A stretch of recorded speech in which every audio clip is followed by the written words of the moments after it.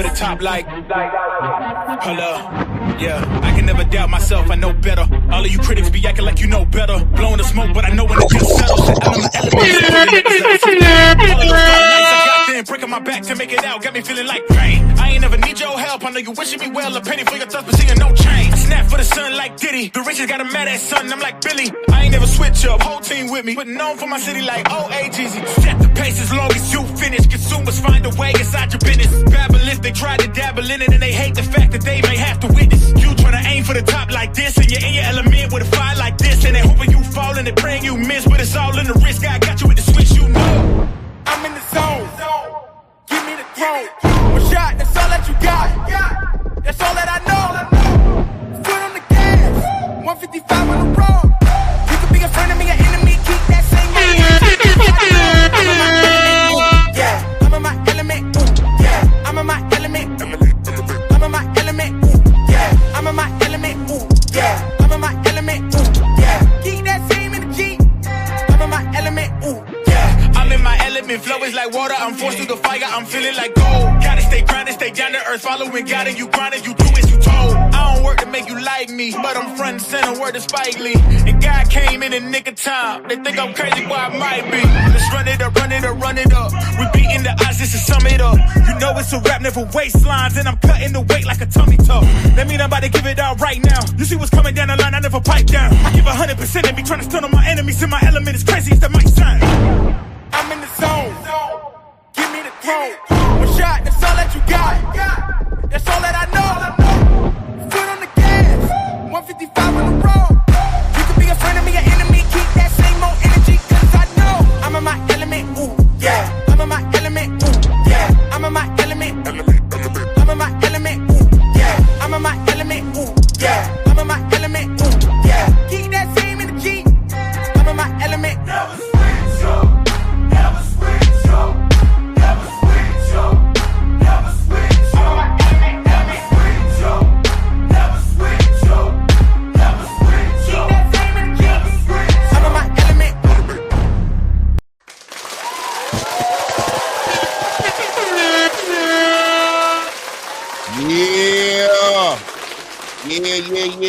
Clap it up. Good evening. Good evening, ladies and gentlemen. We back at it. Back at it with another one, man. I am in my element. That's a fact. I love it, man. You know what I mean? Keep that same energy. Never switch up. You already know what it is, man. If you've been here, you already know. If you just got here, hit the like button as you're stepping into the building. Subscribe to the channel. Guys, look, it's in the books, man. The weigh-ins are out the way. Xander Zayas has hit the scale. 153.8, I believe, was the number. And Jaron Ennis comes in at 153. We got to talk about all these intangibles now, right? We look, going into this, if you guys have been watching the coverage on this channel as far as Jaron Ennis and Xander Zayas is concerned, one of my main concerns going into it was the fat camp aspect of the game, right? We were talking about Xander Zayas growing, right? We've watched him from 16 years old up until this point. He's 23 years old, and we've watched him have some growth spurts. And I think a lot of us, you know, on this channel especially, we've been conversating, talking about his potential move to 160 and how long that would take. I myself has been somebody who's gone on record to say that I believe that this man should be at 160 probably in his next fight, right? Unless he has something really holding him at 154, whether it's a unification, maybe a fight with Sebastian Fundora or unification with Josh Kelly. I don't know how much more he wants to accomplish at 154, but he definitely seems like he's in his last inning at 154. But that being said, the big question for me was always, was this going to be one fight too many for Xander Zayas at 154? Guys, we saw Xander Zayas at the press conference yesterday. He looked really, I mean, I'll say it like this. He looked very different from his first press conference, right? More importantly, right? Is that a regular, normal thing? I don't know. He's also a young guy, right? We'll talk about it because it's going to make a difference in this fight. He may have been able to get away with some hard weight cuts with an Abbas Baharu or with the George Garcia or Jorge Garcia, whatever have you, or these other fights. But this is a big puncher he's in front of in Jaron Boots, and it's very athletic, very explosive. He's going to be able to get to him. We'll talk about that, of course. Other news and rumors circulating that Xander Zayas' team has pushed for Jaron Ennis to shave his beard. Yeah, shave his beard. Listen, I remember in mixed martial arts and UFC, there was a conversation about that with Kimbo Slice. People were kind of talking about his beard potentially being an issue. Nobody ever made him cut it off, but at the end of the day, we'll talk about that as well. Does the beard make a difference? You know, being able to get to that chin, being able to hit that button, does the beard kind of make a difference in that conversation? I don't know. I mean, I think there's some logic behind it, right? But I've never seen anybody actually been forced to shave their beard. So how does that play its role in this fight as well? I saw Xander Zayas hit the scale today, guys. He looked all right to me today, right? He looked better than I thought he would look, right? And now the job is between earlier today all the way until tomorrow night. Is Xander Zayas going to be able to rehydrate the right way, get strong, have that punch resistance there? I mean, he's been doing this for a while. He's a straight up professional. I'm sure he has the best nutritionist on his team and he has access to all those things. But, you know, that's going to play its role and play its part in this fight. If the weight cut is not a good weight cut, you can't think that that's a good thing for Xander Zayas. We got to talk about the undercard as well. Final predictions, open panel will be on there. I'll be throwing the link in the channel very shortly. It won't take me long to put the link up, so people feel free to come up and build with me on what's going on here in this main event. And obviously, Jahi Tucker, Ben Whitaker, these guys, Emiliano Vargas, all these guys are on the undercard. We can talk about that as well. News also comes out, guys. Gervonta Tank Davis looks like the WBA does draw the line in the sand finally and puts him in recess. I still think they're kissing his ass a little bit. It is what it is.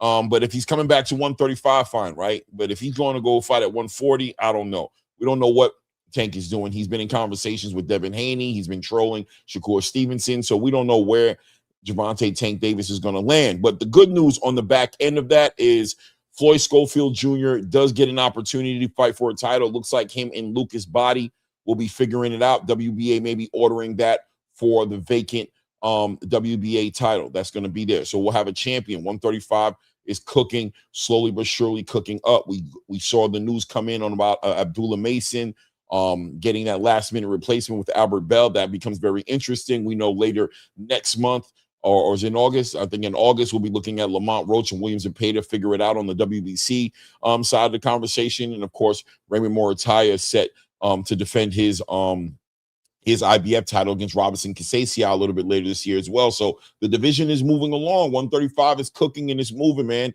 A new generation of champions look like it's going to be coming into place there.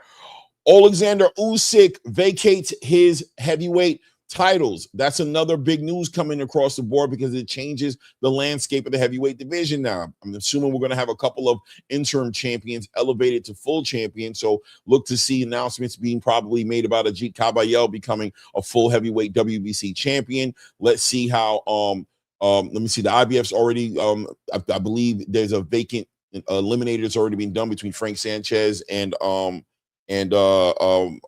Richard Torres. So Frank Sanchez won that fight. So let's see how that gets ironed out. Listen, things are opening up in the heavyweight division. We got Moses Atama getting ready to fight Philip Ergovich later on this summer. So that's also going to, you know, open up the conversation as to what should we be looking forward to see next in the heavyweight division without Usyk being the unified lineal champion in that division.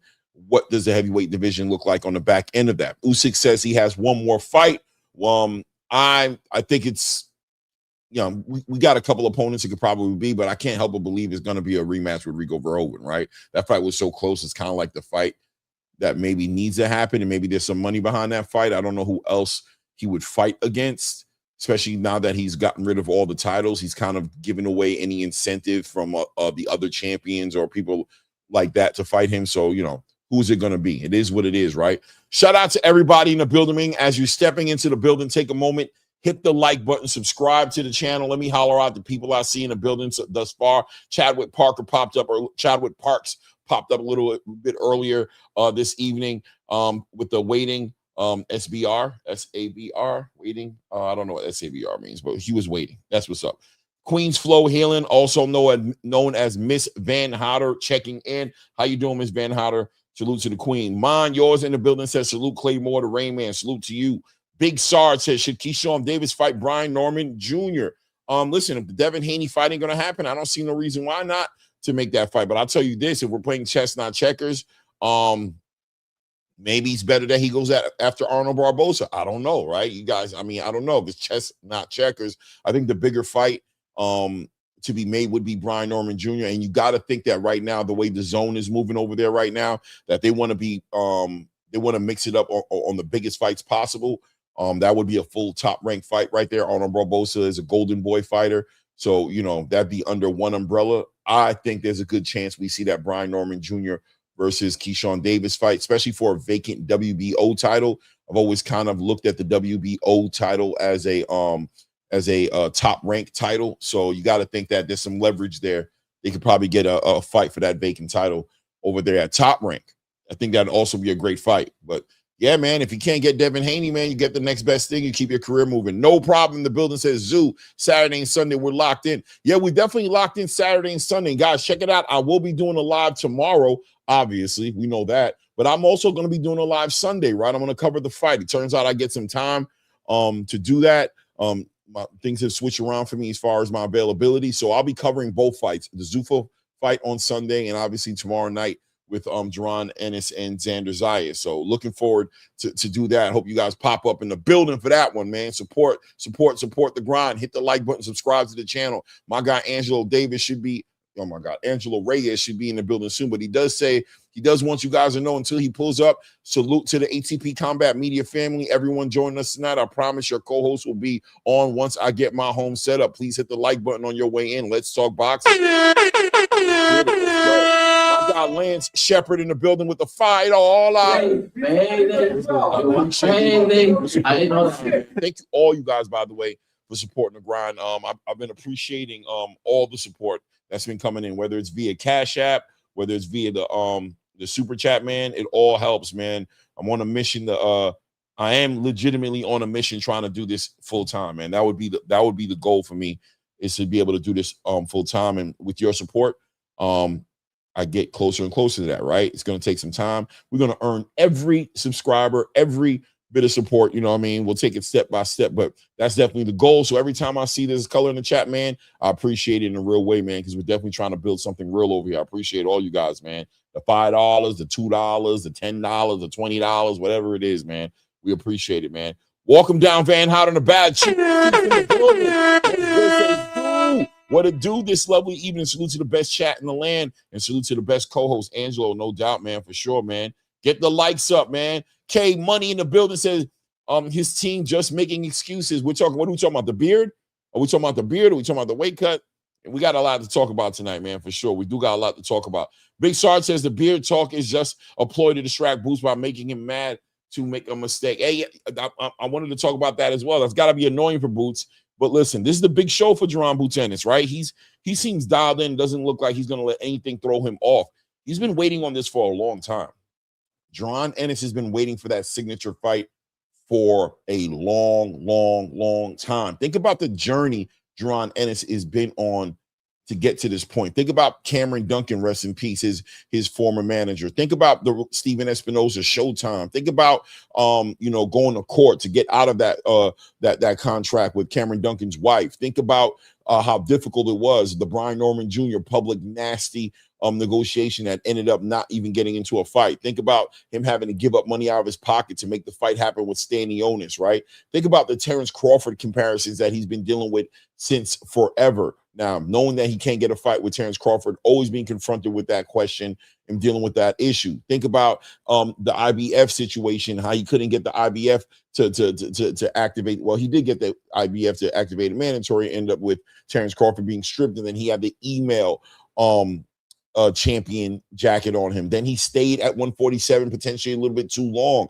as the weight cut started to get real crazy. He had to fight Karen Chukadjian twice, right? Think about all the obstacles he's gone through, then all the criticism he's gone through for not fighting the best fighters in the world. He got so much criticism for fighting Lima and getting him out of there and inside of the first minutes and change of the first round. So, it all culminates to this point right now. I don't think a beard is going to distract him at this point. At this point is like, out of everything I've been through, cut the damn beard off. You know what I mean? Cut the damn beard off. It's a Philly thing. It's not that serious. What's most important is that I got a unified champion to give me an opportunity at 154. Thank God Xander Zayas, 23 years old, cut from that cloth where he's looking to fight the best. This is a new place for Jaron Ennis to be in a situation where a fight was made this easy, 50-50 split in Barclays, in New York. Philly's going to be in the building. I mean, listen, he don't got too much to complain about, right? It's been a long journey for him. That beard's going to go. I have a feeling that beard's going to go with no problem, right? K-Money says we putting Xander in the grave. Enough of the excuses. RIP. We got to talk about it because I definitely have to give my decision tonight. I'm going to really give my decision on who I got winning. And why, right? A lot of things have played out. You know, guys, get used to the channel. We're always going to talk from both sides of the conversation. So, you know, people got upset with me because I was giving Xander Zayas his flowers. I was telling the world that Xander Zayas is a game opponent, that he's the most decorated opponent that Jaron Boots Ennis is going to fight against. This is going to be Jaron Boots Ennis' signature fight. I think Xander's going to push Jaron, to force Jaron to go into his bag, show things that we maybe haven't seen from Jaron Boots Ennis. I think more importantly, if you're a Jaron Boots Ennis fan, this is the opportunity for a Jaron Boots Ennis fan to have everything confirmed, right? The eye test is always confirmed that Jaron Boots Ennis is a talent, a phenom, as my brother Blue Blood would say, right? But he never had the opponent. He never had the signature opponent in front of him to check the boxes and to certify him in an official way. The eye test goes but so far. But to be officially certified, you need that dance partner. And I knew since a long time ago that Xander Zayas could definitely check those boxes way before this fight was put together. So, of course, when the fight was announced, I'm going to sell you guys a fight. I'm going to build on Xander Zayas. I'm going to build on Jaron Ennis. Some people didn't like it. Some people appreciated it. But that's what's going to make tomorrow night significant. That's what's going to make tomorrow night hit correctly. If Jaron Boots Ennis is able to pull this together, then literally, in my opinion, we have a pound-for-pound fighter, legitimately top 10 pound-for-pound fighter in front of the world. Jaron Boots Ennis gets his Willy Wonka golden ticket into that top 10 pound-for-pound list and arguably be in the conversation for one of the newest faces and the realest faces of boxing, right, in Jaron Boots Ennis. So this is a big opportunity for Jaron Ennis, man. Big opportunity for Xander as well, obviously, at 23 years old, right? This fight has a lot of impact, I want to say, or there's a lot on the back end of this fight. You know what I mean? As far as opportunities, as far as controlling the conversation, as far as who runs 154, right? It is what it is. Big Sarge says this is going to be an easy fight for Boots. Quite possibly, it's possible. For sure, man. Zuffa Boxing Watch Party Sunday with your favorite people. No doubt, bro. No doubt, no doubt. Carlos Bernardo in the building says Rivera versus Whitaker. Yeah, man, that fight is a fight we got to talk about, man. Ben Whitaker's fight to win, in my opinion. Rivera coming off of a lot of inactivity, 15-plus months of inactivity. Ben Whitaker is on a run right now. New trainer in Andy Lee. There are 3 fights. This will be 3. Well, let me see. The Liam Cameron, his last fight. Yeah, this will be his 3rd fight in with Andy Lee. They should be well gelled, melted together right now. Andy Lee and Ben Whitaker should have a very good relationship and dynamic now. I think Ben Whitaker really, Andy Lee complements Ben Whitaker's style. I think he brings that discipline. We've seen Ben Whitaker go from flamboyant, dancing all around the ring, to now he's a way more poised, way more focused, disciplined fighter inside the ring. Let's see what version of him we see tomorrow night, and whether or not Popeye Rivera will be able to deal with that or not, right? Will Popeye Rivera be able to, push Ben Whitaker? We know what the elephant in the room is with Ben Whitaker, and it's his heart. It's his heart, right? We saw his heart get tested with Liam Cameron, and, for all intent purposes, he fell short on that test. He did come back and rematch Liam Cameron, was able to stop him, but he still hasn't been tested in that way. We had that conversation the other day here with Angelo and Ray Davis when we were on the panel speaking on, this elephant is going to fall, this elephant in the room, this jacket that the space is put on Ben Whitaker is going to stay on Ben Whitaker until he's challenged again in that way. So will Popeye Rivera be able to do that? Will Popeye Rivera, at a minimum, even if he doesn't win this fight, be able to test Ben Whitaker's heart? And will Ben Whitaker show up on that test and pass that test, right? Or will Ben Whitaker steamroll Popeye, right? I mean, because on the back end of a steamroll, the question still doesn't get answered, but that's going to be a great fight, man. This card in general is going to be a great fight. Like I said, the Tucker versus Cedueno. I mean, that's going to be a very, very a good fight. Potentially the fight of the card might be might be that fight right there, right? Emiliano Vargas, that's another conversation as well. Vincent Valentine in the building says they are both locked in. Zayas isn't coming to lose. Boots needs this fight, so it will be interesting. 100%. Xander isn't coming to lose. I think what we'll be talking about tonight more than anything when I open up the panel is probably going to be on that weight cut, right? The fat camp, you know, we know Boots put that fat camp jacket on Xander Zayas from that first press conference. And guys, maybe I'll pull up some pictures a little bit later, but Xander Zayas is 100% a different looking person than what he was from that first press conference, right? That first press conference, Xander Zayas was a chubby looking, you know, especially in the face, right? He wasn't walking around with a dad bod or anything like that, but he was a big guy. I mean, night and day from what we saw once he hit that press conference yesterday. And then there were rumors also circulating that he missed certain media obligations yesterday and that, you know, he might be struggling with the weight cut. Well, today he looked good, right? But what we saw today was not 9 o'clock this morning when he hit that scale. What we saw today was the aftermath. You know what I mean? He rehydrated, plenty of, you know, electrolytes back into his body. He's starting the process of rehydrating, and he has time, right? 9 o'clock this morning was the weigh-ins. He's not going to be popping up in a ring till tomorrow night about 11 o'clock, right? 11:30, depending on how the night goes. So he has time to properly rehydrate. He's going to be eating good, probably eating every 4 to 6 hours. You know what I'm saying? He's probably going to be eating. Yeah, and he has a professional nutritionist, I'm sure, in his corner. So he should be coming back. He's going to have his best. He's going to give himself his best chance at rehydrating properly. The question is, has he just outgrown the division and has this kind of, is this going to come and bite him in the ass tomorrow night, right? He has to get his sleep. He has to do everything he has to do, man, to be ready for tomorrow, man. So we gotta watch how everything turns out, man. K Money sent his beard, yeah. Devo 9846 in the building. Says shout out to Xander for still making weight champion stuff right there. 100%, man. Kaisu 953 in the building. Salute to my brother. Says Tucker versus Daniel. Can't wait. I got Tucker though. Hey man, I'm rooting for Tucker, man, but I don't know, man. We gotta see. I mean, I think Tucker can do it. He has so many different layers and wrinkles to his game, but which version of himself does he bring into the ring tonight? Because he has to do it the right way. He can't do whatever he wants to do. He's going to do what he has to do to win this fight, and hopefully he's ready to do that. Alphabet Boxing in the building says RIP Xander. I hear you, brother. I got Boots stopping 629. Won't be surprised if Xander corner stops and throws in the towel. Possible, man. Vincent Valentine says still support Boots. Don't leave him at his worst. Still support Boots. Don't leave him at his worst. No doubt. I got you, man. I got you. Let me go down the list here. See who else. LT816 in the building says Boots is 35-0 with 31 knockouts, 125 rounds. Xander is 23-0 with 15 knockouts, 124 rounds. Not close as we think. Yeah, about the same amount of rounds, but that's because Boots is getting guys up out of here, right? And Xander is, you know, going full championship rounds, and that might play out as well. We've watched Xander Zayas kind of fade out in the final championship rounds, but is that because he's really getting tired? Is that because the pace of the fight, you know, is he winning the fight? Is that because of the opponents, right? Without a doubt, tomorrow night, Jaron Ennis is going to push that pace. He's going to touch that body. He's going to put Xander in a lot of positions that he hasn't been in as well.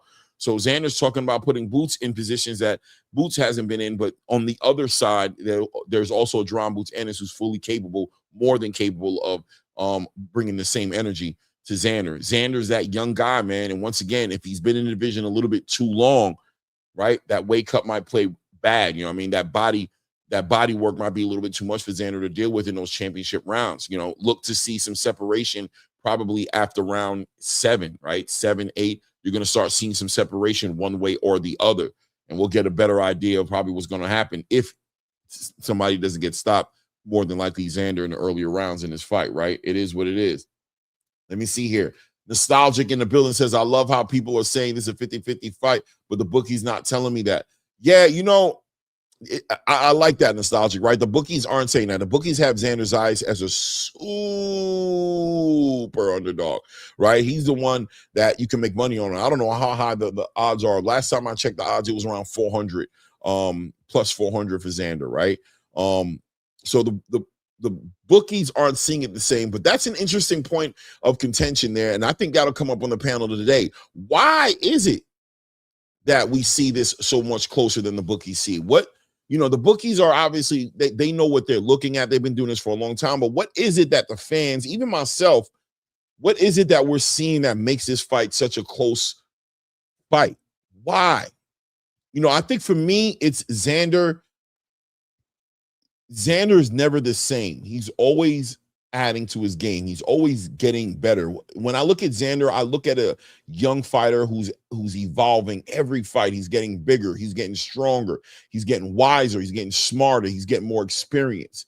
And he's shown that he won't bow down to a challenge, right? That he will stand up and go toe-to-toe with any challenge that steps in front of him.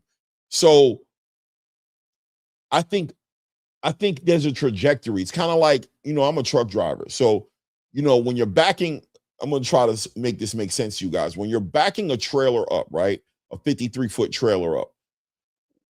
When you're turning that wheel and you're backing that trailer into that door and you're going in between two other trailers, you have to kind of see where the trailer is going, right? Because the trailer is moving and so is the tractor moving. And as the tractor is moving in front of the trailer, you want to bring that tractor in front of the trailer in a way so that you don't oversteer, and that trailer doesn't go on an angle and hit something that isn't not supposed to hit. You got to kind of see the trajectory and ride it, right? With Xander, it's very similar, where the trajectory seems to be clear for Xander. It looks like you can tell where he's going to end up because he's moving so correctly in his steps. He's been moving, and Top Rank has done a good job of doing that for him as well.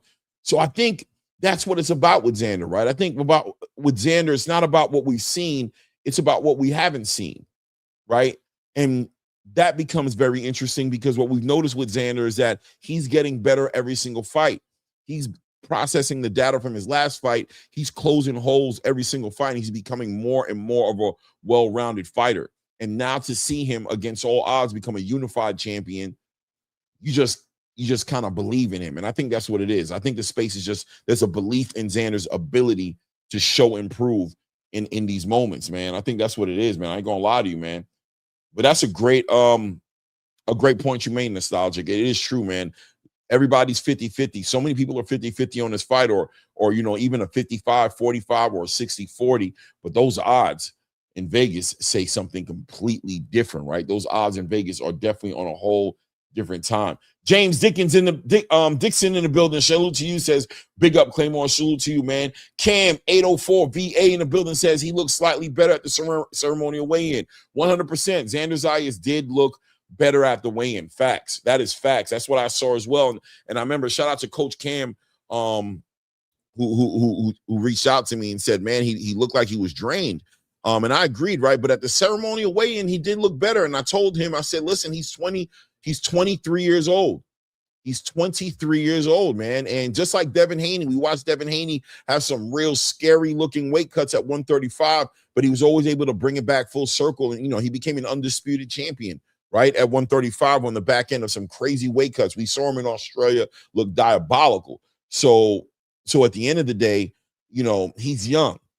He looks like he's already rehydrating well. Like I said to you guys, he has a lot of time, from 9 o'clock this morning all the way until 10, 11 o'clock tomorrow. He has plenty of time to get it together. He has the best nutritionist in the game. They've been there before. And he looked like he was in good spirits at the ceremonial weigh-ins. He walked through the crowd, signed a bunch of autographs, really showed the people like, yo, don't let anybody fool you. I'm really here. I'm present. I'm healthy. I'm locked in. And something else he said that was significant at the weigh-ins, he said, you're going to see something you've never seen from Xander Zayas before, which I think is interesting. And we'll talk about that as well, because like I said, he's always stayed true to improving, right? But what is it we'll talk about that we haven't seen from Xander Zayas that we've been looking to see from Xander Zayas? I think one of the main things for me that I haven't seen from Xander Zayas is that power translate, right?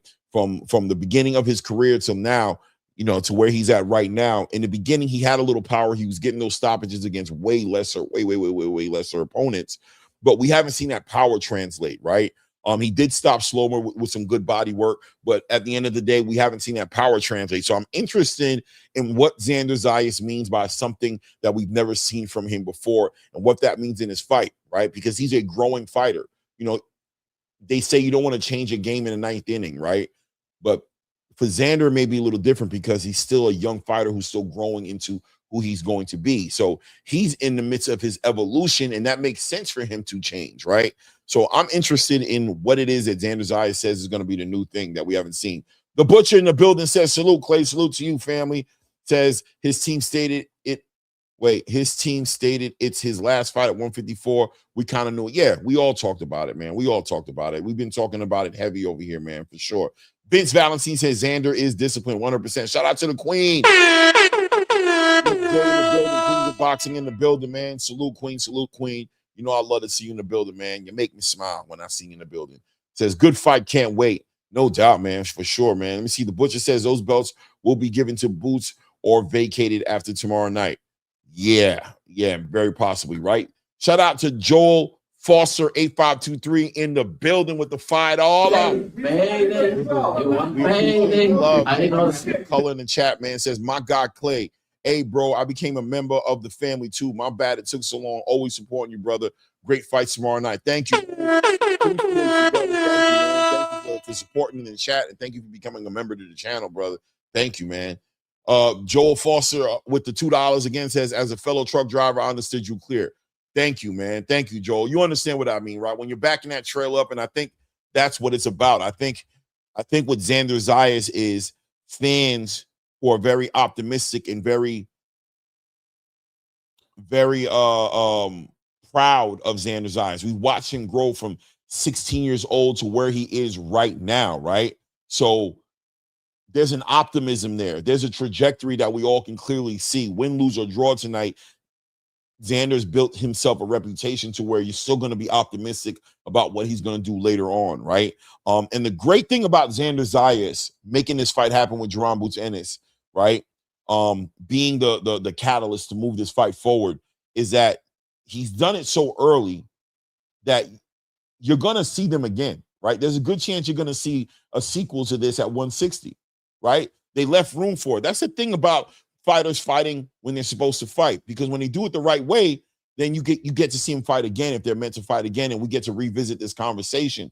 If Xander loses this fight at 154, it's not about making excuses, but there will be reasons, right? We'll talk about, man, did he stay a little bit too long in the division, right? When Errol Spence Jr. lost against Terrence Crawford, a lot of people were like, well, okay, 147, maybe he stayed there too long. I want to see him fight Terrence at 154, right? So that's a great thing about this mentality that's behind these fighters right now. And with Zuffa Boxing in the conversation, it's forced the hand of the zone, motivated, stirred the pot, you could say, and made the zone really put some fire behind these promoters and put these big fights together. So you're going to see a lot more of this. We saw Raymond Ford versus Ray Savage. I mean, we saw Ray Savage versus Oshaki Foster. We saw Teofimo Lopez versus Shakur Stevenson. We're about to watch Xander versus Boots. We're going to be watching, Lamont Roach versus William Zepeda. A lot of these fights are going to, even right now with the way they matched up Abdullah Mason, right? Abdullah Mason's going to be fighting against Albert Bell. Some people don't know, but if you know, you know. That's a tough matchup for Abdullah Mason, especially for a last-minute adjustment. But it's about the best fighting the best right now, because these promoters and the zone networks and things of that nature, they're managing big money deals on the table. With this TNT situation and all those situations, the only way you get these big networks to invest in boxing is to put on the best fights, is to put on the most entertaining fights. So we're going to see a lot more of these cross promotions happening. Golden Boy Matchroom, Golden Boy PBC Matchroom, Top Rank, everything. And eventually, believe it or not, I believe we're going to see Zuffa as well on the cross promotion. You're going to start seeing the Zuffa, this counter Ben Ryan Garcia situation. If it pans out the right way, this is going to be the beginning of many more to come, in my opinion, right? Many more to come, in my opinion. Let me see here. Hit the like button for sure, man. Little Zuda in the building, man. On on they dog ass. Boots by Murder. Man, I appreciate you, man. Thank you for the love, man. Appreciate the color in the chat, man. Vince Valentino says, we just want a good fight. Respect to all fighters and hope the card turns out to be a banger. And fight of the year for Zayas and Boots, potential fighter of the year winner, fighter of the year winner of the fight. Yeah, 100%. There's been some great fights this year, man. I think the New Year's show we're going to do this year, when we're looking for the fight of the year, knockouts of the year, this has been a decent year in boxing. I've seen a lot of people, creators in the space, talking about, it's been slow for boxing. I don't know. I don't know how people are really going to that. Even with this Philip Ergovich, Moses Atama fight coming up, I mean, the UK's been cooking. I mean, right now, Bam Rodriguez is doing his thing. Monster Inoue and Bam seem like they're on a collision course to make something happen. 126 look like it's going to be cooking up as well. Shushu will be on this card next week. I mean, we're literally rolling into a fire card next week. With Abdullah Mason, Albert Bell. We're going to watch Tiger Johnson fight. We're going to watch Scooter Davis from out the DMV on that card. Shushu Carrington to be defending his WBC title on that card. We got a lot of boxing going on, man. I don't know, man. Stay tuned, man. Stay tuned in, stay dialed in with us, because we're covering this sport in a way that I think a lot of creators aren't. If people are selling to you that boxing isn't lit right now, I think they're not watching enough boxing, right? I mean, and I haven't even brought up the little misfit cards and pro box, and I haven't brought up, MVP and what they're doing with the women. I mean, there's just so much going on in boxing. If you're telling me boxing isn't cooking right now, I don't know what you're watching, right? So you might want to dial in. All those creators who don't think it's popping, dial in over here, man. We'll keep you entertained, man. Let me see here. Going down the line here. Yarmis 718 in the building says Xander's back look real wide. He looks to be in great shape. I like him by unanimous decision. Okay, I like it. Listen, he came back good in ceremonial weigh-ins. He looks good. I want to see what he looks like tomorrow night, man, for sure, man. Shout out to Dragonfly Jones in the building. Salute. Gallo, Final X, Phoenix, Gallo, Phoenix 7 in the building. Says we smoking Zayas pack Saturday. No doubt, man. Let's see. Edge Where Turn on the building says, yeah, Xander was looking at Boots like, what the fuck? Absolutely nothing. No doubt. J Pitt City in the building. J Pitt, what's good with you, man? Appreciate the love, man. Thank you for the color in the chat. It says, according to Vegas, he's more likely to win by KO than a decision. I may have to do a super parlay if I take the decision to make money off this. Okay. According to Vegas, he's more likely to win by KO than a decision. I'm assuming you're saying Boots. That makes sense. Says I may have to do a super parlay if I take the decision to make money off this. Yeah, I mean, there's not a lot of money on Boots, man. You're gonna have to put a lot of money on Boots in order to make some money off of him, man. So yeah, you might have to finagle a little bit. Pick the championship run. Is it going to be in the championship rounds that you expect the KO earlier in the fight? Things of that nature. Yeah, man. All the money's on Xander. If you want to make a lot of money, put some money on Xander and hope that Xander doesn't let you down, right? K Money says now all of a sudden everyone is a Xander fan. Keep that same energy when Boots packs him up. Yeah, I guess I've been a Xander Zayas fan, bro.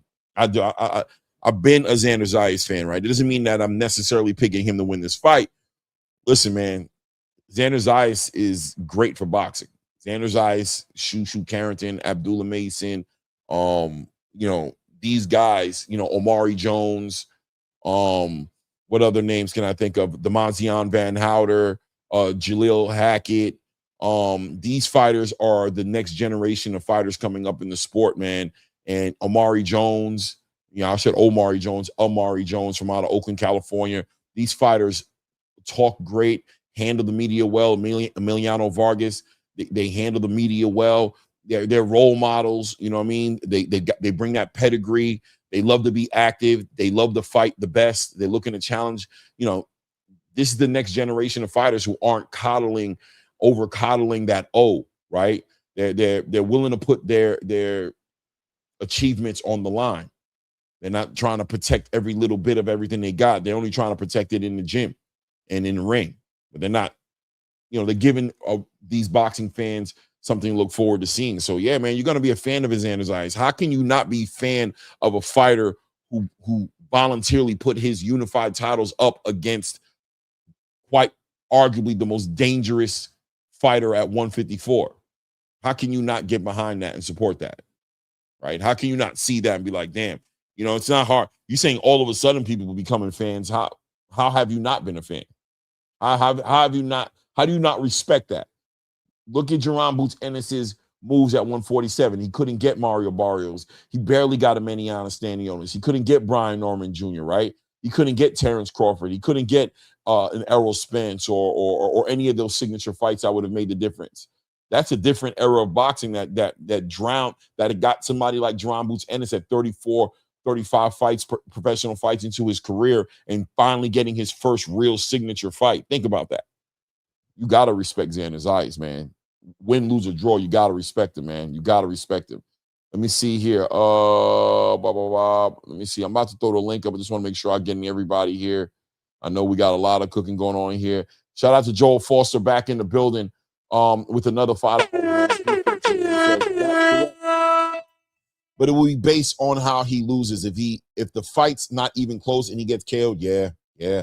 Being young, it could be tough to shake back from that 100%. 100% Joel Foster. That's what it's all about in this fight. It's about how you lose. It's not losing because somebody's has to go. You got two great fighters in the ring. You know, unless it's a draw, somebody's going to get a loss. But how you lose does make a difference in this one. And I do think that a loss for Jaron Boots Ennis will hit him way worse than a loss for Xander Zayas, right? Jaron's kind of been built up. Even me, I've been building up Jaron Boots Ennis for so long. To see him lose against a 23-year-old, you know what I mean? In his first signature fight, ouch. That's all I got to say, right? It is what it is. Let me see here. JD4321 in the building, man. I appreciate you, brother. Weekend is amazing. 100%, man. 100%, man. Let me see here. Don't know if you spoke on this, but how do you feel about Boots having to shave down his beard? Yeah, I haven't spoke on it, but I did speak on it as far as that being something that's come out. I think it's interesting. You know what I'm saying? I've heard people talk about that before in the past in the UFC, like I brought up with Kimbo Slice. That used to be an argument by some fighters being like, oh, he got that big beard, and it makes it harder to touch that chin and kind of gives him a cushion there. I've heard the arguments plenty of times, but I don't remember ever seeing it enforced this way to where Boots has to shave his beard.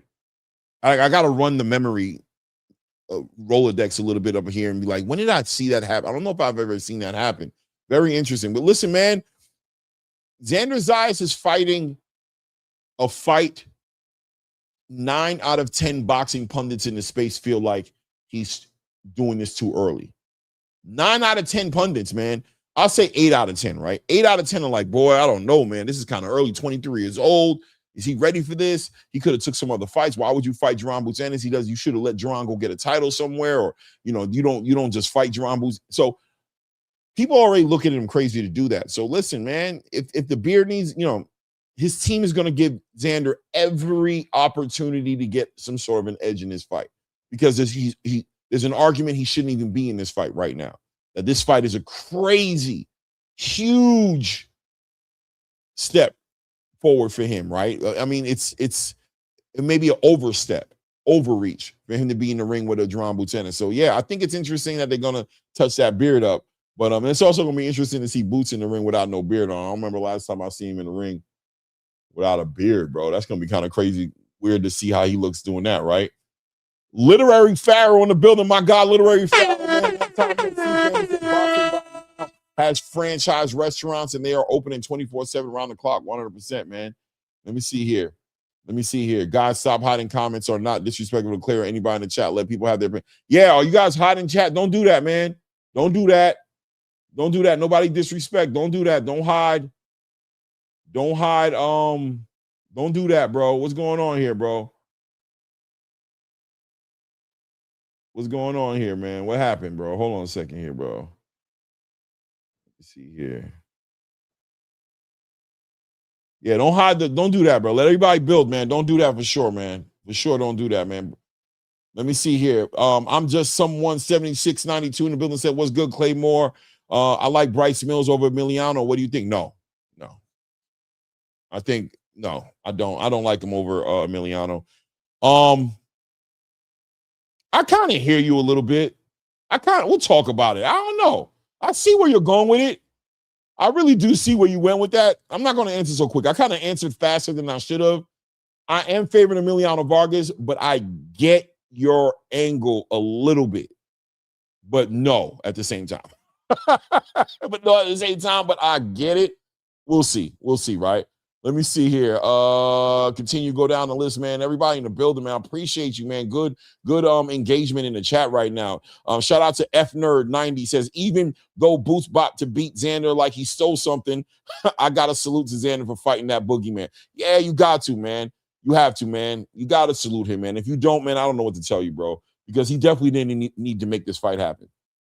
I mean, there's, like I said, a lot of pundits in the space are like, why, Xander? Why? You know what I'm saying?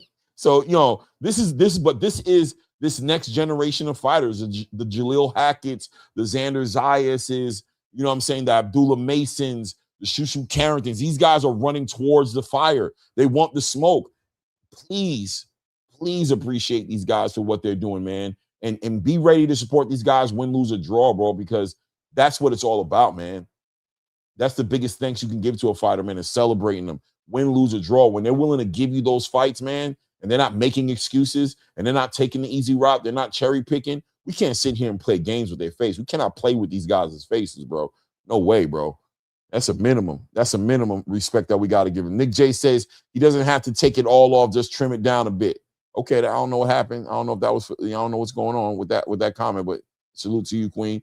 Round one in the building, salute to you, says, I got Boots winning this fight. He a boxing puncher. He's going to be faster than Zayas. Yeah, man, listen. Yeah, man, Boots is Boots, bro. It's going to be kind of hard to pick against him, man. If you're picking Xander Zayas to win this fight, you're putting, there's a lot of love for Xander, which I can appreciate because I'm there with you. Like, you got to respect Xander, but it's kind of hard to it's hard to bet against what Jaron Boots Ennis is. What he really is in real time. Sometimes the reality is just the reality. You know what I mean? Sometimes that's what it is. I'm sorry, man. It is what it is. Joel Foster in the building with the $5. Oh, man, I appreciate you, man. Says, by the way, as I'm watching your challenge, I am watching Shakur versus Zepeda again for the 20th time. LOL boxing junkie, no doubt. Yeah, Shakur versus Zepeda was a great fight, man. It's a fight you got to watch again and again sometimes because Zepeda was being so aggressive, but Shakur was doing such good work in that fight, catching and shooting and, just really showing you that he could work inside that close range and be so effective in there when a lot of people just remember Shakur from staying out of range and never being in a space where he could be hit at. So that was a good fight to watch. It's a favorite, man. I like watching that fight. Let me see it. Fly Frequency in the building.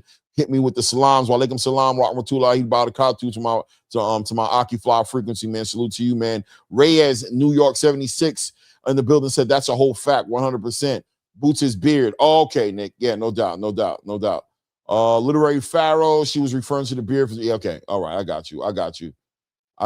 Okay, guys, 120 people in the building. Hit the like button if you haven't done so. Hit the like button, man. Subscribe to the channel. Tell a friend and tell a friend. We got a lot to talk about. We got a guest in the building, man.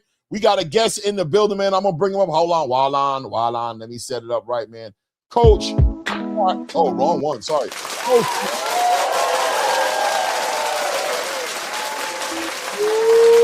Yeah, Coach. What's good, brother? Man? How you How's doing? it going, good brother? How you doing? I'm doing good, man. Good to see you. Hold on. My bad. Hold on. All right, there we go. I need a producer or somebody. I'm not good at managing chewing gum and walking at the same time. But how you doing, Coach? How's everything going? Man, I'm good, man. I'm loving this space that boxing is in right now. I'm loving it.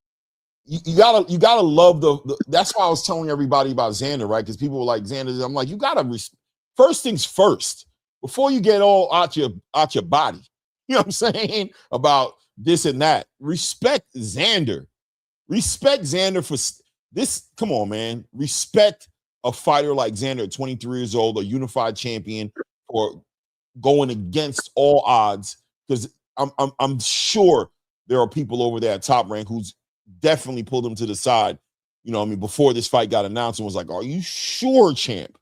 champ. We don't need to do this. We could do something else. We're going to see this guy at 160, right, coach? We're going to see him at 160. You just started. You don't got to do this right now. And to have Xander be like, hey, respectfully, I really appreciate, I get it. I can see the passion and the love in your eyes, but hey, do your job, bro. I told you what it is, man. Send that man that paperwork, 50-50 split. I don't want no money being an issue, right? I want this fight because in order to be great, I've got to do great things and fight great fighters, right, coach? Yeah, I agree with you. I think both of them should get a round of applause for this fight. Both of them could have went different directions. A lot of different things could have happened with the moving parts, but they both made it. I do give Xander his credit and respect, but I also give it to Boots too, because it takes two to tango. It takes two to make a fight. I don't want it to seem as if Boots was a man standing out in the cold and he's knocking on the door and begging him to get in. They both were knocking at each other's door, and they made this fight happen. I respect Boots. He's making a move, and I respect Xander for being young like my son and saying, hey, put me in the best situation to make myself great. So I tip my hat to them both. Definitely. And, speaking on Boots, we give Xander so many flowers for sure, but Boots at the same time, 35 fights into his professional career, getting that real signature fight at this point. The journey's been a crazy journey. We've watched Boots go through it. We watched 147 pretty much ice him out, right? Nobody worth their weight in gold wanted to get in the ring with Boots. We watched him not only that, but live in the shadow of Terrence Crawford for all these years. Just being this guy who's, could have beaten Terrence or should have fought in Terrence, or he's just always been compared to Terrence. And then you see the messy public negotiation between him and Brian Norman Jr. and Sr. and how that ended up going. And we heard the rumors about him having to give up money out of his purse to make the fight happen with Stanionis. Tom Brown made it clear. I've heard him say it out of his mouth that they were almost not going to take the fight because they thought the deal wasn't sweet enough. So I can resonate with Boots when he says he's the cash cow. Even though I don't see all the money behind him, fighters want their best paydays. They want life-changing money in order to fight Boots. So to have Xander not make it difficult like that, right? This is an opportunity for Boots where, he kind of got a fair shake this time around and got an opportunity to become a champion, to a unified champion, right? Yeah, I agree with that. I think they both came to the table with the intention of making a fight, as opposed to the intention of looking to not make a fight. You already know, right? It is what it is. But listen, some interesting news come out. You're a fellow beard guy. My beard has just grown back, but I don't remember ever seeing you without a beard. I'm sure there was a point in your life that you did not have a beard, right? But it seems like a lion's share of your life at this point, you pretty much become the beard guy. Rumors are circulating. I don't even know if they're rumors anymore. Maybe it's just facts. Xander Zayas' team presses Boots Ennis' team, and looks like they're going to get Boots to shave that beard. They feel like that beard gives him an edge, and I've never seen that happen. I mean, I've seen the conversation show up about the beard and the chin, but I've never seen somebody act on it. What do you think about that? Gamesmanship. I think at this point in time, the fight is going to happen, and anything you could do to hopefully try to throw somebody off, you do it. But I think in this situation, this is something that might backfire. And the reason I say it may backfire, Boots is not a guy who needs he doesn't need bulletin board material. Okay. But every man gets used to his look, especially when you've had it for so long. When somebody gets you in a situation where you're saying, hey, I got to change my look. Right. If you're already behind the 8 ball, that might be the thing that pushes the 8 ball over top of you. I don't think it's going to.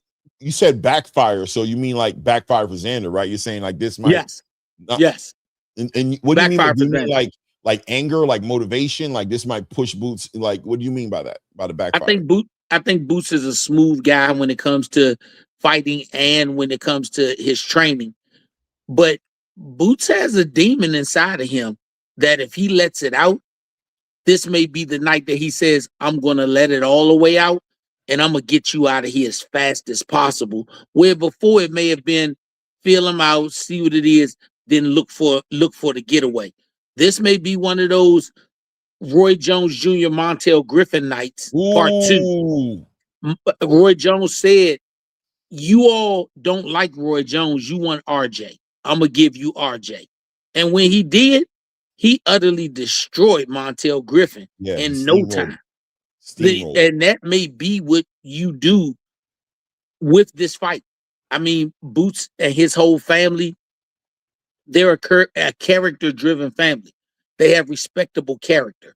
Right. And I think in this whole build up to this fight, everything has been put on Boots like he was the stepchild or the adopted kid who got an opportunity of a lifetime. And that is one definition that could be like a needle. But then this could have been the straw that broke the camel's back.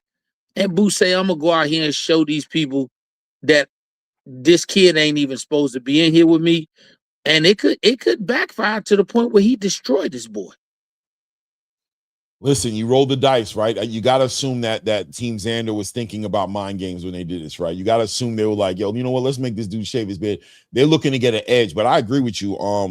It could go the other way. You roll the dice when you do something like that, man. You touch a guy. Listen, I'm a truck driver, and they won't even touch. Like if I'm doing like a hair follow, they won't touch my beard. You know what I'm saying? They won't even. I literally the lady will be like, yeah, we don't touch your beard because we know how that goes. They'll go on your armpits. They're going, you know what I mean? They won't touch everywhere. Like, right. They won't touch the beard.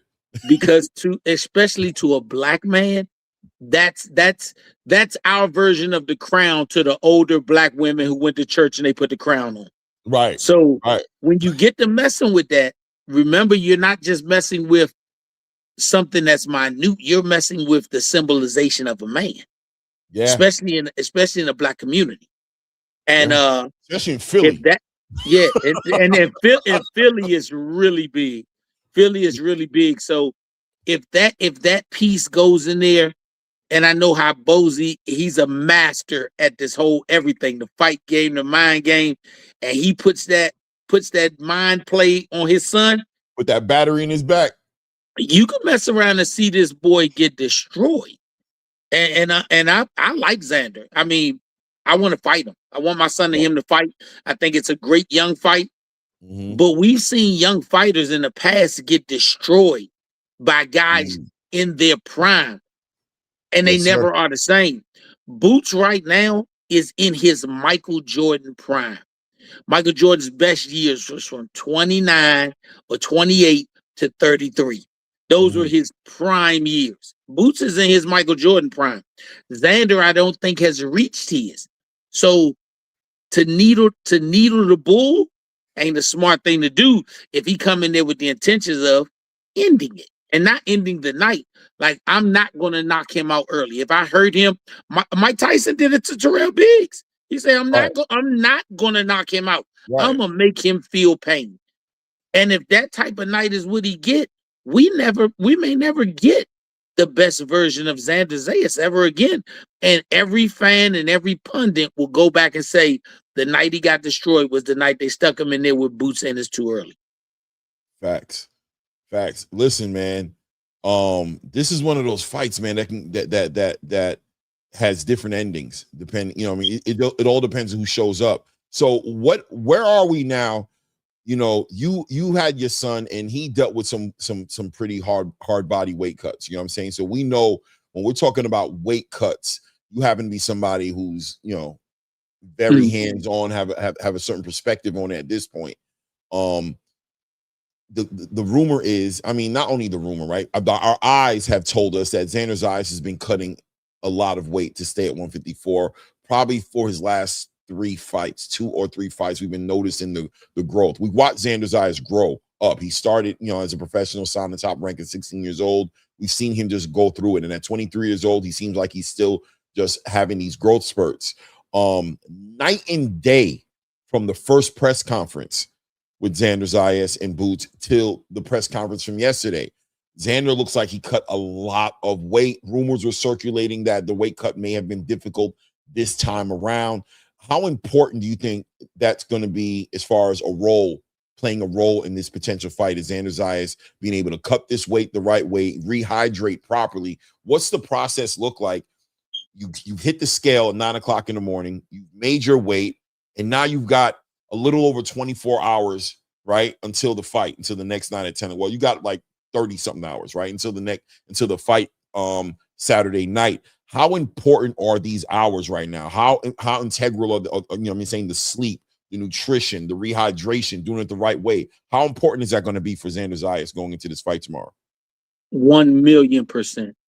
1,000,000%. Everything has to be done like clockwork. They have to actually have every second managed from the time he got off the scale until the time he enters the ring. Because if you mismanage 1 minute of it, it will immensely affect what he's able to do. Xander Zayas has been in 12-round fights. Jaron Ennis has been in 12-round fights. But Jaron Ennis has been on this stage multiple times. Xander's never been on this stage with a fighter of Boots' caliber.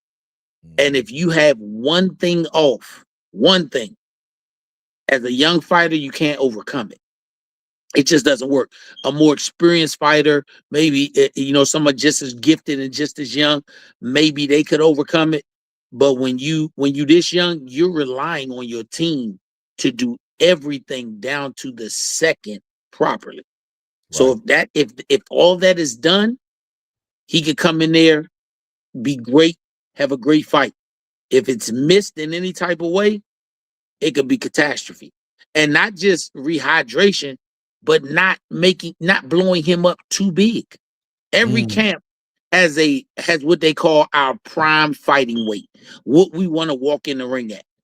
If you walk in too big, you could be sluggish. You walk in too small, you could be weak. It's a very fine line of finding the perfect spot. But that camp has been with him for his whole career. They know what his ideal weight to walk in the ring is. So no matter what they had to do to take it out of him, they know where they got to get him back to. So I think they have enough experience to tune that engine to where he'll be at 100%. I don't doubt him being at 100%. Yeah, and Xander, one thing about Xander, when he talk about the big stage with Xander, by the way, salute to Cheeks.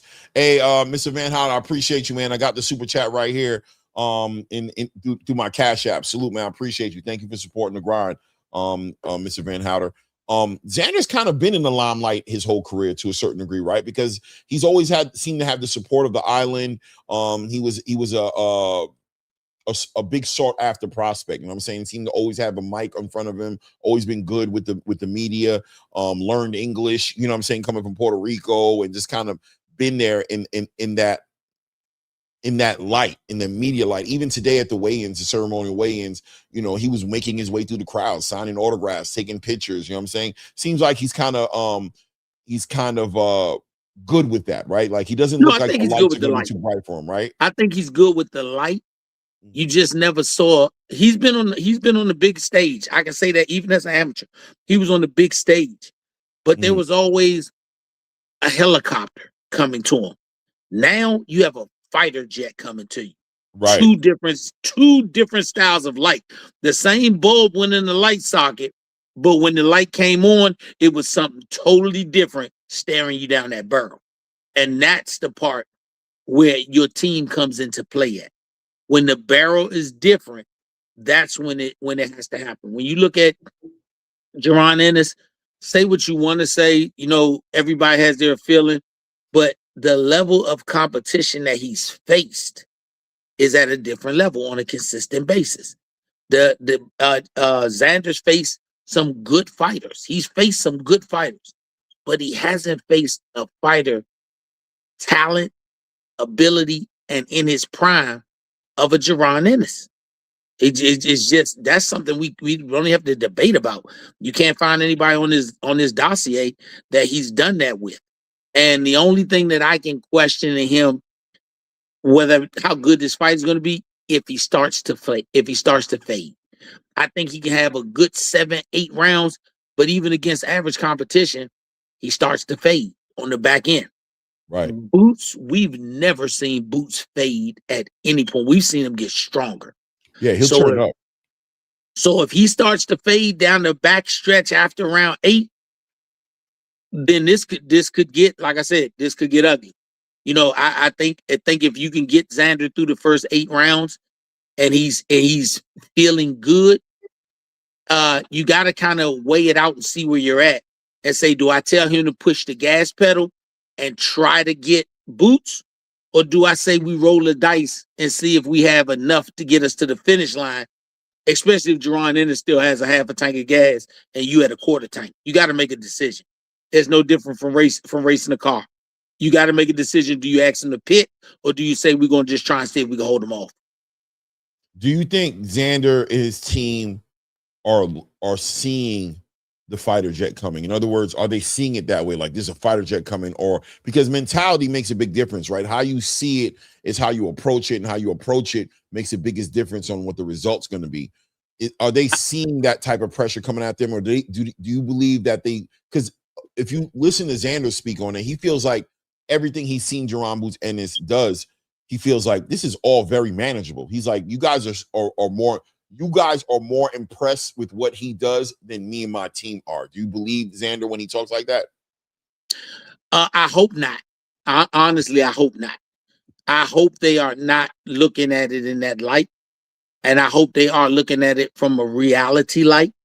I always say, me and you have said it too, Claymore. My thing is this: if you show silhouettes, and that's all you see is silhouettes, and you put pros and cons up, it's always more pros. We'll all agree on the pros and cons. Right. But the minute you change them from silhouettes to faces, we start moving stuff around. Right. We start moving stuff around. I hope that's not the situation, and I hope this kid can have a legendary night. And I like I said, to me personally, it doesn't matter to me whether he wins or loses, because I still want him and my son to fight, and I think they'll be at 160. But what I would bet on, I would bet on the people who make Vegas lines. Vegas lines have traditionally made more money for Vegas than they've made for anybody else. And if that holds true, there's a reason that this is the So odds are what they are. Right. Yeah, the odds are lopsided because Vegas only puts up silhouettes and puts pros and cons, and then they give you their thoughts. They don't put faces with it. Right. We put emotion behind it. They just put a money line behind it. Man, that's really interesting that you say that, because somebody said that in the chat earlier and said it. He said it's so funny how a lot of the pundits in the space are making this fight, 50-50 or 60-40 or 55-45, or, just closer than what Vegas does. And he was asking why is that the case? And I said, you know what? That's a good question. You know what I'm saying? Because even me, as somebody who watches boxing a lot, I'd have to say I have this fight being a closer fight than what Vegas has it being. I just feel like it's a closer fight. But you're right, though. There's a certain I don't hide the fact that I'm a big fan of Xander. You know what I'm saying? That I love this kid's energy. I love the way he presents himself and represents boxing when he's being interviewed. So there's a part of me that is legitimately rooting for Xander, right? I'm rooting for Xander to win, and that might be getting, that might be muddying the waters. Right, Coach? It's muddying the waters when it comes to my judgment. I'm not picking Xander to win, but there's a part of me that's rooting for him enough to where I'm seeing this big competitive fight. You know what I'm saying? That's going to happen, because I'm seeing him leaving it all inside the ring. But also there's the evolution of Xander that I've always been appreciative of. The fact that every fight he seems to improve from the last fight. He improves, he gets better, he closes certain holes up, he gets better, he gets more efficient, he just seems to be somebody who's still in that stage. So I'm also kind of factoring that in, that whatever I saw from him in Abbas Baharu, that he will be better than that in this fight. He will have improved in so many different ways. And I'm wondering if those improvements translate into a way more competitive fight with Jaron Boots Ennis. And I wonder if Vegas sees it the same way when it comes to that part of the conversation. I think what is Angelo says. He says, we got, not only Angelo, everybody says it, right? But you got what you know, you got what you don't know, and then you got what you don't know, right? And I'm wondering what I don't know that I don't know if it makes a difference in this fight. I just asked this question. You're a Zayas guy. I understand that. No, I'm actually a Boots guy. My son. Nah. No, you not. No, you not. No, you are not. Let me say this. When you look at Xander, or you just look at the silhouette of this fighter, and somebody shows you multiple fights, the one thing he still has not overcome is fading down the stretch. That's it. He hasn't overcome that. Right. And if you make everything even, I'll play devil's advocate, everything being even across the board, and the one thing that's separated is one guy fades and the other one doesn't, just off silhouette, and you have to bet your money, you're going to bet, if everything is even across, you're going to bet on the guy who doesn't fade over the guy who fades, if that's the only thing that you have different. So why is that not the feeling that people factor in as well? Because we've seen him at his best that we know of, and he still fades. He still fades. When he won the title, when he won the WBO title, he faded down the stretch. When he beat a Boss Peru, he limped to the finish line. Once again, if you take that part alone, if it goes past 9, we've never seen Boots fade in a fight. Never. And we've actually seen Boots get stronger and knock people out after the 9th round. Yeah. I mean, listen, I'm picking Boots to win the fight. I've been picking Boots to win the fight. I don't think Xander's, it's like you said, fading in championship rounds. There's certain things that Boots brings to the table that edges out Xander. You know what I'm saying? As far as confirmation inside of the ring is concerned, as far as what I've seen from both of them, right? So I pick Boots. I've never not picked Boots to win this fight, but I'm just speaking as far as the odds are concerned, as far as the blowout is concerned, as far as the lack of competition, to where I'll more than likely always argue towards the competition being at the highest level here. And I mean, they're never wrong. They're very unoften wrong. The odds makers they call them the odds makers for a reason. There's a reason why people like Jimmy the Greek didn't have to go get a day job, because his night job was making odds. Right. They know how to separate emotion from statistics. And statistically, it is what it is. Now, what I will say is that black fighters, and I'll use my son and any other black fighter that feels the way I feel, we are Darth Vader to the boxing world. And it's so sad that whenever we have a fight, whether it's a white fighter against a black fighter, a Spanish fighter against a black fighter, Mexican fighter against a black fighter, every situation, everybody else's people but our own go in favor of their person. We are the only people who do benefit of the doubt in everything against our own. Right. There's no way in the world you would have had a Puerto Rican telecast ever doing this portion go in favor of Boots in any way, shape, or form.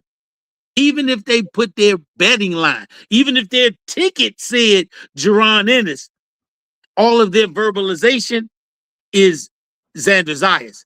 But amongst the other way around, we find reasons to go against our own. Even when I'm not telling you. Just in general, I'm not saying me, but I see we find reasons to go against our own. Just like I told you, if we do the silhouette challenge, Ness favors Boots to win this fight. I think most people. I don't know too many people. No. I'm not talking about Ness or individuals. I'm looking at the blanket whole. Okay. On average, we're gonna go against our own. It's just so I don't pay much attention to what the personality of people are, because we've been trained to go against our own. We've been historically trained. So it's ingrained in us. Like you said, I know Boots is going to win, but in my heart, I would love Xander to do this. Like that's, and to me, it's always funny, but it on the great fighters, I think it puts a chip on their shoulder all the way around the building. Yeah. Because it's like we've embraced the Darth Vader role. We've embraced it. And when we embrace the Darth Vader role, then everybody hates us for being Darth Vader. Oh, you should be more likable. You don't even give us a chance to be likable because you just like us from day one. Right. I mean, I ain't gonna lie. That's the craziness. I feel like in America, I mean, obviously boxing is a tribal sport, you know what I'm saying? An international sport. You know, the Argentinians are going to support the Argentines. The Puerto Ricans are going to support the Puerto Ricans. The Mexicans are going to support the Mexicans. Japanese, I mean, all across the board. The UK guys are going to support the UK guys. You went to everybody but who? You went to everybody supporting their own but who? I think black people support their own people too. I think when you think about when you think about Devontae Davis, even Floyd said it. Even when he fought Manny Pacquiao, the whole everything was we know Floyd gonna win, but we're going with Manny Pacquiao. Everybody, man, we can't never. I couldn't go to Puerto Rico, even we had people who liked us in a Xander Zayas fight, and I respect the Puerto Rican and Mexican fans because, in my opinion, they're the last diehards. They will tell it what it is, but they'll tell you what their feeling is, what they're rooting for. Right. But with us, it's like we gotta go against our own. We gotta always say, I know he'll win, but my heart, the thing that gives us life is with somebody else. And that after a while, that gets to be right, Coach. We get to be Darth Vader and we just take it. Usually that happens. Usually it's an inner war, right? For example, people don't support Devin, right? People they hate Devin. But why do they hate Devin? They hate Devin because they're pushing up another fighter ahead of him that's black, Gervonta Tank Davis or Shakur Stevenson. They're not hating Devin. When Devin fought Kambosos, and everybody know they weren't supporting Devin. No. I said when he fought Kambosos, everybody know the back and forth that me and Bill and Devin and Jaleel had. Right. I was 100% in support of Devin Haney when he fought Kambosos both times. Why? Because I had no justifiable reason to support Kambosos over supporting Devin. I had no justifiable reason to do it. I was 100% team Devin. Now, if Devin is fighting somebody that I'm more teamed on, I'm going to do it with him. I give respect to the Philly guys because even when Jaleel was fighting, was getting ready for the Elijah Vines fight, dudes that I could always go to Philly and get sparring from, they was like, bro, we can't do it with you this time. Slim he a homie. We can't do it. I respected that. I respected it. But it's like we got to extend that past everything else because I'm going to say Boots is a cash cow. But if everybody puts a narrative out there or puts the conversation as if Xander was Jesus and he gave, Boots an opportunity to gain heaven, then, we kind of undermining our own guy. And I'm cool with it. Because I just think that's the business. I don't agree, right? Because I think if we're going to be truthful and honest about it, we know that Boots was given an opportunity here because Xander didn't have to fight Boots. And it's important to take that. It's important to acknowledge that because this man is 35 fights into his professional career and hasn't had that signature fight. And there's a reason behind it, right? The story is not about Xander being the story isn't only about Xander being the guy who's giving the opportunity. I mean, the story is also about Jaron Boots Ennis' journey. And I think it's disingenuous to sit here and act like let me say this. Not the one given the opportunity. So let me say this. Is this a signature fight with Xander being such a big underdog? Is this really a signature fight with him being they're almost saying he should get knocked out. How is that a signature fight? When you say signature fight, Bud Crawford of the titles. Bud Crawford versus Earl Spence, signature fight. Right. Roy Jones, James Toney, signature fights. Signature fights are fights that realistically either party can win. That's signature fights. It's not a signature fight when one person is overwhelmingly, whether it's betting or whether it's people giving their real opinion and not their heart opinion, that he can't win. even the people who support him are saying it's going to be tough, but we want to see him win. The people who not supporting him are saying it's going to be tough. He can't win. This is not a signature fight for Jaron Ennis. I want people to stop saying that. This is not a signature fight. This is another bump in the road. If this was a signature fight, go back and find me signature fights. Ali, Frazier, Leonard Hearns, Roy Jones versus James Toney. Those signature fights are a fight where it is epically line drawing and we could change. Earl Spence, Bud Crawford. You could have divided that thing 50-50, 49-51. This is not that. They want to put the narrative that it is, but it's not that. If it's not a signature fight for Jaron Boots Ennis, then how does Jaron Boots Ennis get the credit for beating Xander Zayas? How does, because that's, for me, that's what it is, right? It's not credit. He beats him, and as part of his career, the next step in the event, at the evolutionary part of Boots, he beat Xander Zayas, who was the champion at the time. That's what it does. But it's not nothing that's going to go down as epic. That's why I said what I said about Xander. Whether he loses, or draws this fight, I still want to fight him. So does Boots become a pound-for-pound fighter on the back end of winning this fight? If you didn't have Boots as a pound-for-pound fighter or top 10 before this fight does nothing to put him there. If you had Boots as a top 10, he wins it, it doesn't move him up. If he loses it, he moves out. If he loses it, he moves completely out. Okay, so Coach, if Jaron Boots Ennis enters the Ring Magazine top 10 on the back end of this fight, how is this fight not a signature fight for Jaron Boots Ennis?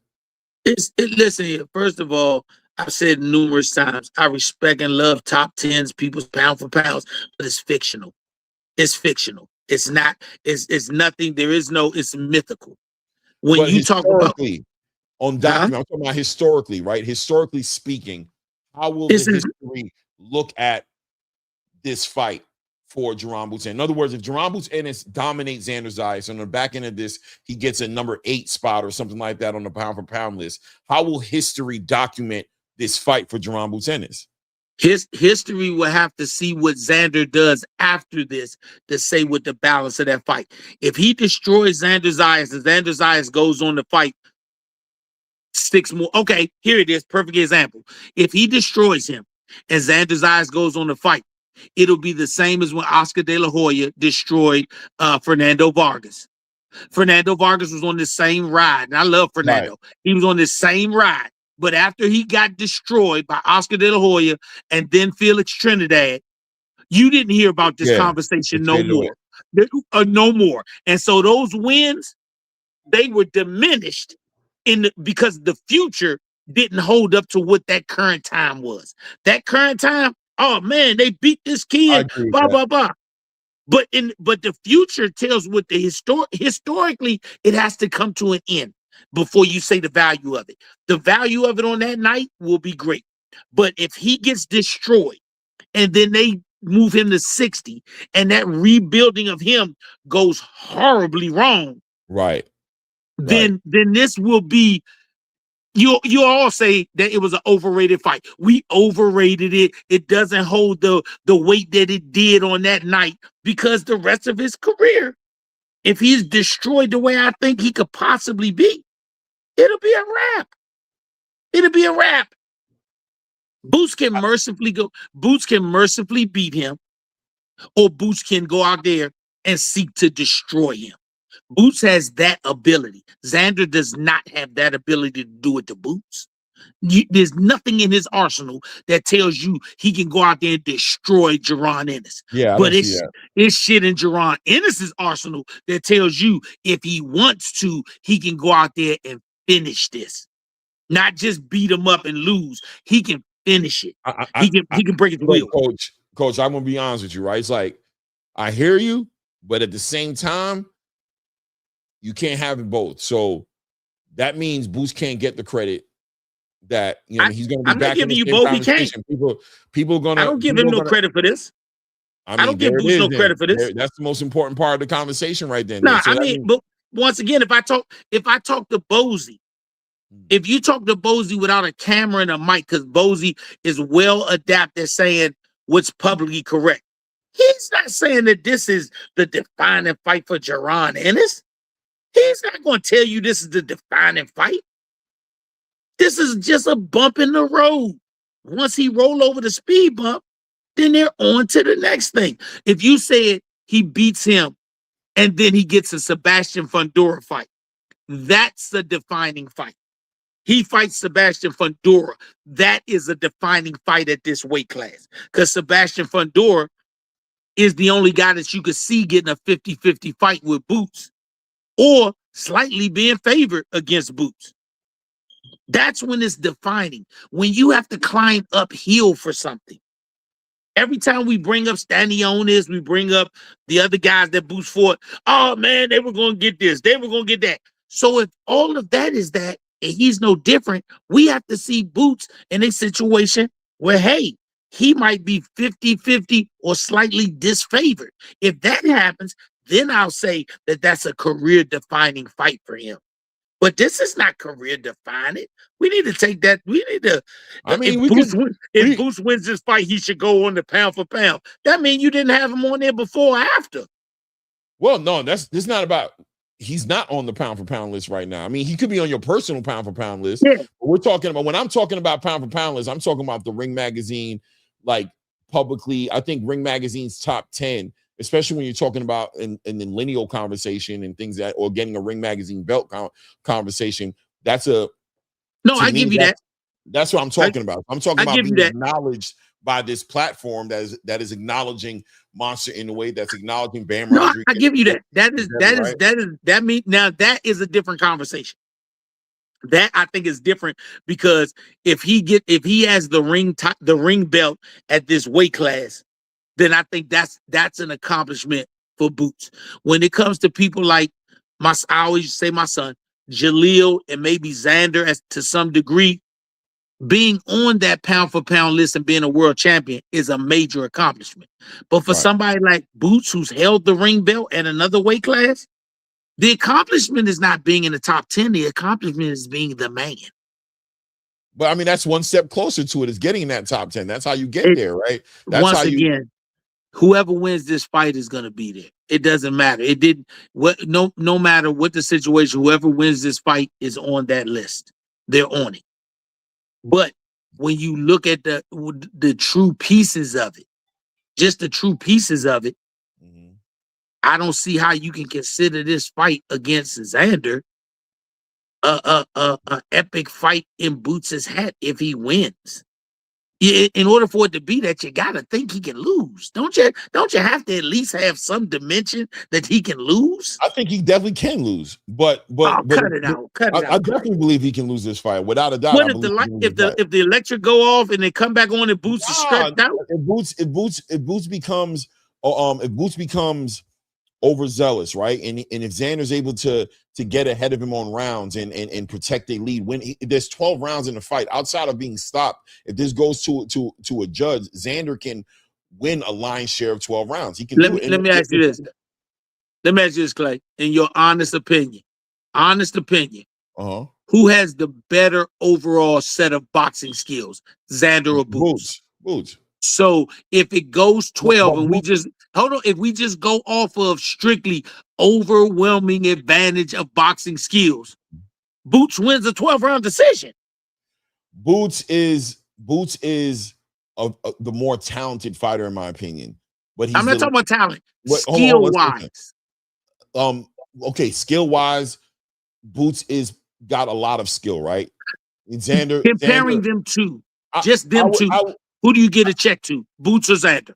You can only give it to one person.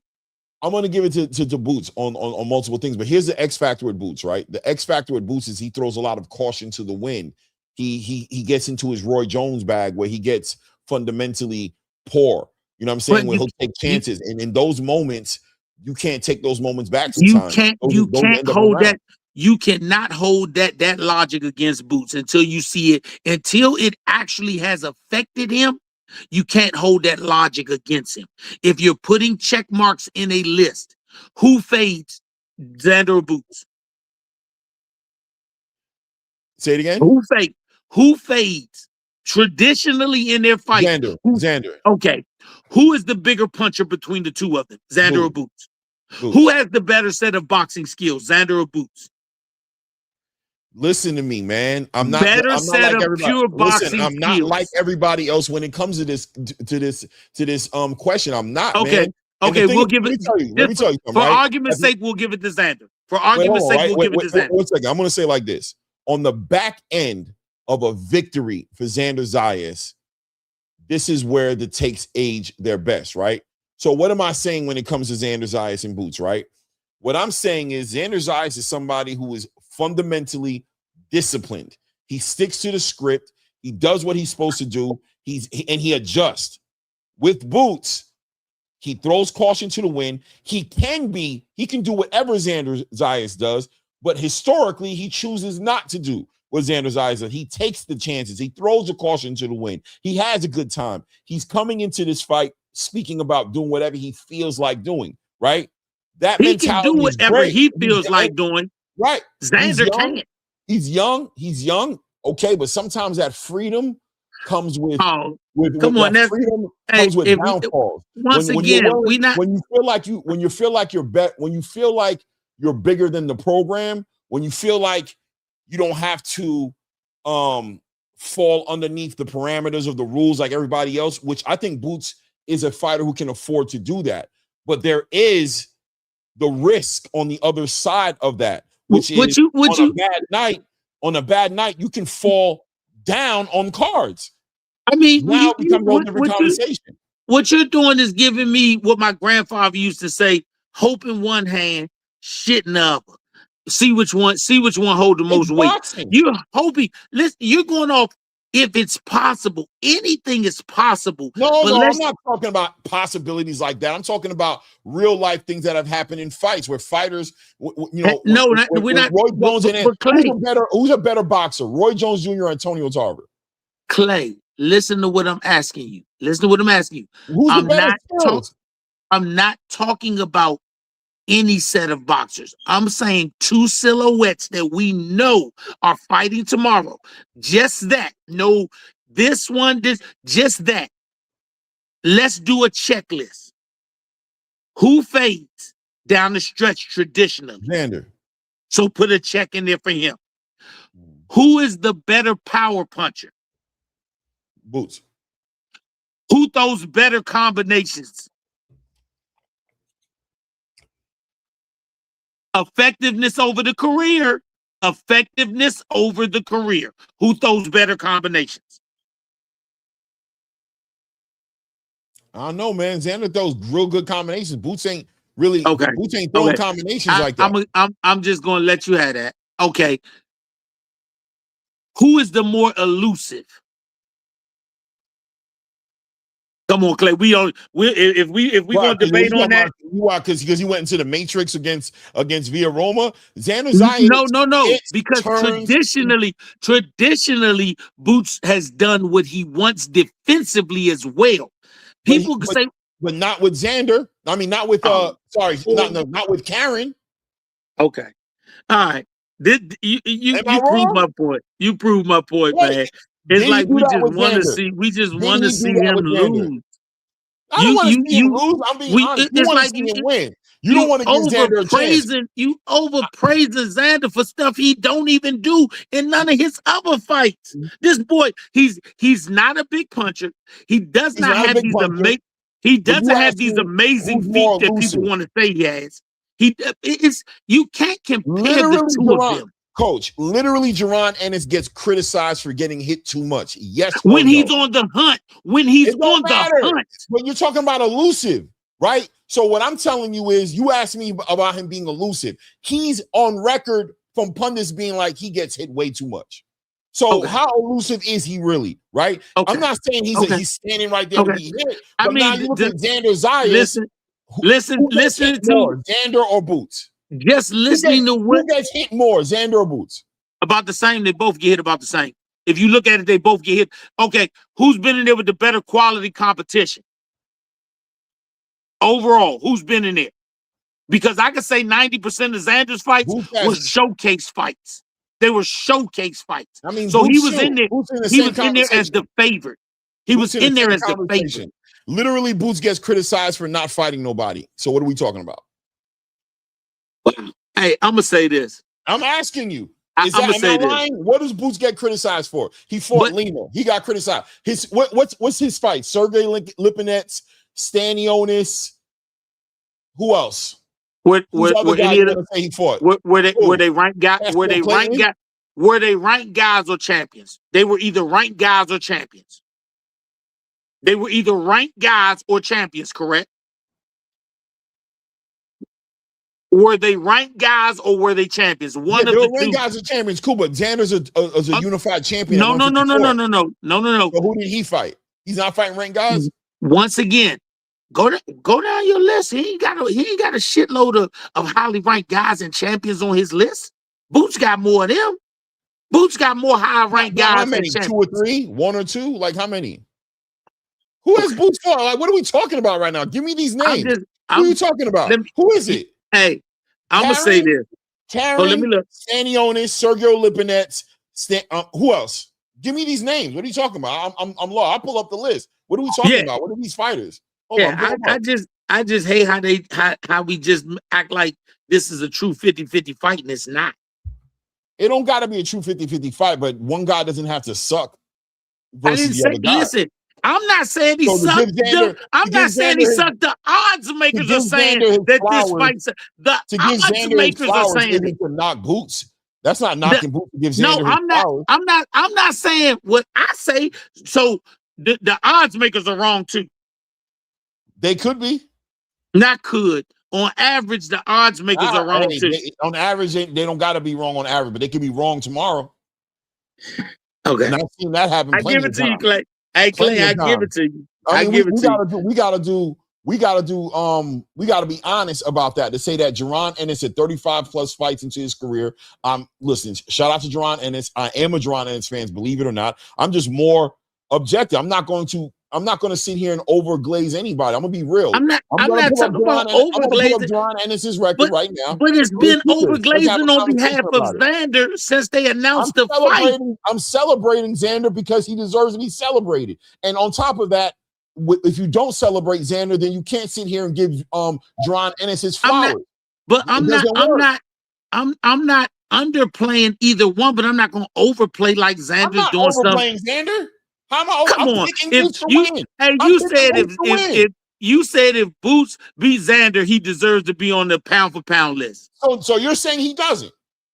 I'm saying it don't move the needle. He's on my pound for pound list. By beating Xander Zayas, he becomes a 2-weight class champion, two-weight class unified champion. How does that not move the needle for Jaron Boots Ennis? How does him becoming a unified champion on the back end of Xander Zayas not legitimize him and give him pound for pound standings as a pound for pound fighter who's won unification in multiple weight classes? Once again, to me, he's already that. He doesn't have to beat him to gain it.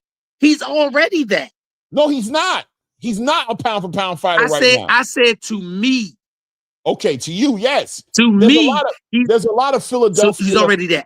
Fans. There's a lot of fans of Jaron Boots Ennis. I've dealt with them all in my chat for a long time, right?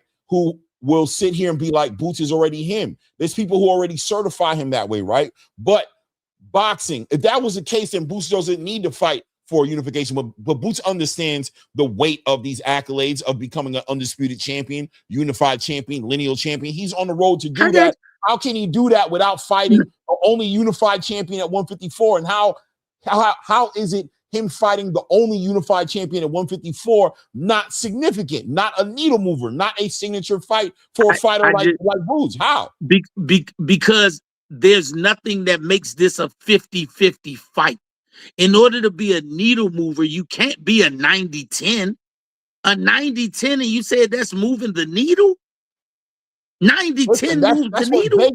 That's what Vegas. So on the back end of him losing to Xander Zayas, what does that say about Boots? It drops him out. So does that change your mind on Boots? Is he not who you thought he was? Yes. Wow. Yes. Okay. If he loses to Xander, yes. I have no problem saying it. If he loses to Xander, yes. then that tells me that there wasn't a chance of beating Bud Crawford. It wasn't a chance of beating Earl Spence because nobody would have bet on Xander Zayas against Bud Crawford or Earl Spence. They wouldn't bet on Xander Zayas probably against Earl Spence right now. Now, look, here's Jaron Ennis' record, right? And I hate to have to do this, right? It is what it is, right? Yeah. And listen, this is when people start, the Philadelphia fans and everybody, they start to feel like Clay out here hating. But I'm not hating. Let's go through. No, I don't think you're hating. I'm not. You don't think I'm not. I've been Lima, I give you that. I give you Lima. I throw him to the win. Lima. It's way more than Lima. So you don't think Stanionis, Kugachin, or Adavisian or Villa were good at all? Listen, Villa was propped up. He was just a come forward fighter. He won that fight against Rashidi Ellis. God is good. You know what I'm saying? It worked out for him. Rashidi Ellis was outclassing that man the whole time. He shouldn't have even been in there. Did he get knocked out? Did Rashidi Ellis get stopped? So if you get knocked, get stopped. Rashidi won. It was a decision. He didn't stop Rashidi. I don't think so. Hold on, let me look. I don't think he stopped Rashidi. I'm pretty sure he didn't stop. Maybe he did. I could be wrong. No, he stopped Rashidi. Decision. No, there it is right there. It was a majority decision. There it is right there. Rashidi Ellis. Roman Villa didn't stop Rashidi Ellis. Okay. Ellis. Okay. You know what I'm saying? I was looking at the Boots fight. Yeah. So let's look at the record. Okay, I give him Stanionis. I give him Karen, even though Karen got beat up by Patty Donovan, right? By Patty the Batty in the UK, a domestic fighter beat up Karen, right? But fine, I'll give him Karen. David Avanesian already got clipped by Terrence Crawford, you know what I'm saying? And was putting a lot of hands on Boots, right? But Boots did the work. I ain't gonna take that from him. He did what he was supposed to do there. Roman Villa, and what was this here? Yeah, okay. Roman Villa, who's Roman Villa? I mean, I'm sorry. I get it on the aesthetics of Roman Villa looking cool and tatted up and coming off that fight with Rashidi Ellis. And Rashidi Ellis was looked at as going to be potentially Boots' Brian Norman Jr. to a certain degree at the time. Like they thought that was going to be the best fight ever. They had that little press conference situation. I get the storyline. It builds up. But Roman Villa turns out to be, he's been getting beat up a lot. You know what I'm saying? Since then. So it hasn't aged as well as people would want it to.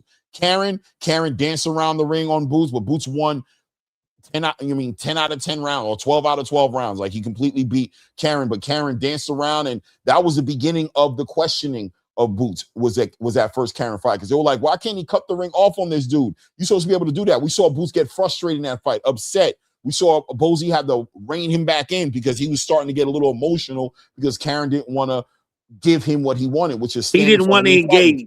Karen did not want to engage. He wanted to play dodgeball. Facts. But we saw Boots kind of get flustered by that version of Karen, right? Then what do you got before that? Castillo Clayton. I don't give that a big. I don't say nothing about that. Okay. I have no problem with that. Thomas Delorme, he was gone. He was done with his career. Nobody. Sergey Lipinets, okay, fine. Chris Van Heerden. I don't complain about that. Juan Carlos Abro, 23-5. And trust me when I tell you it's about to get diabolical as we get down this list. I'm gonna be real. And once again, we're about to go to 26-10, 23-17, 13-9, 15-10, 23-14, 3-18, 17-12, 6-32, 16-20, 25-26. Let's go with the recent stuff then. If you want to say it like that, let's compare his last fight, 8 fights against Xander's last 8 fights. Xander Zayas. Now I can go to the beginning with him, right? As far as you have to go to the beginning. Now I'm going to the last 8, like you said. Yeah, last 8. So 1, 2, 3, 4, 5, 6, 7, 8. He goes against Roberto Valenzuela Jr. At 153.5 pounds, 26 wins, 4 losses, wins that fight by TKO, right? So no, I'm saying to you, where do you rate him? Number right here, 23 fights. I want you to keep in mind. Where do you rate him? For Xander, that was a great fight. No. In comparison, last 8 fights, where do you rate that in the last 8 fights? What do you mean? What do I rate Roberto When you Valenzuela? compare the last 8 fighters of each other, who fought the better competition level? In my personal opinion, outside of Stanionis and Karen, I would give Boots his flowers in his last 8 fights, right? But I'm going to let you know that Xander also has a very competitive record for his last 8 fights, without a doubt. I'm just saying, no argument about it. If you have to pick one or the other, if you have his age, no, we're not factoring in anything, but who had the better last 8 fights? Competition wise, who had the better competition? Let me go back to Boots real quick here. 1, 2, 3, 4, 5, 6, 7, 8. I mean, bro. I mean, let's be honest, man. Are you the last 8 fights? Who had the There's better? a conversation that we had here, bro. Like, there's a conversation to be had here in real time. Man. He had Stanionis and Karen. That's it. And Sergey's not even part of the 8. Come on, man. You say Boots' last 8 are even with Xander's last 8. Come on, man. Don't do that. Don't do that. They did not fight. It's right here in front of us. Let's go. They did not fight the same level of competition in the last 8. I'm telling you. I've been watching this. Okay, so all right, let's do it. This right here is Jaron Boots Ennis' last 8. 1, 2, 3, 4, 5, 6, 7, 8. Okay. Clayton, you said you don't see him like that. Karen, I'll give you Karen, but Karen just got beat up by Patty Donovan. He's not aging well. He gave Boots hell. In the second fight, he gave him hell. In the first one, he ran away from Boots. But fine. This Karen fight did not make Boots look good. This was the beginning of the scrutiny on Boots. Roman Villa propped up. He a propped up fighter. Who's Roman Villa? What's his record right now? 4 losses. He's been knocked out twice. Once again, I'm asking you, who had the better rated competition, Jaron Ennis or Xander Zayas? Then you look at David in the last 8. In the last 8 fights, who had the better rated competition? I don't know. I think it's a conversation. I think I got to look at it. I think Xander's right there. I'm telling you, man. Xander's right there. Patrick Teixeira, great fight. Damian Sosa, great fight. He stopped an undefeated Slower Spomer, you know what I'm saying, with a body shot. It was nasty work. You know what I'm saying? George Garcia Perez beat Charles Conwell. He beat him and picked up a title off of him. Abbas Barrow beat Yoenis Tellez. He beat him and took a title off of him. I'm sorry. I don't know. I don't know what you want to tell you. I just got to be real. I got to be real. What other than the 2 that you're saying, other than the 2 for Xander, what is the other 6 done? Since what 2 you talking about? Abbas and George outside of these 2? Outside of those 2, since and before. Palmer was a great Eastern European fighter. He went in that ring with Roy Jones Jr. as his trainer, and he stopped Slava Spomer, who was an undefeated fighter. Come on, man. Come on. Slava Spomer has not lost since he has not lost. Nobody has beaten him. You know what I'm saying? He got a KO in his last fight. Okay. I can only say okay. Because we know that that's not the 8 versus 8 is not even a comparison. Boots has fought more of those ranked guys in his last 8 than Xander did. I'm gonna open up the panel in a minute so people can speak. I'm telling you right now, Xander, and they both have about the same amount of rounds in. Right, Boots has been knocking out a lot of people, so I think Xander has 124 rounds professional. Yeah, they got about the same amount of rounds because Boots puts his to sleep. Yeah, I mean, I don't know, Coach. I'm telling you, I'm not over. Trust me, man. The thing about it is with me, I'm up in front of these computers with my TV up here, and I'm watching these fights. I'm going through these records, and I got to be honest. I think people over. That's why I say this is a big opportunity for Boots, because Boots hasn't had those fights because those fights have always eluded Boots. Boots hasn't been. Xander has had them. Xander has had them. At 23 years old, Xander. Look, by the way, I'm not talking about keeping it real to say that he's been matched up competitively, and people have not been running for him except for like a Sebastian Fundora. He's been getting those fights, but look at his record, right? Even from the beginning of his record, he has no 13 and 16s, or Everything has been competitive. 12-2, 22-4, 25-4, 18-2, 26-4, Hey, 24-3, 34-4. Hey, Clay, all the way up. Top Rank has been the best at matching you to look like a monster. Come on, Clay. They are the best matchmakers at making you look like a monster.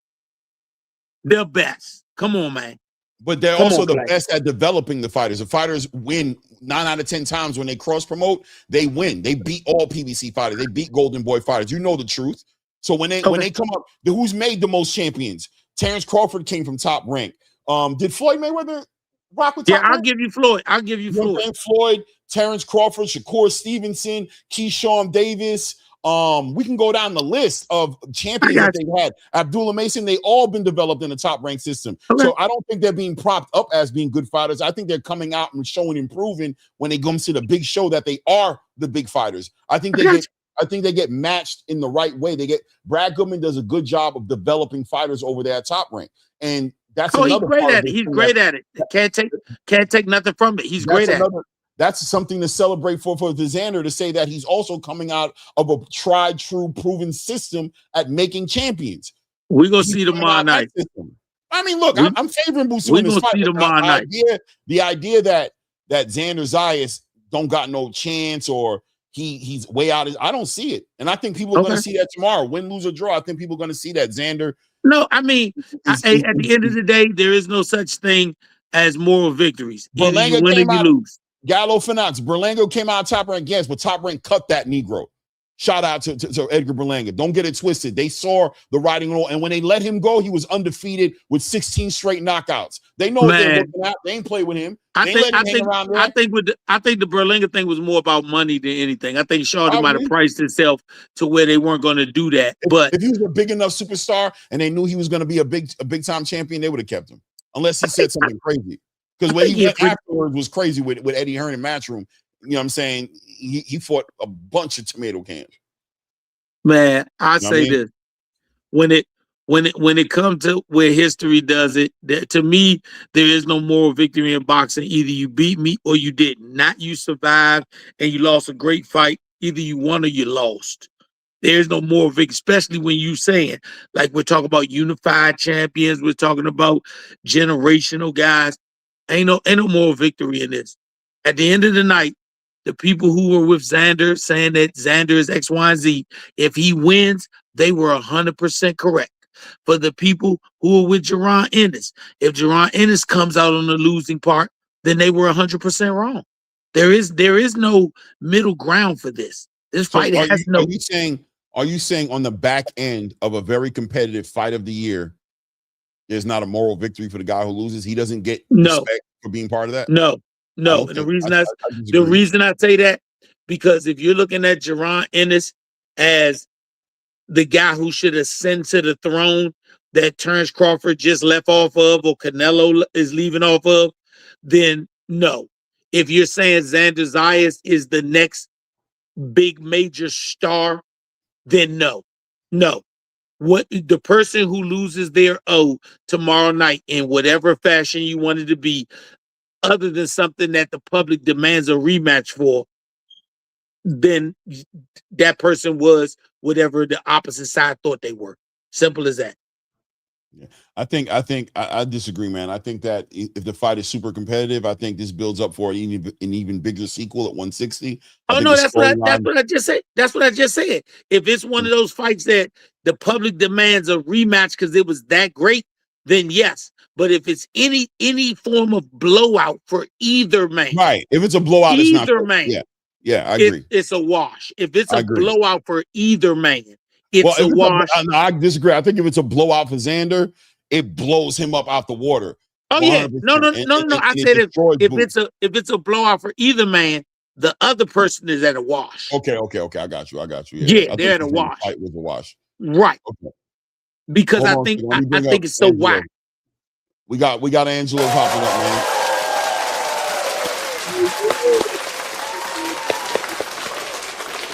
Hey, so We over here debating this, man. Coach don't think, Coach don't see Xander like that, man. I don't know what to say. He just don't see him like that's that. not true. Look, that's not true. Hold on now. First of all, I just want to say thank you, Coach Bernard Hackett, for filling in for me. I didn't want my brother Clay alone. I've heard some of the conversation. Very good, by the way. This is why the first thing I'll say is shout out. At one point, you guys almost had 200 people watching, right? And these diabolical people, Clay.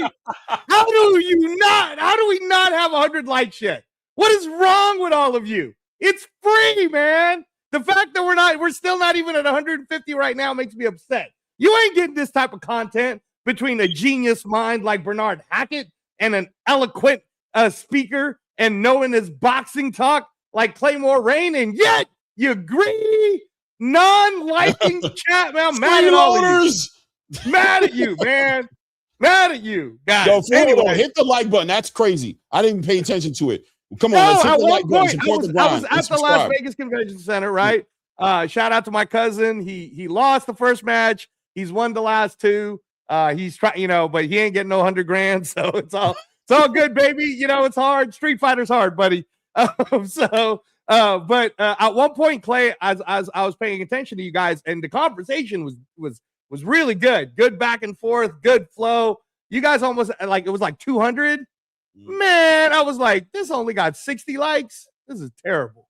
These guys are just it makes me mad. We're at 92 right now, but y'all do need to pump it up, man. Show some love, man. No, the conversation is great, man. And everybody kicked it up. We had 112. They're kicking it up. But continue to kick it up. But you know what I'm saying? They're kicking it up. But you know what it is? The conversation be so good, people forget. They come in the room and they don't even think the minute you come in, just press the like button.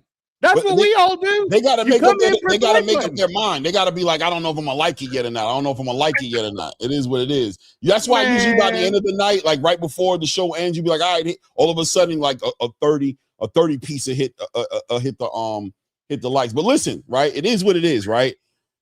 Me and Coach, that was a great conversation. Good, it was a debate. It was a debate, right? Because it was great. I think that the conversation, for me personally, like me and you, Angelo, we picked Boots to win this fight, right? Like, clearly, we picked Boots from the beginning to win this fight. But my thing is, and maybe it's the content creator in me as well, right? The content creator in me feels the necessity to build fights up. That's what I do, right? Like, unless it's something horrible, you know what I'm saying? If it's really horrible, I'm gonna be like, this, I don't even understand what we're looking at. But otherwise, I'm going to present these arguments so that Xander Zayas can get his flowers if he wins this fight, and Boots can get his flowers. That's how I look at it, right? Like, when Boots beat Xander, I want them to be like, yo, he beat a world level unified champion, superstar in boxing, on the back end of being denied all these opportunities at 147.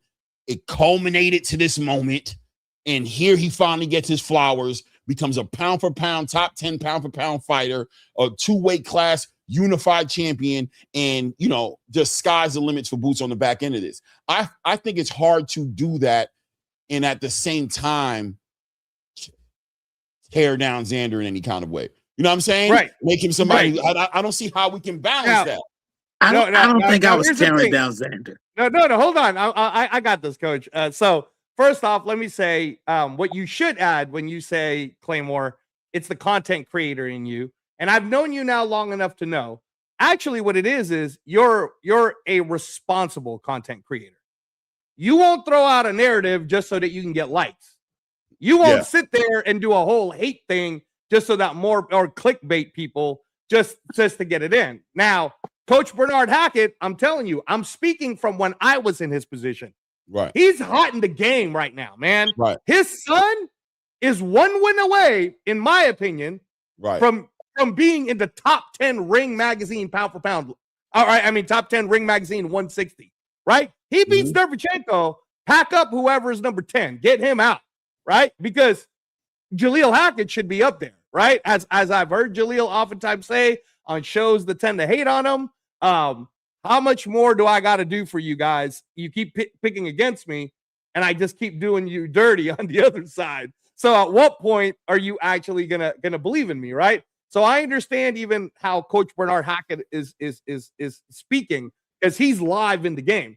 So I'm in the fortunate position, Clay, that I'm in the middle, right? Because I was in Coach Bernard Hackett's shoes at one point doing main event fights and whatnot, but I'm closer to your side now where I can be a fan and I can say whatever the fuck I want, because I'm not, I don't need to worry about, I mean, I don't care. Like these, money. So if I'm hyping you up, it's because I'm going to genuinely hype you up. And if I'm tearing you down, it's because I don't believe in you and I don't really care, because I'm not going to be loyal like that, right? So I love Coach Bernard Hackett's analogy when he used Oscar de la Hoya, Fernando Vargas. And I'll say it like this, because at that time, Clay, Fernando Vargas was the hot ticket item. Remember, he was with Victor Conti. I remember. Oh, he was built like he's going to do this, he's going to do that. And it was almost a shocker that De La Hoya did what he did. Right. But if you think in your head what happened to Fernando after that fight, it didn't age well, right? It did not age well, right? I agree. But to your point, Clay, I do agree, because what were we talking about on Thursday about how, and I think it's not that Coach Hackett is tearing Xander down, more so than Coach Hackett honestly believe, and I again, I can co-sign with it, Clay. My pedigree in terms of coaching. I know what I'm talking about. I've seen the private stuff on Jaleel. I've seen the sparring sessions. The ones we can't really talk about. What maybe after this weekend, Coach Hackett will let me say who he just sparred and stuff. We'll see. I guess if he wins, I can say it, right, Coach? Yeah. So, but Clay, I'm with him. Like, I believe Jaleel could take on Xander, but that's me seeing stuff that most people are not seeing, right? It's kind of like when you talk about Devin Haney looks amazing when he's at the gym, right? So how do we manifest that gym Haney to regular Haney in the ring, right? Mm-hmm. So Xander is, to me, I'm with you that we need to build up Xander to what Xander is. He's a 23-year-old unified champion. He accomplished something in 23 fights, I think it's 23, that none of these other guys are doing, right? Because none of them are daring to be great. I just saw Brandon Lee have his local interview today, and he was talking about his parents. Really good kid. He's 30-0, Clay. He's 30-0 with 23 knockouts. He has not had one real significant fight until now. And are we really going to say Kane Sandoval is at the highest level, bro? No, we're not. Hell no. The fact that if you think Xander Zayas is just a prospect, then okay, that's on you. But if you believe what Clay's been saying, which is let's give Xander Zayas the credit that he deserves, well, if Boots does him dirty, like Montel Griffin, Roy Jones Jr., like Coach Bernard was saying, then just like we praise Roy, we need to praise Boots, man. I don't want to hear all these haters 100% saying, Xander wasn't ready. He was only 23. He was drained. Stop that shit. Stop it, right? Just stop. Like it's like this. When Kansas City and Philadelphia Eagles played in the Super Bowl most recently, right? I told everybody, and I know you know this, Coach Bernard, I told everybody, the Eagles are going to kill them. I have it on text that I predicted what the score would be in the halftime, and I predicted what the score would be at the end, Clay. And you know how I knew they're going to kill the Chiefs? Because everybody kept praising the Chiefs. And Xander Zayas is the Chiefs in this scenario, by the way. Like, it's because they were winning in ways that it's like, yeah, that's a good win, but look at the bracket that you're in. But the way the Eagles were winning were like how Boots was winning. But nobody could recognize how good the Eagles were because of how good their defense, their offense, how well put together they were. So when the Super Bowl happened, Clay, the Eagles destroy the Kansas City Chiefs, and it's only the Chiefs fans that go, well, the Chiefs, man, we were under. But everybody else is like, nah, y'all got your ass kicked, and we're really happy. I say that to say I wish that the boxing public is like this too. That should Jaron Ennis do Xander Zayas dirty, all of you guys should celebrate it. Everybody should celebrate that we have a 154-pound champion who's now unified, who's now been a unified lineal Ring Magazine champion at 47. He jumps right to 54. And in the second fight, he should already be the lineal champ, but he's definitely the unified champ. And let's pump this shit up. Let's pump it up. This is why we're in the problem we're in, right? Claymore should be on ESPN talking about boxing because he certainly knows more about it than Stephen A. Smith does, right? But for now, we're on this space where we can't even get you to give us 200 likes, you greedy effort. Anyway, go ahead. Listen, right?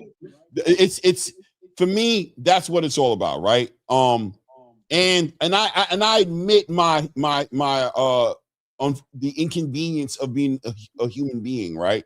Which means that I'm not above being a fan. I try my best to level that out as much as I can, but I'm not above keeping it 100 and being like, I root for Xander.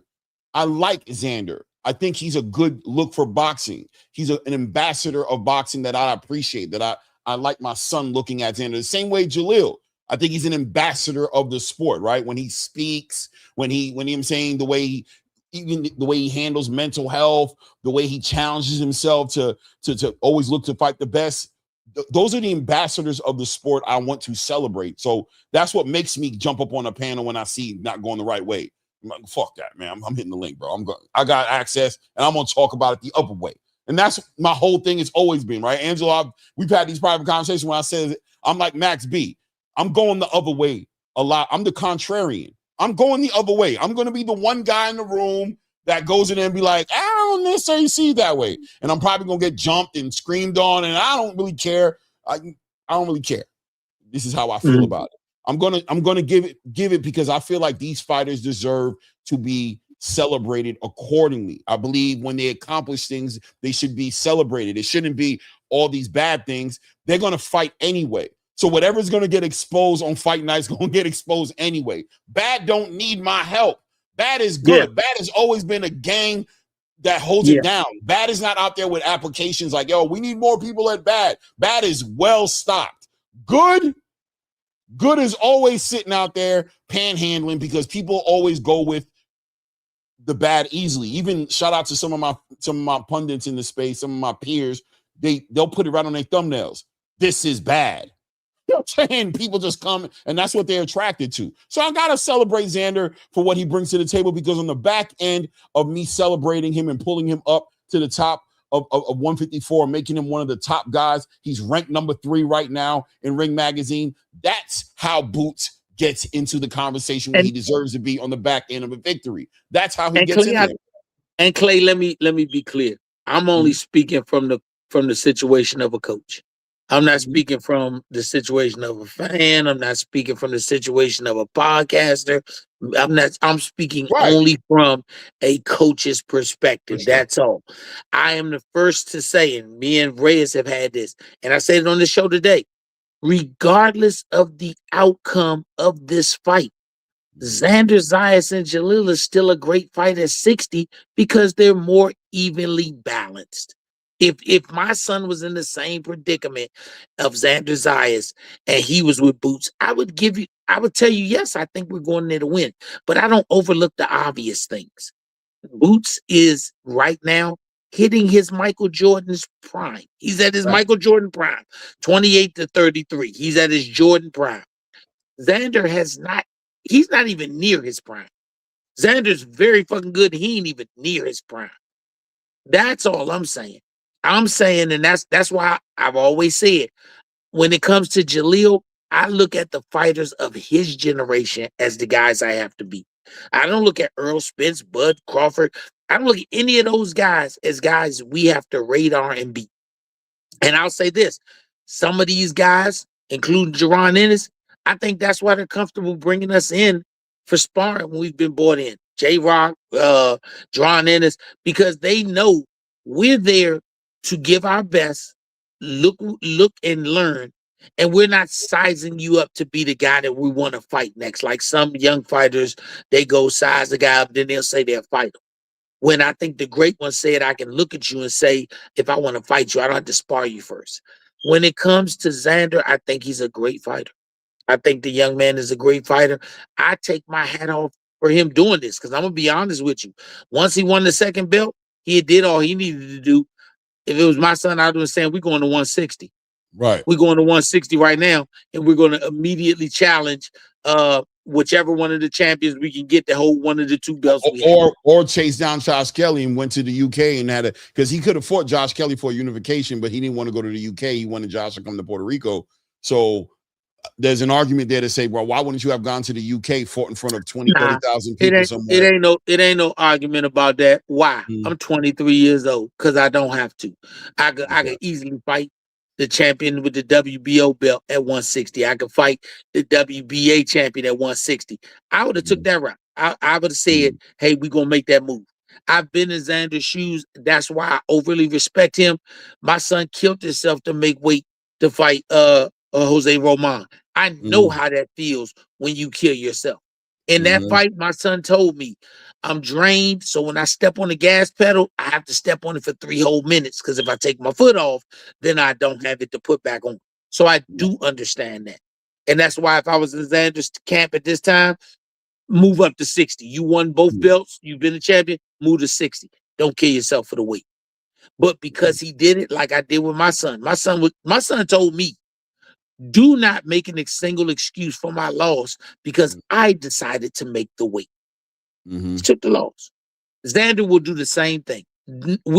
Fans will make excuses for Xander. Xander won't even make an excuse for Xander. 100%. I respect that young man for that. I respect what he's doing. Don't in no way take it as that. My feeling is based on a coach. And as a coach, if we put 2 silhouettes up, as coaches, we put up silhouettes and say, put the check marks in each column. When we put the check marks in the column, we say this is the more likely person to win. That's what coaches do. We as coaches, we get 2 guys and they say, which one of these guys you want to fight? Every coach does it. We put the check marks up. If one guy has more checks and they both ranked in the top 10, we're going to take the one first with the better checks in our favor. That's just how the sport goes. Not that we're dodging the other one, but we're trying to look out for our fighter. I think this kid threw checks out the window, and he said, I'm going to fight him. I respect him for that. Yeah, definitely. Let me hit these super chats right quick. They came in real quick. 8 Lawyer Williams says, Hackett don't want to fight Boots. Why? I mean, they're not in the same weight class. Boots did Hackett bad in sparring. Super bad. You know who this is? 8 Lawyer Williams? I have no idea who it is. Okay. HLD says, I now get it. Jealous and envious of Xander. I could take that too. I don't mind. Big Herm so says, I hope I'm wrong. I feel like Boots gets dropped. Listen. Wow. Listen. Is it because of the beard? Is it because he shaved the beard? He shaved the beard? No. You know what it is? I'm gonna tell you why I think that why he can see that happening. Boots, and this is just me personally, right?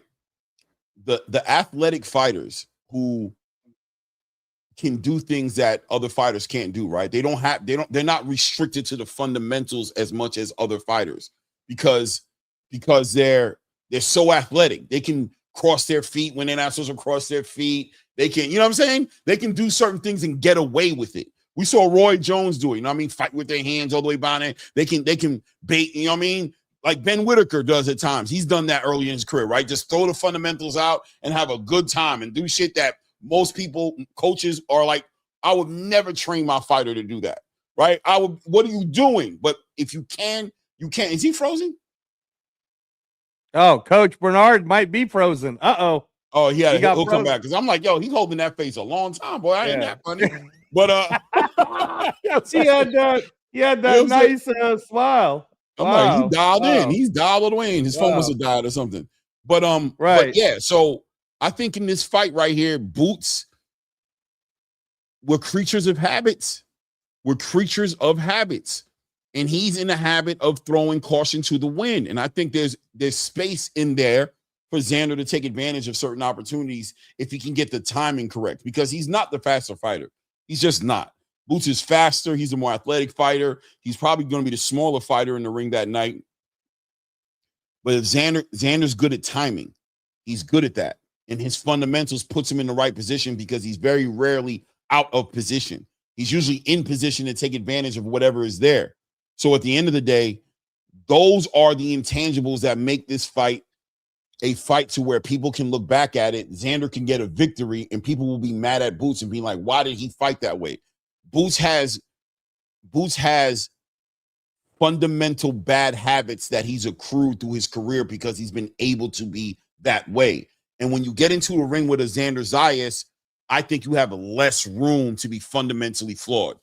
Just the same way Antonio Tarver was able to put Roy Jones through it a little bit, just by being fundamentally sound and being like, you're used to people being caught up in your athleticism, you being able to feint them out of position and take advantage of them. But what happens when you get in front of that fighter who doesn't bite on those feints, who doesn't get out of position, who's always in right position, who shoots his shots? He's bland, he's vanilla, but sometimes it's the vanilla fighter that gives you the fits. The vanilla fighter gives you the fits because they're taking advantage of things. And before you know it, like I said, you're sitting down at round 10 and your trainer's telling you, you better win these last 2 rounds. I need you to grab these. I don't know what the scorecards are saying. I feel like you might be winning, but I don't know. You need to knock out 11 and 12. And that's how those things happen. Am I bugging, Angelo? No, not at all. And like we talked about this on, Tuesday we dedicated an entire show to the Saturday card. So DAZN better not get mad at us. And then we spent another second half talking about this on Thursday's show. Now we're doing an entire show on it again, man. Like, you know what I'm saying, right? And what all the things you're saying is absolutely valid. And on on the Thursday show, what did I tell you? I rewatched Sugar Ray Leonard versus Marvin Hagler, right? Just because I couldn't sleep, right? Scored it exactly the way I scored it the first time I saw it, and all like 100 times I've seen it. I always still believe that Marvin Hagler, at the very least, should have gotten a draw, but I still gave the nod to Hagler because he was the aggressive person. And what Sugar Ray Leonard was doing was grabbing him and holding him, not getting any point deductions, using all the Sugar Rayness that he could use, right? Well, I say that to say that, what did I say? What did I tell you, Clay, on Thursday? That's the only way I see Xander winning this. I don't see Xander like hurting Boots, but it's possible. I don't see Xander like overpowering Boots or trying to make it a war. Nah. What I see Xander doing is exactly what you were saying. Fundamental, keep the distance, use the jab, keep moving, keep staying away, and then somehow having the mental wherewithal of, let me hold him and grab him so he can't hit me in the body on the inside. He'll be available, Angelo. He'll be available to do all those things, right? And I said this on the Boxing Voice. I said, I believe Boots may be put into a situation to his fight to where he's not able to do whatever he wants to do. He's going to have to be willing to do what he has to do. And when you get in those kind of fights and you present that type of a math problem to a Jaron Boots Ennis who's been so used to doing what he wants to do, how does he deal with that? Well, you know how he dealt with it in the first Karen fight? He got pissed the fuck off. He got frustrated. He started throwing a little bit of a fit in the ring. He didn't like that because you couldn't do whatever you wanted to do with Karen. You need to be willing to do what you got to do with Karen. Now, he made it through that fight and won every single round of that fight, right? But he showed a little bit of a hole in his game there, and he's never had an opportunity to redeem that moment. Because when he fought Karen a second time, Karen didn't fight that way. Karen fought the way that Boots would like him to fight. It's like, okay, cool. It's the same thing with the Ben Whitaker analogy, right? I say, until he's presented with the adversity, that question will never really get answered. If he steamrolls Popeye Rivera tomorrow, that's awesome, but it doesn't answer that question that people have about it because that's not what they ever question. They know he's capable of doing that. What they're questioning is if Popeye is able to put him in a situation where he's showing some adversity, he has to weather a storm and come out on the other side. That's when that question will finally get answered. Boots hasn't had that opportunity to address that first Karen fight. This fight tomorrow is going to be more than likely his opportunity to address that situation he had with Karen, and we'll see how he deals with it, Well, and again, to add to that, possibly, right? Because this is the whole thing about how, when Dana always says this on some of the post-fight conferences where he says, it's like when I put a fight together and the fans go, that fight sucks. Well, how the fuck do you know it sucks if you haven't even seen it yet? Why don't we watch it first? Let's see what happens, and then you can have some criticism behind it, right? So it's the same exact thing about how, what you and I have been doing throughout the whole Xander Zayas Boots Ennis buildup. We have a Read the Ring episode when it first got made. That got like over 1,000 on it, I think, Fat right? Camp, but the Fat Camp one is aging well too.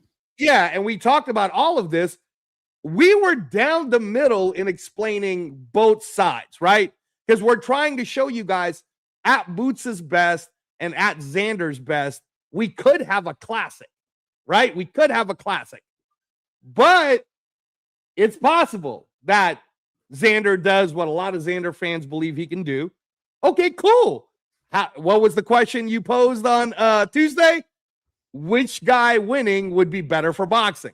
And what was my answer? I said this needs to be like Hagler, or it needs to be like Leonard Duran won. It needs to be Hagler. It needs to be so good and so close with some controversy of some sort that people want to see it again.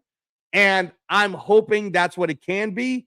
But all the Boots people, and especially the last couple of days, we've had, I'm forgetting, Good Buddy, I think it is. He's kind of like convincing us a little bit. Yeah, man, Boots possibly could knock him out, right? So now, please do not, if Boots does do him dirty. I saw the odds right now, Clay, was minus 500 for Boots. Minus 500, brother, against a unified champion who's been a 154 lifer. This is only Boots' second fight at 154. I mean, they must really believe that Boots is Superman, bro, for it to be minus 500.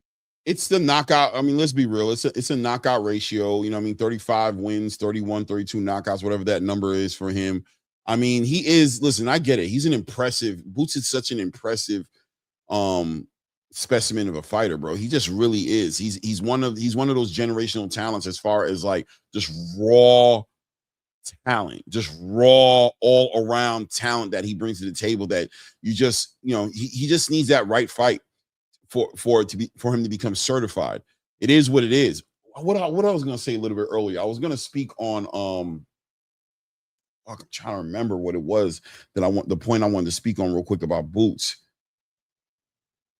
Okay, yes. Coach Bernard Hackett was talking about going down this list and checklist about who's the better fighter, right? Who's got the better skill set, who's this, that, and the other. And a lot of those boxes got checked for Boots, right? And those questions he was asking. But the thing about it with Boots is Boots doesn't stick to those fundamentals. So with Boots, it's not about what he can do, it's about what he will do, right? Because there's an argument there to say that Boots can do anything he wants. He can be fundamental. He can be this way. He could box. But what will he do? Who will he choose to be on the night he gets in the ring with Xander? Because sometimes the choices, you know, you want me to you take me to a restaurant and you give me one of those really nice restaurants that only have like 9 things on the menu, 8 things on the menu. You ever been to those restaurants where like each one of these dishes are like their best dishes? Like, you know what it's going to be. No, it's called a prefix menu, Clay. Exactly. Like, that's the name. Thank you. That's exactly what it is. Or you go to a restaurant where there's 50 things on the menu, right? So now it's like, what are you going to pick? Because you can make a choice and not like your meal. Right. You can make a choice and be like, I wish I would have went something. I wish I'd have did this. I wish I would have did that. I don't feel like experiment. But when you go to that restaurant that's just like known for this thing and that's all they do, and when you go in there, you know you're going to get a consistent, like, I know what I'm getting here. Yeah, the menu's going to be, you know what I'm saying? This. Right? That's what the menu's going to be. I'm not flipping through pages and I'm not doing all that, but it's a solid menu. You know what I'm saying? You know what it is. Yeah. Boots is 50 things to choose from. You know what I'm saying? Right. Xander is more like 8 things to choose from, 7. He's going to come the way he comes regardless. You're going to have to beat him doing the right thing. He's not going to lose this fight because he's out there making a bunch of mistakes. And no, he's going to lose this fight because Boots is better than him. Right. Boots can lose this fight being better than Xander, but being careless in his choices. Right.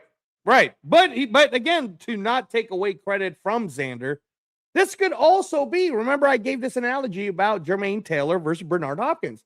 This could be Xander's moment of showing, I'm so good at this weight class. Look how I domesticated Boots. Look what I was able to do to the guy that you were saying was pound for pound so great. Look at that, right? Because I am this good. The only reason why you guys haven't said I'm this good is because I haven't fought someone the level of Boots. Well, now I did.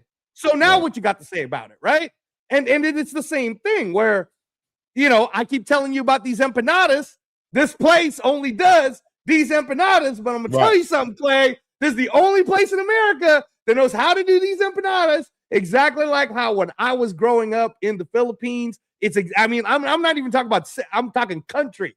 Like, this is exactly what it tastes like because this dude grew up in my hometown.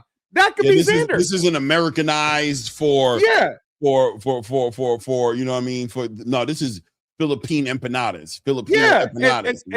And that could be Xander because we're looking for the last really great young Puerto Rican story. Started young, the whole bit was Wilfredo Benitez, right? And when I ever go over this with like historians, and I love talking this stuff, you know, Clay, because that's me, man. I'm watching old fights and whatnot all the time, and it's always been me. I always say, damn, man, y'all always don't really talk about Wilfredo Benitez the way you should, because he only really lost to Leonard in a hell of a 15-rounder, right? You get stopped in the 15th, but that was back when they were even fighting 15 rounds, right? He lost the majority decision to Tommy Hearns. Okay. So what are we talking about here? This dude started his career at 15, won his first world title when he was 17, right? Other than that young Puerto Rican, Xander's the next guy. So if Xander beats Boots, we're looking at a Wilfredo Benitez type guy, but the difference is he's got Bad Bunny behind him and all this, like, if Top Rank doesn't do him wrong, he could be this mega superstar. I say could be, Clay, because, again, a lot of people are still not happy about the way the promotions were done for this particular fight. And as you know, this isn't on cable TV and the whole bit. But to Coach Bernard's point, if he gets knocked out or gets done dirty the way Fernando Vargas did against Oscar De La Hoya, I hope we'll see Boots again. I mean, I hope we'll see Xander again. But I don't know, man. But in your opinion, right, within all the community, the hardcore boxing fans, in your honest heart of hearts, Clay, if Boots, I'm not talking about like barely beats him or unanimous decision. I'm talking Boots destroys him, knocks him out, does him dirty. Is the community going to give Boots credit, or are they going to do what they always do, which is, well, we still don't know how good he is, man. We still don't know. If it's up to me, they give him his credit. And what I mean by if it's up to me, which means the only way that happens is if you give Xander his credit. If you're not going to give Xander his credit, you cannot defend Boots later, bro. You know what I mean? So I'm the guy who's building this up to give Boots his credit. Right. Me too, by the way. Yeah, you too, Angelo. Yeah. Well, this channel is the one that's doing that. If you're not doing that, you cannot come up here later and be like, Boots is the man. Why? What did he do that made him the man? He just beat the guy. No. Not to you. To me, he's a man because I gave Xander all his flowers. I think Xander is that guy. He ain't the man to you. How can he be the man? He's beating to nobody. We just watched Coach Hackett sit here and say, I'm not giving Boots no credit for this. He doesn't become a pound-for-pound fighter because of this fight for me, right? That's cool. But at the same time, you can't double back later and try to over-celebrate this guy for beating somebody who he shouldn't have even been in the ring with in real time, right? So you can't have both. You can't say, why can't we give this man his flowers, but you're tearing down every fighter he gets in the ring with. It doesn't work. It doesn't work in the big picture. That's why Floyd Mayweather is notoriously known for one of his most signature lines that he's ever said in his whole career is what? Hell of a fighter. Hell of a fighter. Right. That's his famous line. That's what makes him who he is, because he would not allow you to. If you try to tear down a fighter he's going to fight, I see him get into a report. No, we're not going to do that. We're not going to do that. I see him get into it, like checking reporters. No. Hey, no, don't do that. Hell of a fighter. He's a hell of a fighter. He's going to be a champion. He's going to do great things. He's just not better than me. I'm just on another level. That's what it's going to have to be. Otherwise, you'll never get this guy his flowers. Boots will never get celebrated for what he's accomplished. Right. Right. No, Clay, everything you're saying is absolutely right. And I'm hoping that everyone can be mature. Because you know what? It'll be easier for Eddie Hearn to sell Boots Ennis to the casual fans. So because the casual fans are going to be like, oh, we're being told because he just beat the super famous, taller, bigger Puerto Rican, undefeated, unified champion. And this is his second weight class moving up to become unified again. It's easier to sell them, right? Because then it's like, yeah, you're telling us how great this guy is. Because in all honesty, it would be great. It would be great for Boots Ennis to have campaigned at 147, became a unified, lineal, Ring Magazine champ, move up to 154, and then do the same thing in a second fight, right? And I know, Angelo, he won't be the ring, lineal, because the lineal is Charlo. Please, man, you know what Boots would do to Charlo? You better stop that. Secondly, he's not the Ring Magazine champ. I know, man, because for whatever weird reason, a Virgil Ortiz that has been on the shelf gets to still be number one.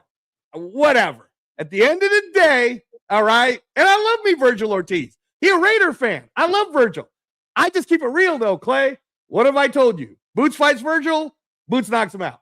Boots fights Fundura, and I know you and I disagree on this, but Boots knocks him out, right? Boots, the only person I was saying, you know what? I can see that being a harder fight for Boots is Xander. I'm like, because Xander actually, all your points about how Xander knows how to be the restaurant with just this is what I'm good at. I'm going to stick to what I'm good at. So hopefully Xander sticks to what he's good at. And here's one for you, Clay. Do you think Xander will get in his own head?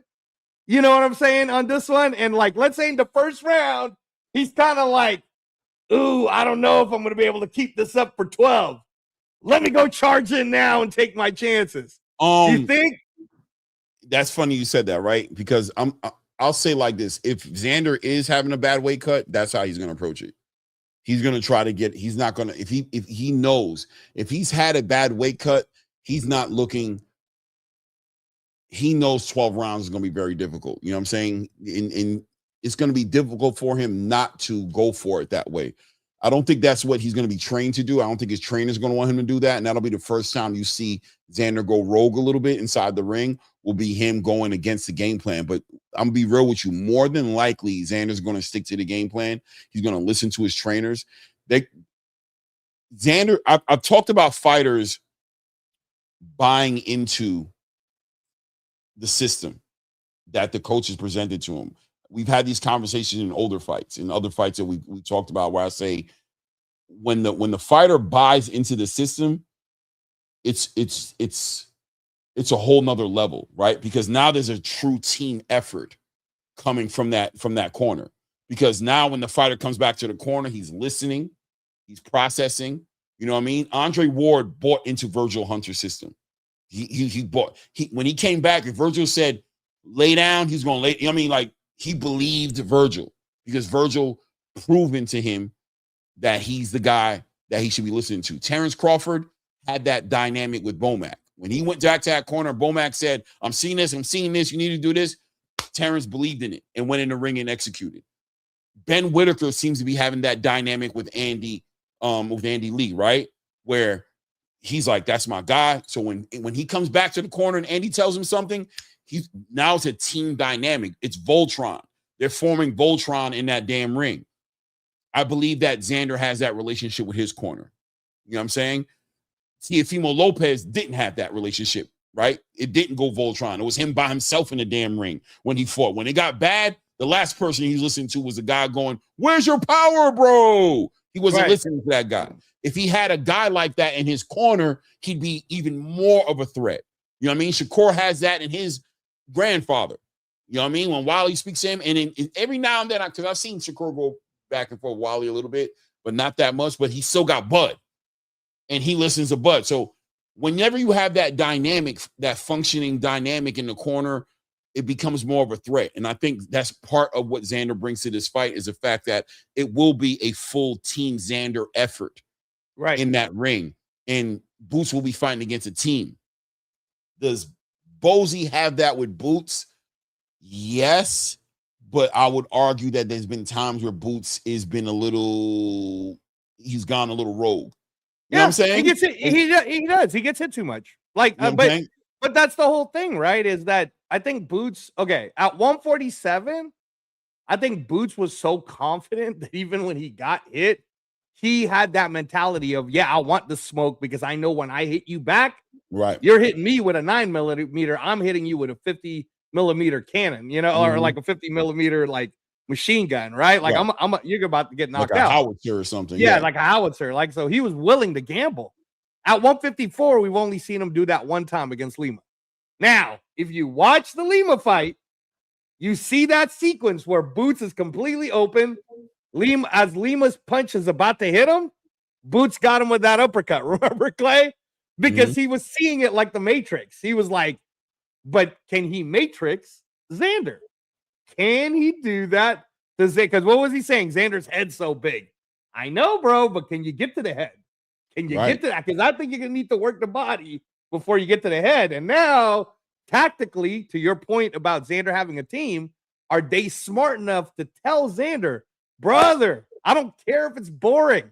I don't care if you're grabbing him when you need to, when you guys get close. You stay on the outside. You keep moving around. You just outpoint him. Don't ever give Boots Ennis a chance to work your body.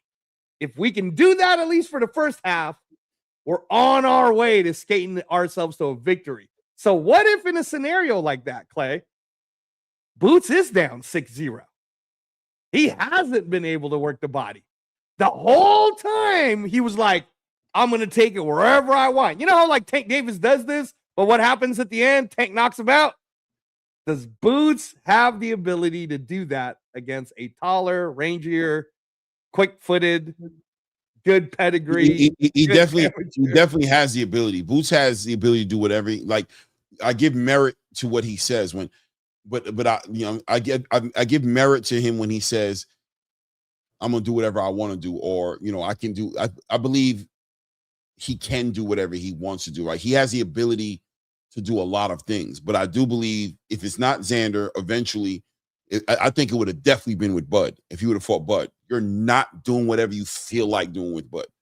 I'm sorry.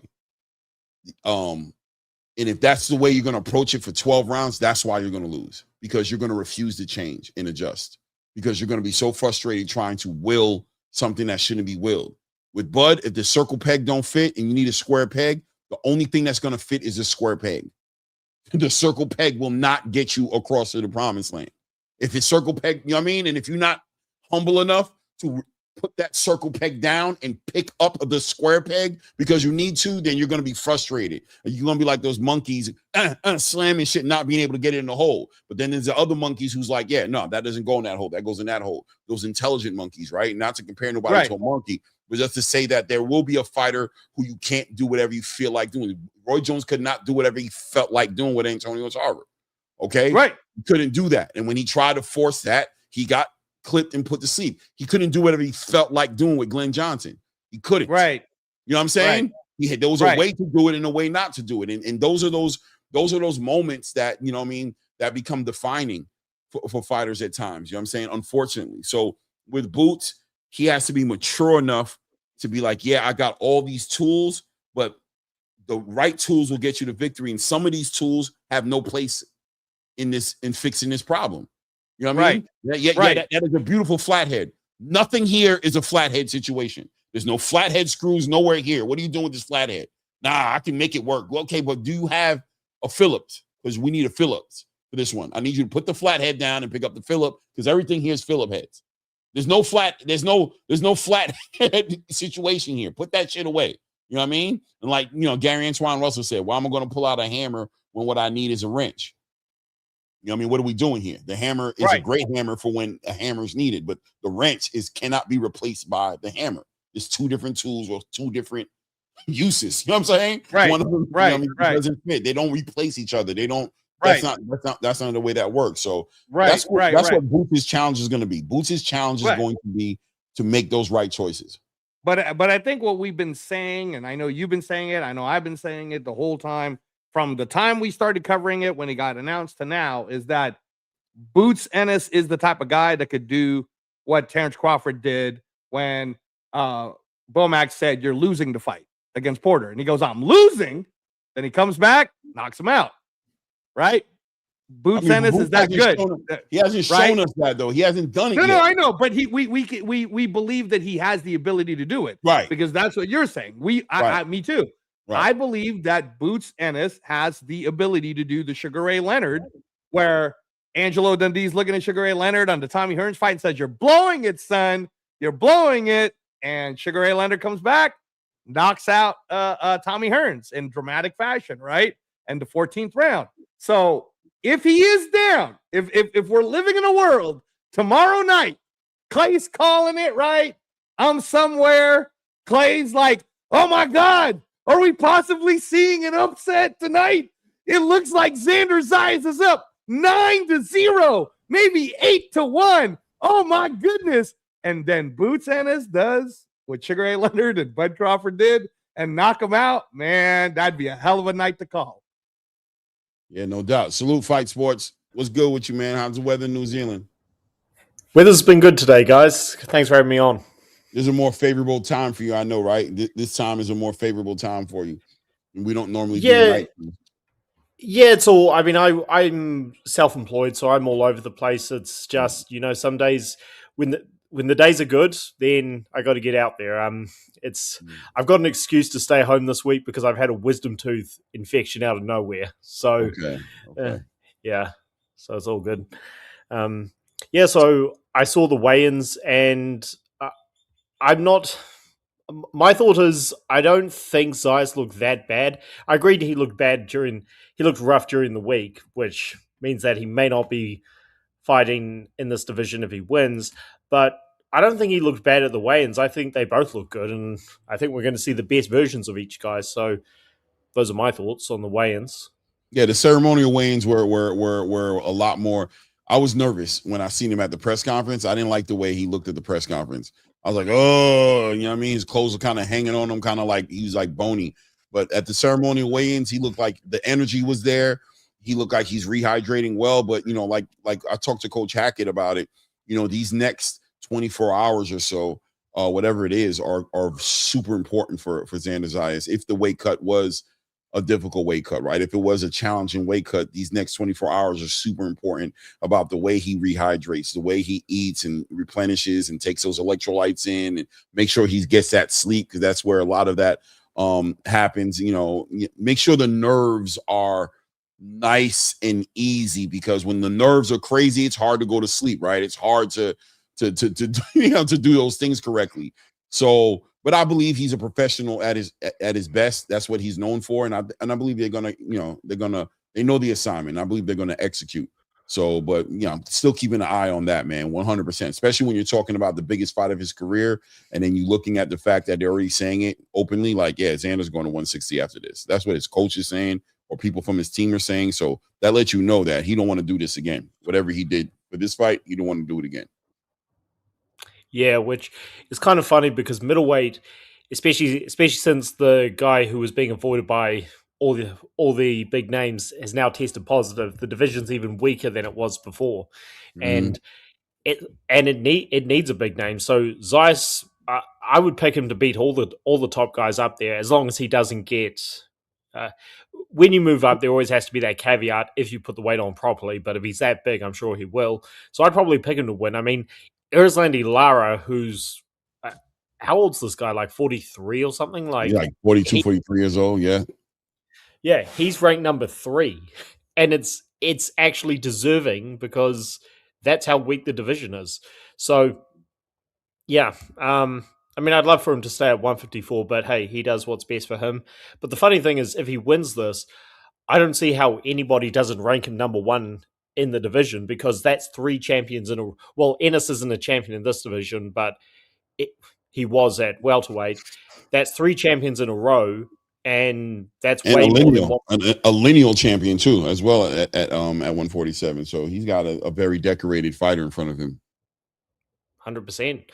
So yeah, I just can't wait for it. I mean, that was a great conversation, Clay, but I think I could have quite a good debate with Mr. Hackett, because I just don't see what he sees. Like all this talk about, well, it's not talk, okay? That's insinuating it's all wrong. All this discussion that Boots is more talented, he's more skilled, he can do more things. Those are all true, but since when did your versatility be what would define who wins and who loses? Like Jamal Charlo was extremely basic when he was fighting, and he knocked out 3 champions in a row to become undisputed. So I don't. And Zayas, I don't know why people disagree on this because it's 100% true. He's fought way better competition than Ennis. Ennis just fought Stanionis, who had like one fight in 3 years, wasn't even really tested. Boots hasn't been tested. Zayas was tested just in his last fight against Burrell, and who had just beaten Tellers. Like, any guy could win this fight. I'm definitely. Let me ask you this, Fight Sports. You know, I'm going to take it back to Terrence Crawford and Madrimov right before the Canelo fight, and everybody saw that Madrimov fight, and they were like, "Man, Terrence ain't going to be able to beat Canelo," right? And I used that fight to say that's why. The whole time I was using that fight as the reason why he would beat Canelo, to say that fight was the fight he needed to be in order to fight Canelo. He needed to be recalibrated. He needed to see kinks in his system that he needed to fix. He needed a fight that was going to sharpen him up and expose his weakness to himself, so that when he went to the training camp, he fixed those holes up. Is there an argument there to say that Xander Zayas against Abbas Baharu was maybe one of the best fights he could have been in ahead of a Boots Ennis fight? That Abbas Baharu being a difficult fight for Xander, because people say that fight was difficult for Xander, and I'm like, that's a good thing. If it was difficult for Xander, then that means Xander is very prepared. You know what I'm saying? He got a fight to where when you're in a difficult fight, that's where you improve, if I'm right or wrong, right? And when you tear the muscle, that's when the muscle gets built back stronger. If you'd have just, whereas Boots coming off of a fight where he just knocked out Usman Lima inside of a minute and change, did he get better off that fight? Did Boots become a better fighter on the back end of that fight? How do you feel about that analogy? I could not agree more. I mean, we know this is hardcore in combat sports. When somebody has to go through a tough fight and they show vulnerabilities and they still come through with the win, or they lose and they build themselves back up over a number of fights, that makes them better. So I could not agree more. I mean, Burrell, I don't know why I'm the only one, well, not the only one, but I'm one of the few who keeps saying this.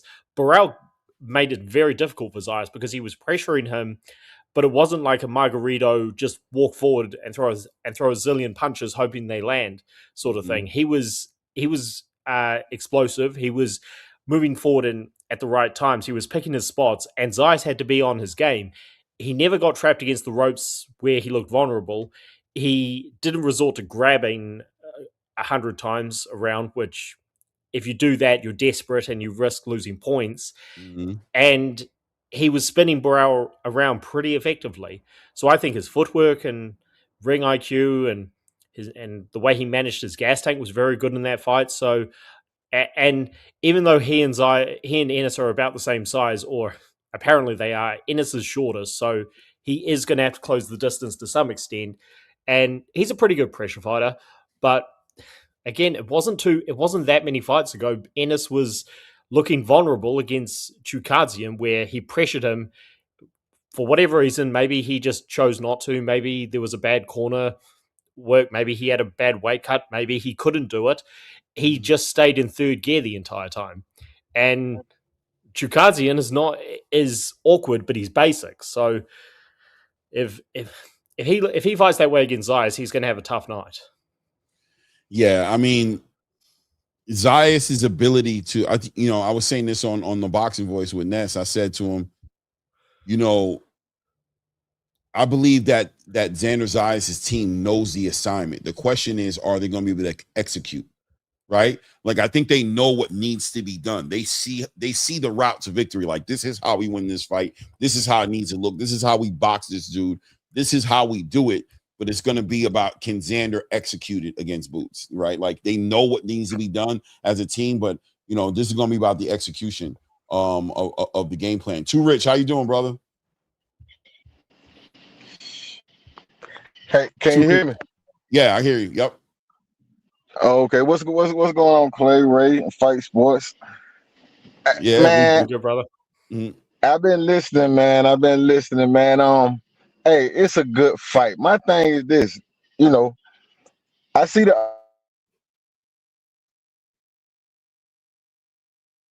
Too Rich, you blacked out. Bad connection. Oh no, Roy Jones Jr. Yeah, I always like Too Rich's breakdown, but he be having issues sometimes with his connection. This is a repeating thing with him. Dragonfly Jones in the building with the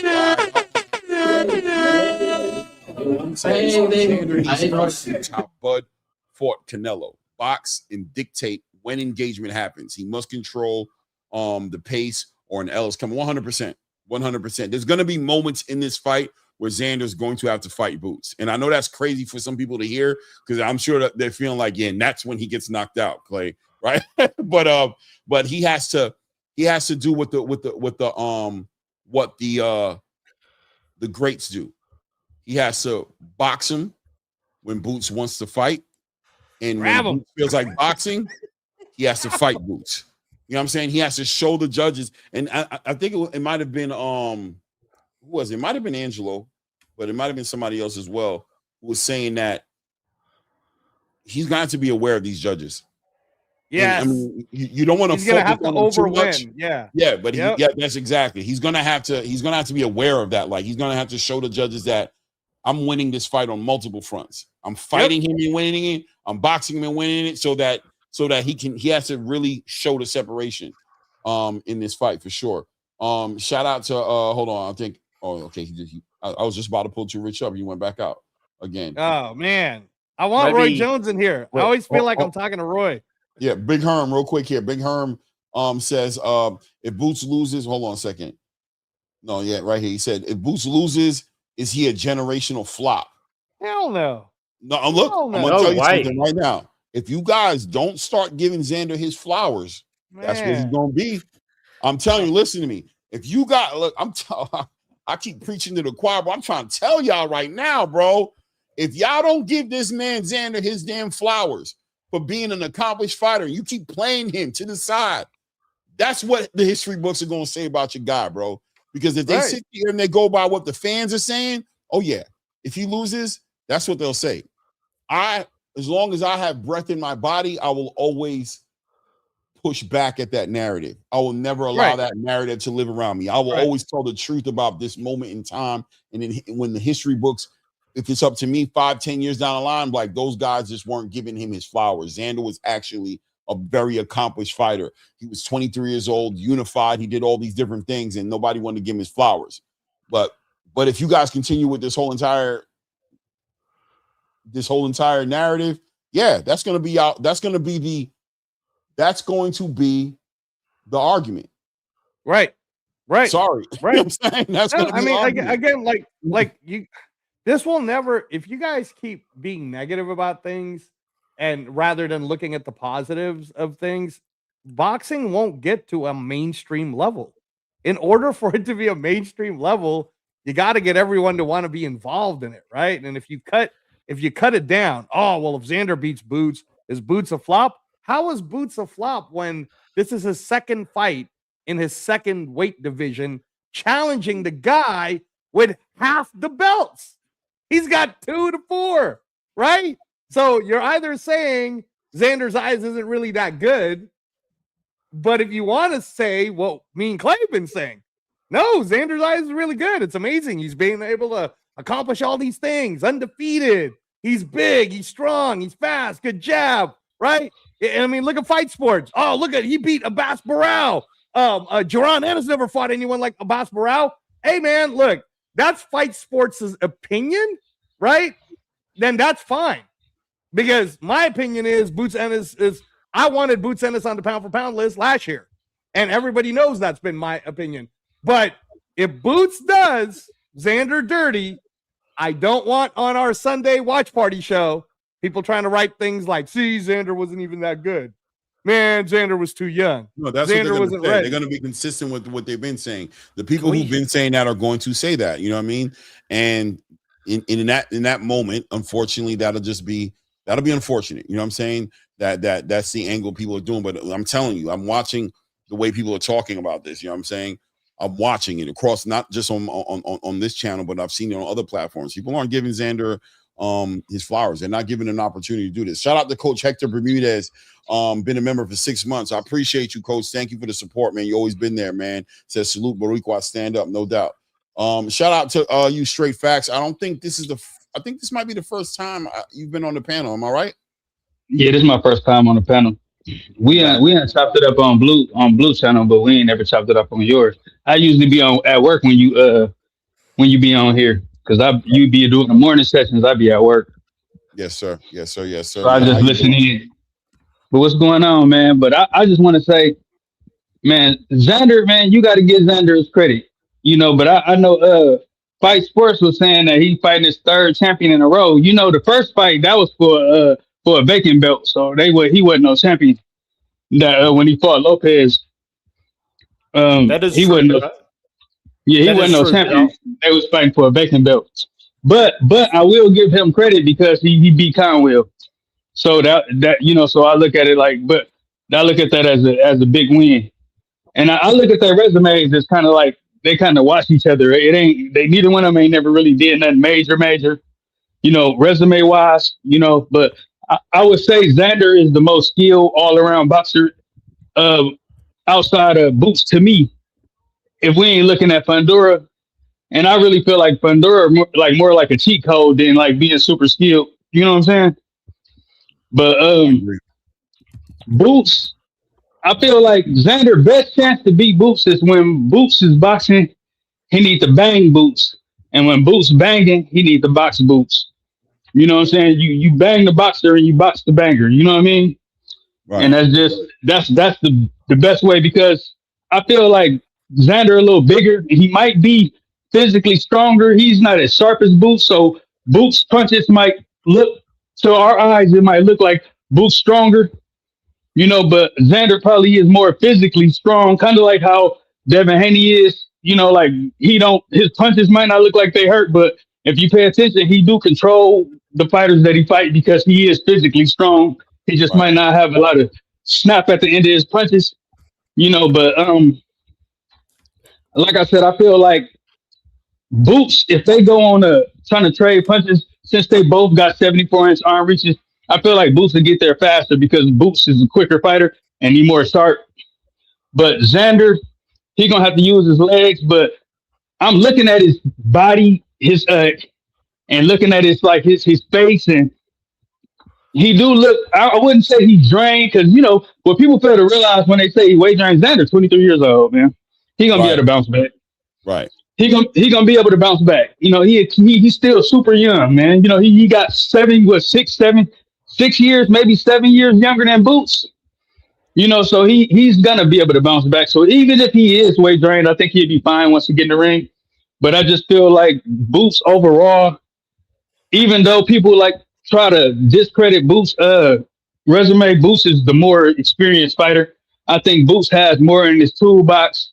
I think he can fight more weight. I think Boots seen more people like Xander than Xander seen like Boots. You know what I mean? Boots can switch. Boots can give him more looks. He can cause more fits than Xander. Xander has size and Xander can move and stuff like that. But, I really feel like Xander gonna bring the best out of Boots, and I think Boots gonna edge it out. I don't think it's gonna be no watch like everybody talking about fourth round knockout and all that. I don't see that.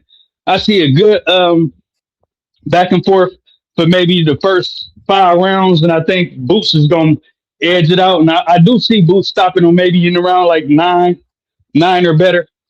Right. Because I do feel like Boots gonna do a lot of body work, a lot of stabbing to the body, straight stabs to the body, hooks to the body.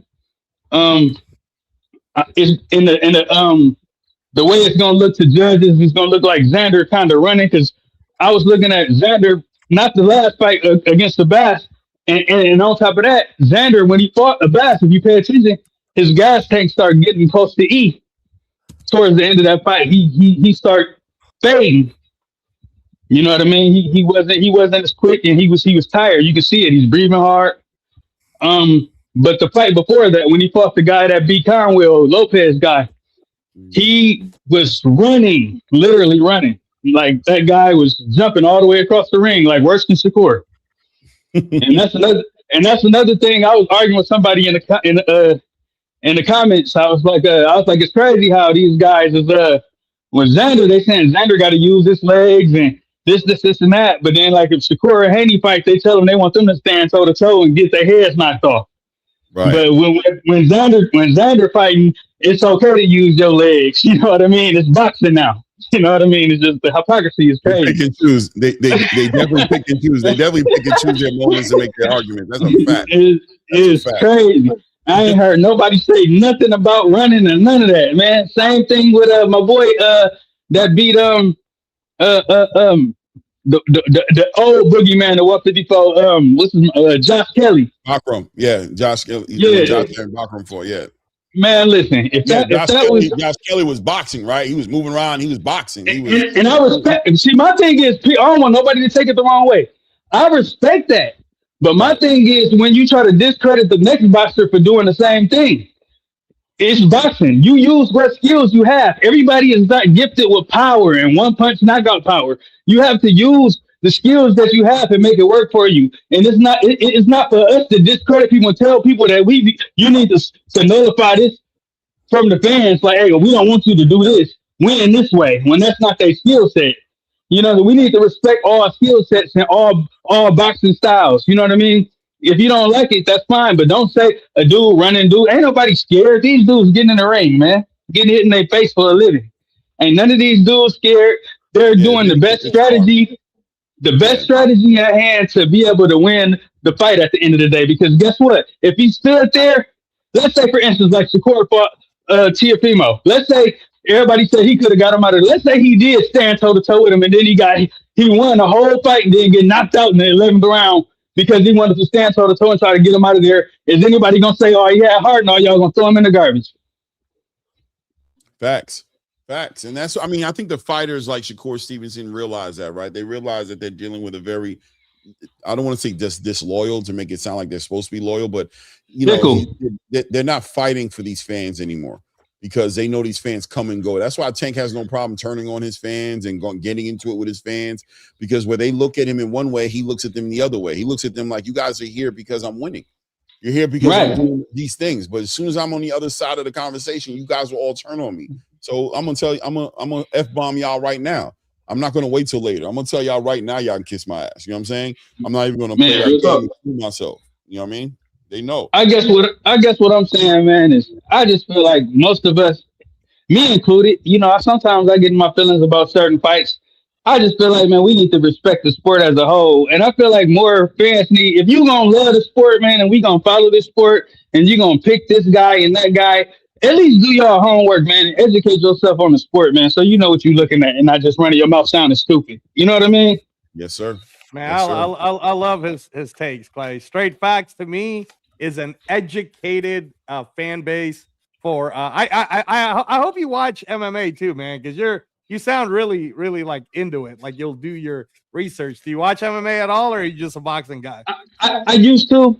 You know, but I love boxing first, and I ain't gonna lie, I'm kind of biased. Once they start trying to discredit boxing, and make me kind of turn me off a little bit. I'm gonna be honest. Right. I love boxing. You know, I was boxing when I was younger. I boxed from like 9 to like 16. But my dad pushed me a little too hard. He made me hate it. You know what I mean? Because I leave the gym and he had me come home, go in the basement, had me doing all type of work, you know what I'm saying, heavy bag work and stuff like that. He just made me hate the sport, you know what I mean? So for me, it's like actually boxing and stuff, no, I'm cool, but I do got a deep love for the sport. I know what I'm looking at. You know, I know who's and who's the guys that's high risk, low reward. I know what dudes to get what dudes fits. I know what style can beat this style and that style. You know what I mean? Like Boots, like everybody say, oh, Boots should be on a pound for pound. Like, no, because the pound for pound is based off a resume as well. Boots don't have the resume for pound, but he is a pound for pound talent. I will give him that. But he has to fight the right guys in the square circle to be able to get that crown as a pound for pound fighter. Do you believe on the back end of beating Xander Zayas that he deserves an opportunity to become, that he should cross that threshold and be a top 10 recognized Ring Magazine pound for pound fighter?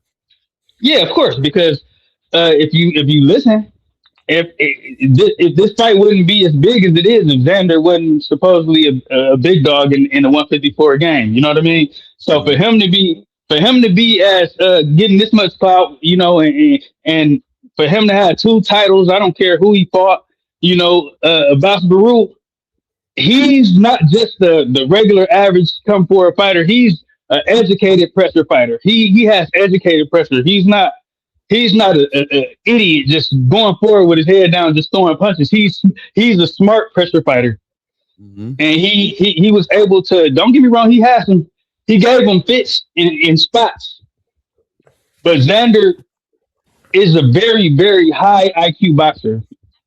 He don't do nothing great, but he does everything good. Yeah, I agree. I think he's a vanilla fighter, but he's fundamentally all the way around sound. He's got good timing. He's not the fastest. He's not, you know what I mean? The one thing about it is, what did you take away from Xander saying, I'm going to show you something? I'm showing you guys at the weigh-ins that you guys never have seen from me before. What did anybody take away anything from that? Yeah, that was I was like, I'm going to show you something. Or he said something like, I'm going to show you a version of me that no one's ever seen before. And so what version would that be? Because the only version I'm thinking is, are you going to try to move forward and dog it out and make it a war? That's what I was wondering. I'm like, is this going to be a Xander all of a sudden who's going to be on that front foot? And is that a good thing for Xander to be going? I'll tell y'all exactly what Xander going to do with a fighter like Boots, with the skill set that Xander has. What Xander is going to do is Xander is going to take the Devin Haney approach. He's going to clinch a lot. He's going to try to fight Boots out the clinch. And then he's going to try to stay as far away from the inside as possible. He's not going to go toe to toe. He's not going to fight close range with Boots. He's going to frustrate Boots as much as possible because Boots don't like a fighter he got to hawk down. Yeah. Because believe it or not, I'm not going to say that Karen exposed Boots, but to a degree, he exposed certain things Boots don't like about certain styles. Mm-hmm. That's what I'm saying. Boots gets very frustrated when you don't cooperate. And he does, and Boots has to be more focused on what's going on in the ring and less of what's going on and what people talking about outside of the ring. That's Boots' biggest flaw, if you ask me, because he has everything. The thing is, he cares too much about what everybody else looking at and what everybody else thinking. If he can just lock in and stay in the ring and don't worry about what's going on out there, and he just focus on what's in front of him, he'll be almost impossible to beat. But the fact that he is easily distracted in the ring during a fight, that's what drives me crazy about Boots. Yeah, I agree. I agree 100%. You know, hold on a second. My guy, Blue Blood Sports, man. Blue. Late. I know it's a big ass fight coming up for sure, Blue. It's so big, Blue. You're there, man. You're there. Give us come on in. Give us a little insider on what Brooklyn is like right now, man. I saw you driving. Hey, I was on here I was on this channel talking to Blue. I think early last week we had a debate about Shakur and Devin. Right. Oh man, yeah, me and Blue. Oh, you should hear the Claymore Blue debates. I watched both of them. Man. Get ready to put your mute button on. I watched both of their channels, and I know both of their temperaments. I know they respect the shit out of each other. Excuse my friend. They respect each other a lot, but I see on that topic they got two different views. And I love both of these dudes. You know what I'm saying? I love both of their minds. Yeah. I lean more towards Clay when it comes to Shakur and Devin. Okay. Because I feel the same. I feel the same way. Like I feel like Devin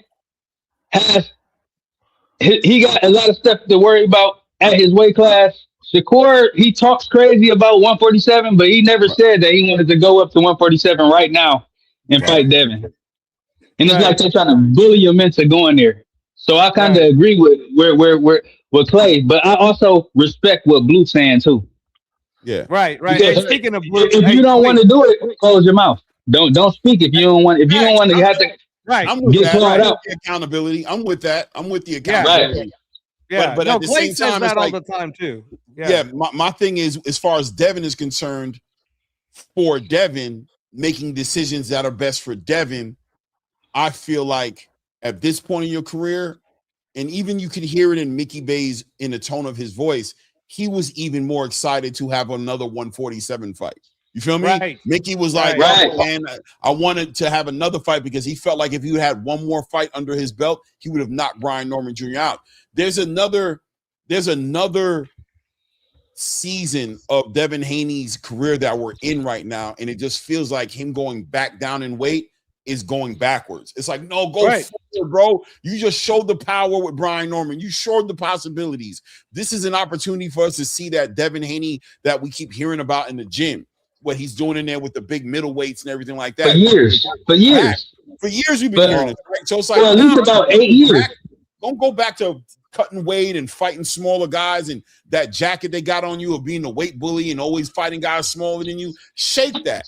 Leave that. How I look at it. Move on to your next into your best chapter. I look at it like this, Clay. I look at it like this. I look at it like, all right, Shakur just fought one fight at 140. He's not truly acclimated at 140. I understand he bigger, he felt stronger than T.O., but that's what he felt in his mind. We don't know that for a fact. That's what he felt in his mind. Was he bigger? Probably so. You know what I mean? But the thing is, you want him to jump straight up to 147 and fight Devin this year. You know what I mean? Not even getting out. Like Devin took a whole year off to acclimate to 147. And still took the 144 fight when he got back. Right. Exactly. Right. And but my main thing is what I'm trying to hit home is the fact that, and I love both of them dudes. You know what I'm saying? I respect both of their styles. I like both of their styles. I love technical boxing. I'm more of a boxer than a puncher because a puncher can't show me nothing because a puncher is only a puncher if you can land that motherfucker. Right. Excuse me. You know what I mean? But a boxer, it's more wrinkles in their game. You know what I mean? You have to turn into a boxer to be able to catch one. You know what I mean? But anyway, what I'm trying to say is, if you want all your credit, don't try to put a man up. Just wait for him to get there. Yeah, that's it. Yeah. Why play if it's meant to be, meant to be, let it be. Because guess what? If Shakur bring him down to 144, you drained him. If you bring Shakur up to 147, you put a little dude up. Just let it be when y'all both there. If that's the case, if it's God's plan, it'll be. If it ain't, it ain't. Y'all always been 1 or 2 weight classes apart. Every time somebody got close, it was the end for one. So if Shakur go to 9 times out of 10, when Shakur do finally make it to 147, I'm not saying if he waiting for Devin to get tired or get too big or not. But what I'm saying is it's always going to be on the back end. So at the end of the day, somebody's always going to be at a deficit no matter what. Somebody going to have to concede one way or another. Well, I don't think any of them are at a deficit. I mean, they're both around the same size. Yeah, Haney's bigger, and you think so? He probably. Well, they're about the same size. I know Haney's bigger, but Shakur's got a similar reach. I don't think he's really at a deficit. No, they don't. They ain't got no similar reach. Shakur 68 and a half. Devin Haney got almost a 70.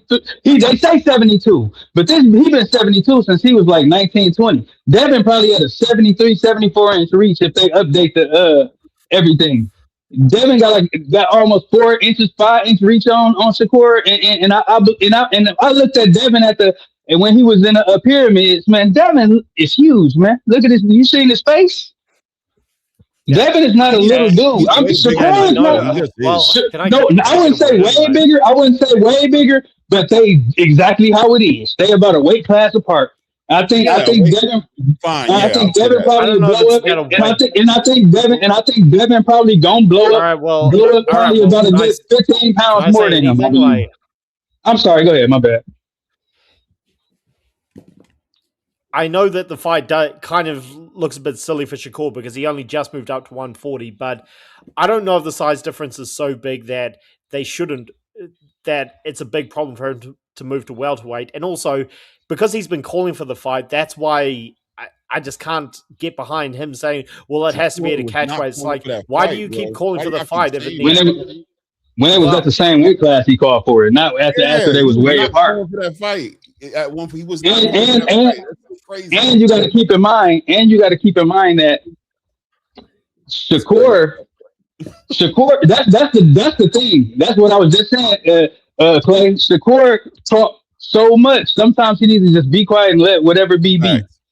You know what I mean? But my thing is here's one thing that the reason why Devin, and I'm not even a big Devin fan, but I think the reason they're calling for the fight is because there aren't any good fights at welterweight. Like Rolly, he and Ryan are just gonna, It is at 54. Instead of calling somebody else, why don't you move up? That's what it's all about. One second. That's what it's all about, right? It looks opportunistic. You know what I'm saying? When you move that way, it does, because you got a reputation already. People have given you this jacket of being this guy who's always fighting smaller guys, who's being this weight bully. And I'm not here to say that you are a weight bully, right? That's not what I'm saying. He makes the weight. Yeah, exactly. He's not a weight bully. He makes the weight. But the reputation, the arguments in the circles is he's way bigger than these dudes. He's never been able to show improve in front of guys that are on his level. You know what I'm saying? So it's like Keyshawn is a more attractive fight because Keyshawn is a guy who's willing to go up to 147. He's committing. He's in the rankings. He made the moves. He's a confident guy who believes he can do it at 147. Whereas Shakur is this dude who gets confronted with questions when he does interviews, and he's like, yeah, that'd be a great fight. Yeah, man, I wouldn't mind doing that at all, but I wouldn't do it this way. This is the way I do it. Blah, blah, blah, blah, blah, blah, blah. And then all of a sudden, he knows. All of a sudden, the narrative is he called out Devin. It's like, come on, bro. That's not what happened, bro. Okay, I gotta stop saying that. He did not call this. Can I answer his question? Normally, I would agree that Devin should move up instead of calling out guys who haven't moved up. But the thing is, he just moved up to welterweight in one fight, so it's kind of. No, he didn't. He went up to 140, not 147. He just came from 135 and fought Tio at 140. That's one fight, and then you want him to go up to 147 and fight the best 147 pounder? You didn't even listen to what I said. I said Devin just moved up to welterweight, so it's kind of unrealistic to say that he should move up again when he's only had one fight in this division. The thing is that welterweight is boring. But you're asking Shakur to do that. To do the same thing. Shakur had one fight at 140. Yeah, because Shakur is the one who's kept calling for the fight, saying that Devin didn't fight him. No, he didn't. No, he didn't. Hold on. Let Fight Sports do his whole monologue, Go ahead. and then let's respond. It's not even a monologue. It's not even a monologue. I'm sorry, I just can't finish the point. Shakur did turn down the fight. That is a fact. Look, I've always said I think Shakur beats Devin. I don't know why he doesn't take the fight, but he was offered the fight, very fair purse split, and he did turn it down. So that's why I don't have sympathy for him. I mean, I would turn it down too if I'm a 135 pounder. I went up to fight at 140, but I'm telling you, I still got unfinished business at 135. But I would campaign at 135 and 140. If I fight at 147, I can't campaign where I want to do. I can't finish my own. Everybody got plans. Everybody have a set up plan that they want to do. Most fighters, especially the elite ones, that can kind of turn the tide of what they want to do. They get to call their own shots to a degree. He has fights still. Devin is the one that don't have fights around 147 because 147 is dead. But Shakur has fights at 140. Shakur has fights at 135. It's the one. Devin is the one that don't have no fights unless he go up. So he's actually doing Devin a favor. He's doing Devin a favor going up to 147 and giving him an advantage on top of that. That's just the truth, man. And I think when people want to, the thing about it is I'm truly objective, right? Like I don't care. I don't have a horse in the race. But when you have a horse in the race, it makes it hard for you to to be fair, right? Like, for example, there's an argument there. There's a couple of arguments. One of them is that, well, if he's willing to fight Conor Ben, he should be willing to fight Devin Haney. No, skill set. It's a fucking different, whole different skill set conversation. So it's not fair. It's not the same conversation. What I'm willing to do with one person doesn't mean I'm willing to do it with another person. Terrence Crawford was willing to go up there and fight Canelo. He was not willing to go up there and fight David Benavidez. That's how it goes. 100%. Roy Jones was willing to go fight Carl Ruiz. He was not willing to go fight Lennox Lewis. You know what I'm saying? Like, there's certain intangibles involved with this conversation where if you can't wrap your mind around being objective, then of course you're gonna say things like that, right? You're gonna say things like, I think Nick J just said something in here about Keyshawn.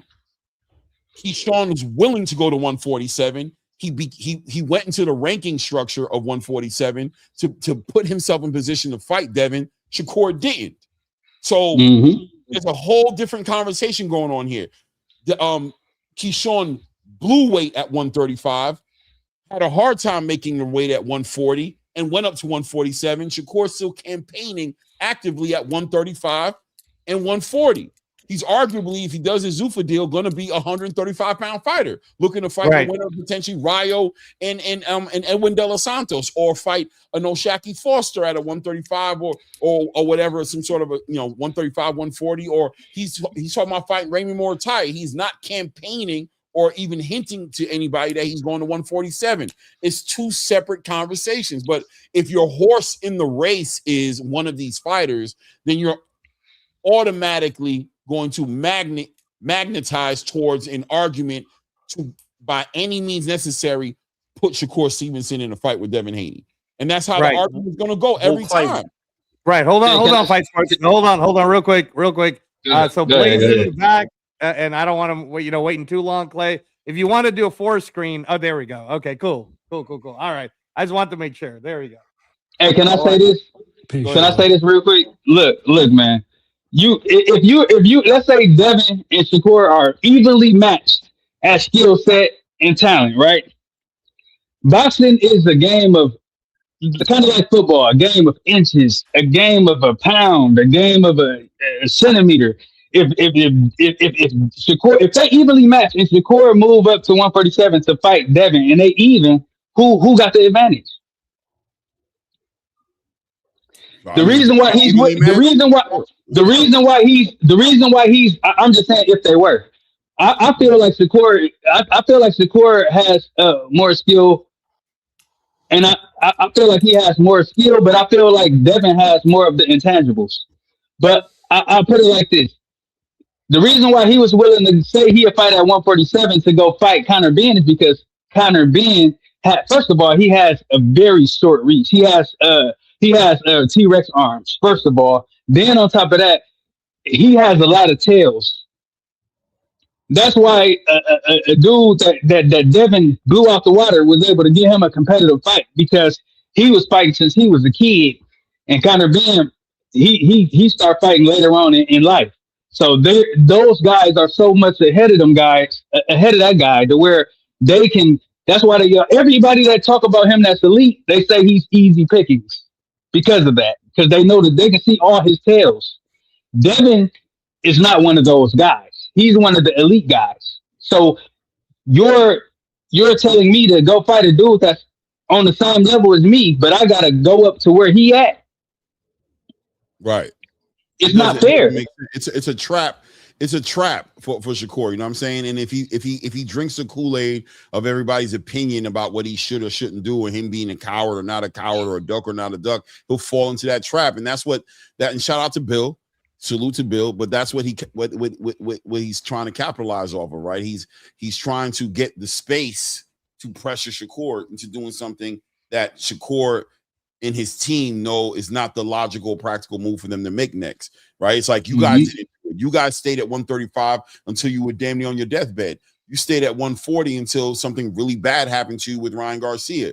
You know what I mean? You came back after a year layoff and fought a catch weight of 144 before you went to 147. You showed the world, and you shown and proven that you are aware and knowledgeable of how this should go. So you asking me and pressing me to do something like that is because of the advantage point. It's because of the high ground that you're hoping that I'm dumb enough to do that. You know you wouldn't do it. You did not do it. You didn't come up directly to 147, but you're asking me to do it because it's advantageous to you for me to do that, which is not like you're not a villain for that, but at the same time, as fans, if you're objective, you respect Shakur being intelligent and not falling for that.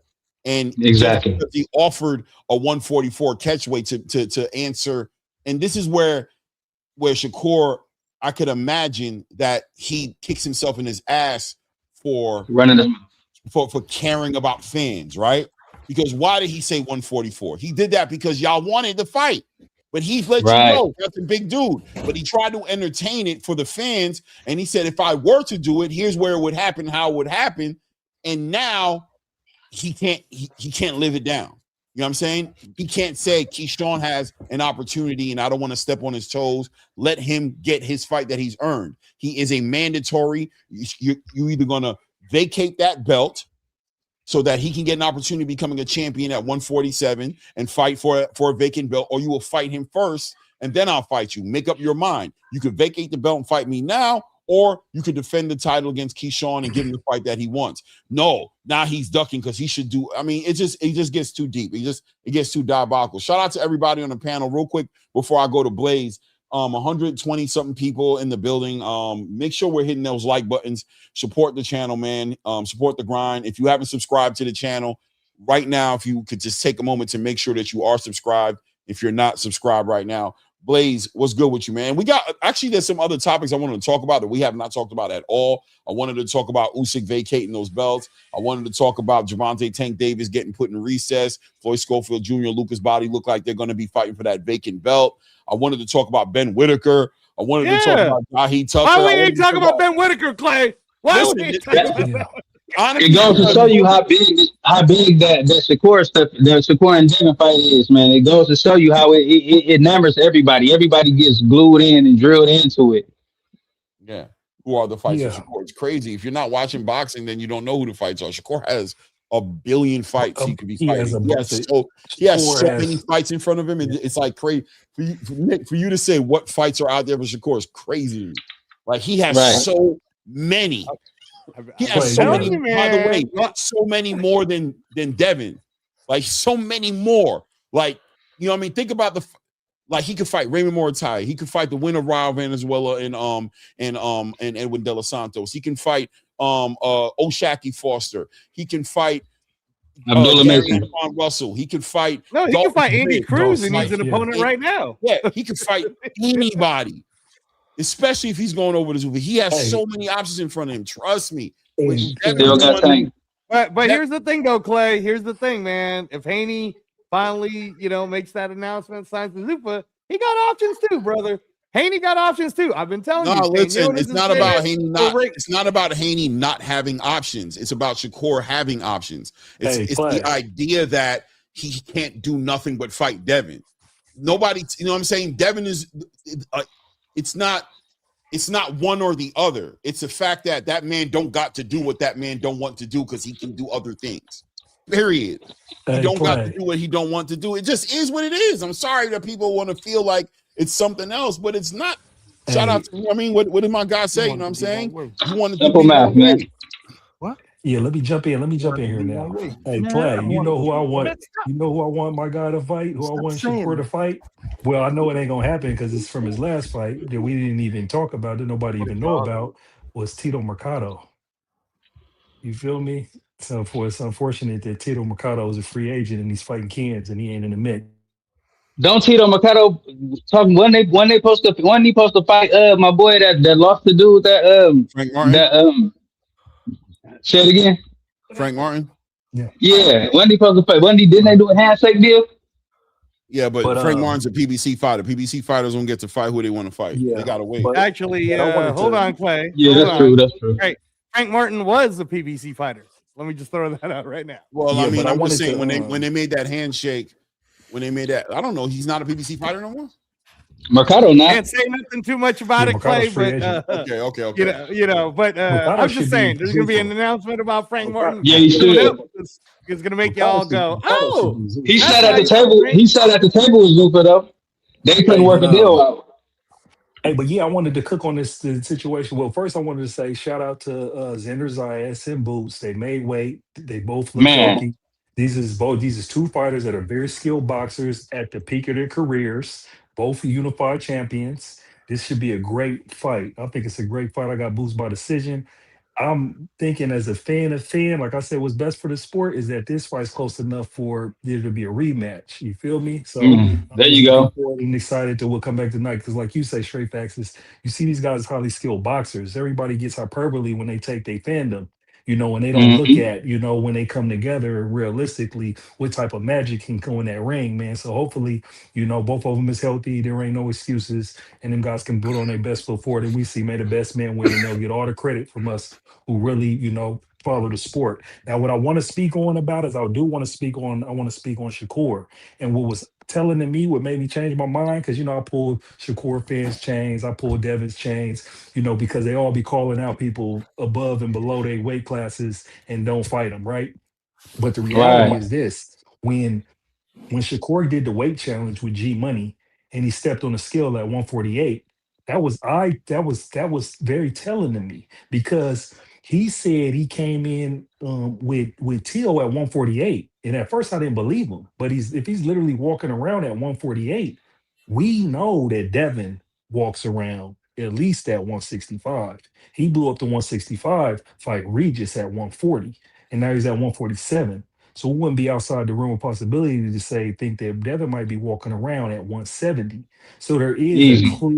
there's a clear weight difference. And like you said, straight facts, if there's a 15, 20 pound weight difference like that, and when we're talking about both of these guys be highly skilled, that's a clear competitive advantage. And one thing Exactly. about Shakur don't care about the fans. And so he's gonna say everything, and people are gonna crucify him, and it don't really matter because as you can see what Shakur's doing, Shakur's guiding his career right. Shakur's 4 division champion.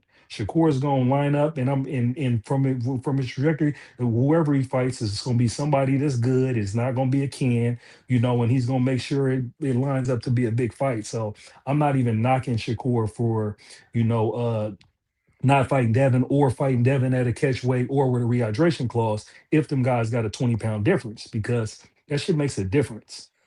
Yeah, Straight up. because It's that like It'd have it's been interesting if Devin would have chosen to hit the scale, which he did not do, by the way. Bill did, which was very funny, a telling. nice little twist and Yeah. joke, and we can all laugh at Bill showing that he's 200 pounds.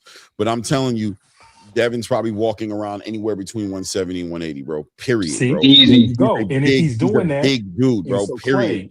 So Clay, if he's doing that, then the fans need to understand that that is the issue. Like you gotta if he's walking around at, let's just give him 170. Let's say reasonably. If he's walking around at 170 and Shakur's walking around at 148, that's a 22 pound difference. So you Huge. gotta respect it. You feel me? And if you don't respect it, then you just get caught up in these fan biases and just be just losing your mind over this nonsense, as far as realistic fights. And so the fact that Shakur would negotiate with him 144, and then what I heard is a rehydration clause. I haven't heard him say it, but I wouldn't be surprised if he said it if the weight difference is that much, because you Right. gotta put a cap on how close in weight y'all gonna be when y'all step in that ring if you want it to be competitive, if you want it to be fair. And then I'm gonna land my plane with this though. And this is where I come to being a fan of Keyshawn Davis. I watched Keyshawn Davis a day before he fought Jermaine and looked Bill in the face and said, "Hey, after I stop Jermaine, am I gonna be able to fight your son?" And and Bill may had every indication like if he handled his business, he was gonna do his thing. Then they call Keyshawn a key busy fight, easy work. Then they call him little bro with big bro. And so now with his team forcing the issue with the mandatory and forcing the fight, I feel like it's a goddamn shame that Devin don't fight Keyshawn. Because if Devin really wanted to solidify himself as one of the best in the sport, you would fight Keyshawn if he's keep easy work, get him out of there, and then circle back on any fight that you would want to make. If he's But you that had guy, and it's you standing on your word though, I wouldn't be asking. See, I wouldn't be asking for the Devin versus Keyshawn fight if he wasn't talking like he'd fight him, if he didn't have him on the list, if he didn't call him little bro. Because what I do believe about Keyshawn, watching him, is I believe Keyshawn is a real dog, and Keyshawn is very skilled. Keyshawn is a silver medalist. He got international experience, even with his that's what short they don't see. resume. You know what I'm saying? That's And what it's they like don't see. there's other great fighters that had short resumes. Lomachenko won his third title in 12 fights. So you can say people ain't fought nobody, right? Everybody can say that, but it's like when you go and watch the tape and watch Keyshawn's tape, hey man, he's a complete boxer and and he fights, and that's a fight that I really want to see. So I'm Me interested to too. see if Devin's going, explore his options and vacate the belt, or if he's going to fight Keyshawn. And I'll let my plan right there. He should fight. Man, listen. I think he's going to fight Keyshawn. And once again, I think Devin is not worried.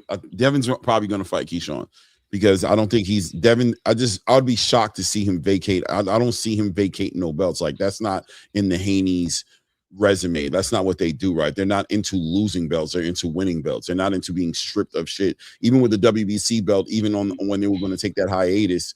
After the Ryan Garcia situation, they put up a little bit of a fight. They didn't want that belt to be taken from them. I mean, they got put in recess for a little while, and then finally the belt got taken. So it's not in them to vacate belts. I'd be very shocked to see them do that. I think we're going to see them fight Keyshawn Davis. But at the end of the day, this is about fighters moving their careers accordingly. If you think that they're trash or you think they're not up to speed with their hype is around them, then that's on you, right? But I think me personally, Shakur is a great fighter, one of the best pound for pound fighters in the world, and Devin Haney's a great fighter. The question is as to whether or not they should be fighting next or not. Right. And that's based off of the fighters making that decision. Shakur deciding when it's time for him, and Devin decide when it's time for him. Devin has decided right now is the time, and there's no reason to argue against the fact that it's more advantageous for him to fight. For Shakur to fight him at 147 than Shakur to fight him at 147. This is his time. 147. If you fight Devin right now at 147, you're not a natural 147 pounder. You're giving the advantage to Devin, period. And that's, of course, going to be like what Shakur said, why he's so eager to make the fight right now. Shakur has every right to say that because he understands, I'm not that guy yet. I'm not a 147 pounder. I've been maintaining my weight. He jumps on the scale and shows the world I'm at 147 and change. You know what I'm saying? 140. I don't know why I felt like I saw it said 144 for him. Everybody's saying 147, 148. I don't remember that. Maybe I got to rewatch it was two different ones. He did it on his own, and it was 144. Then when Tank the G Money, I ain't gonna lie to you. I really think G Money is Bill Haney. I'm gonna be honest with you. But besides that, when G Money did it, he came back in, and I think it was like a day or two later, he was at 148. You know what I'm saying? Right. So Shakur just shows that he's under 150, period. At the end of the day. Now you see I see somebody in here say, oh, he walks around 150, 160. Let me guess. I'll say 150 max. Right? Let me guess who you're a fan of when you're willing to say that, right? And then somebody else asked me, how do we know that he's walking around between 170 and 180? Well, listen, Zab Judah, who has an intimate relationship with the Haney family, he's the literal godfather of Devin Haney, said he didn't even expect Devin Haney to stay at 147 too much longer. He said that 4 months ago. 4 months ago, I played the video up here. He said he expects Devin. He didn't even think this fight could be made between him and Shakur. He said the weight classes, it could not happen. That's what he said 4 months ago. All right. Yeah, so big boys. He's a big boy, is what he said. He said he a big dude. Y'all don't even know how big Devin is. That's what y'all understand. He's a big boy. Y'all don't even understand. But it's not that serious for me. But I can't be stupid for y'all. I gotta let y'all have that. I can't, if it don't make sense to me, it don't make sense. If it makes sense to you, God bless you. I can't go against the facts, the reality of what I see and what I understand. I can't play that game with y'all. I'm not here to go along to get along. That's not how I operate. I can't do that. You gotta sell it to me and make it make sense. If it doesn't, it just doesn't. I'm sorry. It ain't your fault though, Clay. It ain't your fault. It ain't the fans' fault. It's the fault of boxing in general. They need to have more stipulations on that loophole, because that's literally a loophole. If you can make the weight, you can blow up to whatever you want. That's a loophole. They need to close that loophole, and then everything could be more fair. We don't have to do rehydration clauses and kill people credibility for when they beat fighters and stuff like that. They need to close that loophole, man. It is what it is. It is what it is, man. Yo, Dub right side. Sorry, man. I know we've been blocking you out, man. You probably been wanting to build, but I know you can go too. So how you doing, Dub? You already know I can talk just like y'all can. So Yo, I ain't got no problem. Right. First things first, man. Shout out to my brothers on the panel, man. Salute you, Clay. Salute my brother Reyes up there. Straight. I think this is the first time I've been on the panel with you, but man, I love how you talking, man. I ain't got no. Straight facts is really good, man. Straight facts is really good, dog. I gotta say though, man, and I disagree with some of the points that y'all make here. It's interesting because out of all the fighters that we're talking about, the one that never has missed weight is who? Devin. All right then. So hold on. You was cooking. Let me go ahead. You got it. Go ahead. My bad. And so when I asked that question, I asked it for a reason. And when you sacrifice to make weight, you know what I'm saying? Hey, I've said this from the beginning. Y'all always check me out. Hey, if you're gonna sit there and drain yourself to make weight, and you still can come out and perform, man, that's on you. You know what I'm saying? So I give you credit. You know what I'm saying, for being disciplined, never missing weight, those type of things. I give them credit for it. It's just really interesting to me though that when Shakur Stevenson says that he'll go up there and fight, and I love y'all hit my link right now. No disrespect. I ain't trying to promote my channel, but promote your channel, bro, for sure. I ain't on even go live right now. Just go look at, man. This is Devin and Shakur up there. Those the guys I rock with. At the same time, we have to be honest about this thing. And when you look at Keyshawn, or excuse me, I said Keyshawn. We're gonna get to Keyshawn in a second because I think that's the fight that Devin. That's the best fight. I'm gonna put it in order in a second. Give me 1 second. I'm gonna put it in order. But when you look at how Shakur has moved, ain't no way you can sit here and say I'll fight Conor Ben at this weight, but all of a sudden I need this, and this with Devin. No, fight that man too. Fight him too. And that's the fight we've really been looking for.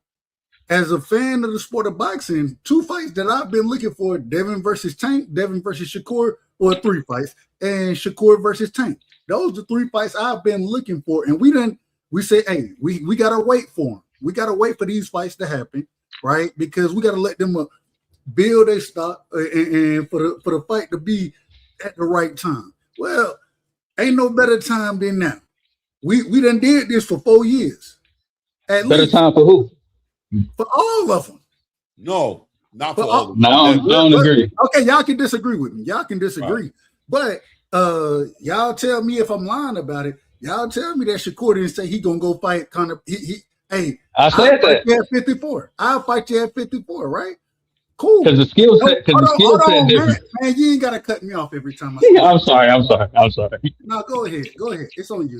Go ahead. No, my bad, bro. Yo, you good. I just be passionate about certain stuff because it's like no, it is. Normally that's why I bring up one person. I don't do these panels necessarily like that, but it's all good. I think that at the end of the day, though, right? Like I said, if you have a horse in the race, you're going to come up with these arguments, and they're going to sound a certain way, right? For example, if you have a horse in the race who want to see this fight, you're going to disregard that Shakur came back a week later and before this fight was even offered to him and said, I know I said 154, but I'm not going to do that no more. I know that's what I said. He dialed that back, number one. Number two, you're going to disregard the fact that Conor Ben and Devin Haney are in 2 separate conversations. That one guy is a high-level, high-pedigree fighter, and the other one is a guy, a late bloomer who started boxing at like 16 years old because going off his father's legacy, and that he's more hyped than anything. And that's what Shakur has also said in interviews, exposing Conor Ben, saying that's an easy bag. That's why I did that. You're going to disregard that. You're going to use all these talking points that are going to make it look one way because your horse in the race is clear. You'll even say things like, this is the perfect time, when you have one of the fighters saying it's not the right time, that I'm not a 147 pounder, that I'm going to be the smaller guy, that guy's going to be 20 pounds over me. You're not going to acknowledge the fact that the perfect time is for Devin, not for Shakur.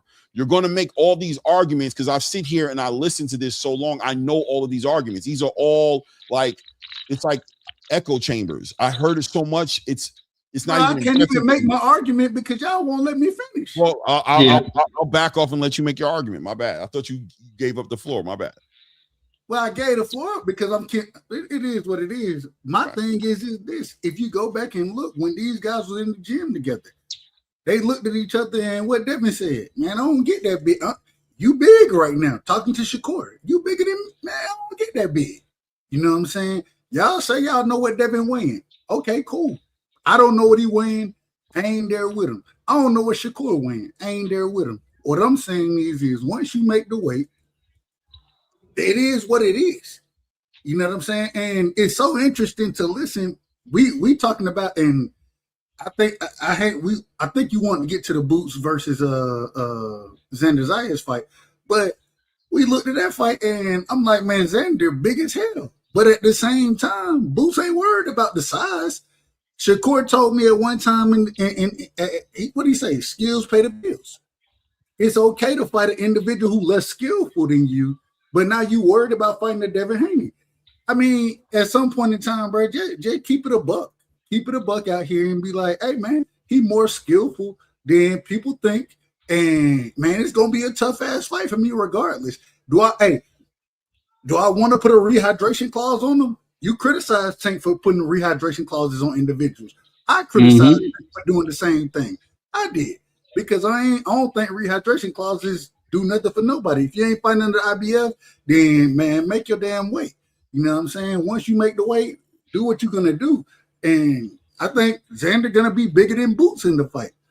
But I'm worried about that because skills pay the bills. And so it seemed like y'all was trying to make some type of, what's the word? Y'all making excuses for Shakur when, nigga, man, fight. If you're not going to fight. Can I ask you a question, Doug? I'll answer it. From your history, right? And this is just me being, I have no horse in the race, but I'm going to ask a question. People are going to feel like, and however they feel about it. But when was the last time on record do you remember the bigger fighter running around calling out the smaller fighters for a fight? Give me the time. When do I remember the bigger fighter running around calling out the smaller fighter, like campaigning to fight the smaller fighter?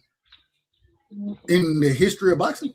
Just give it to me. Whatever you got on top of your head, go for it. People consider Errol Spence a bigger fighter than Bud Crawford, and Bud called him out. And Bud is a 147-pound champion. Try again.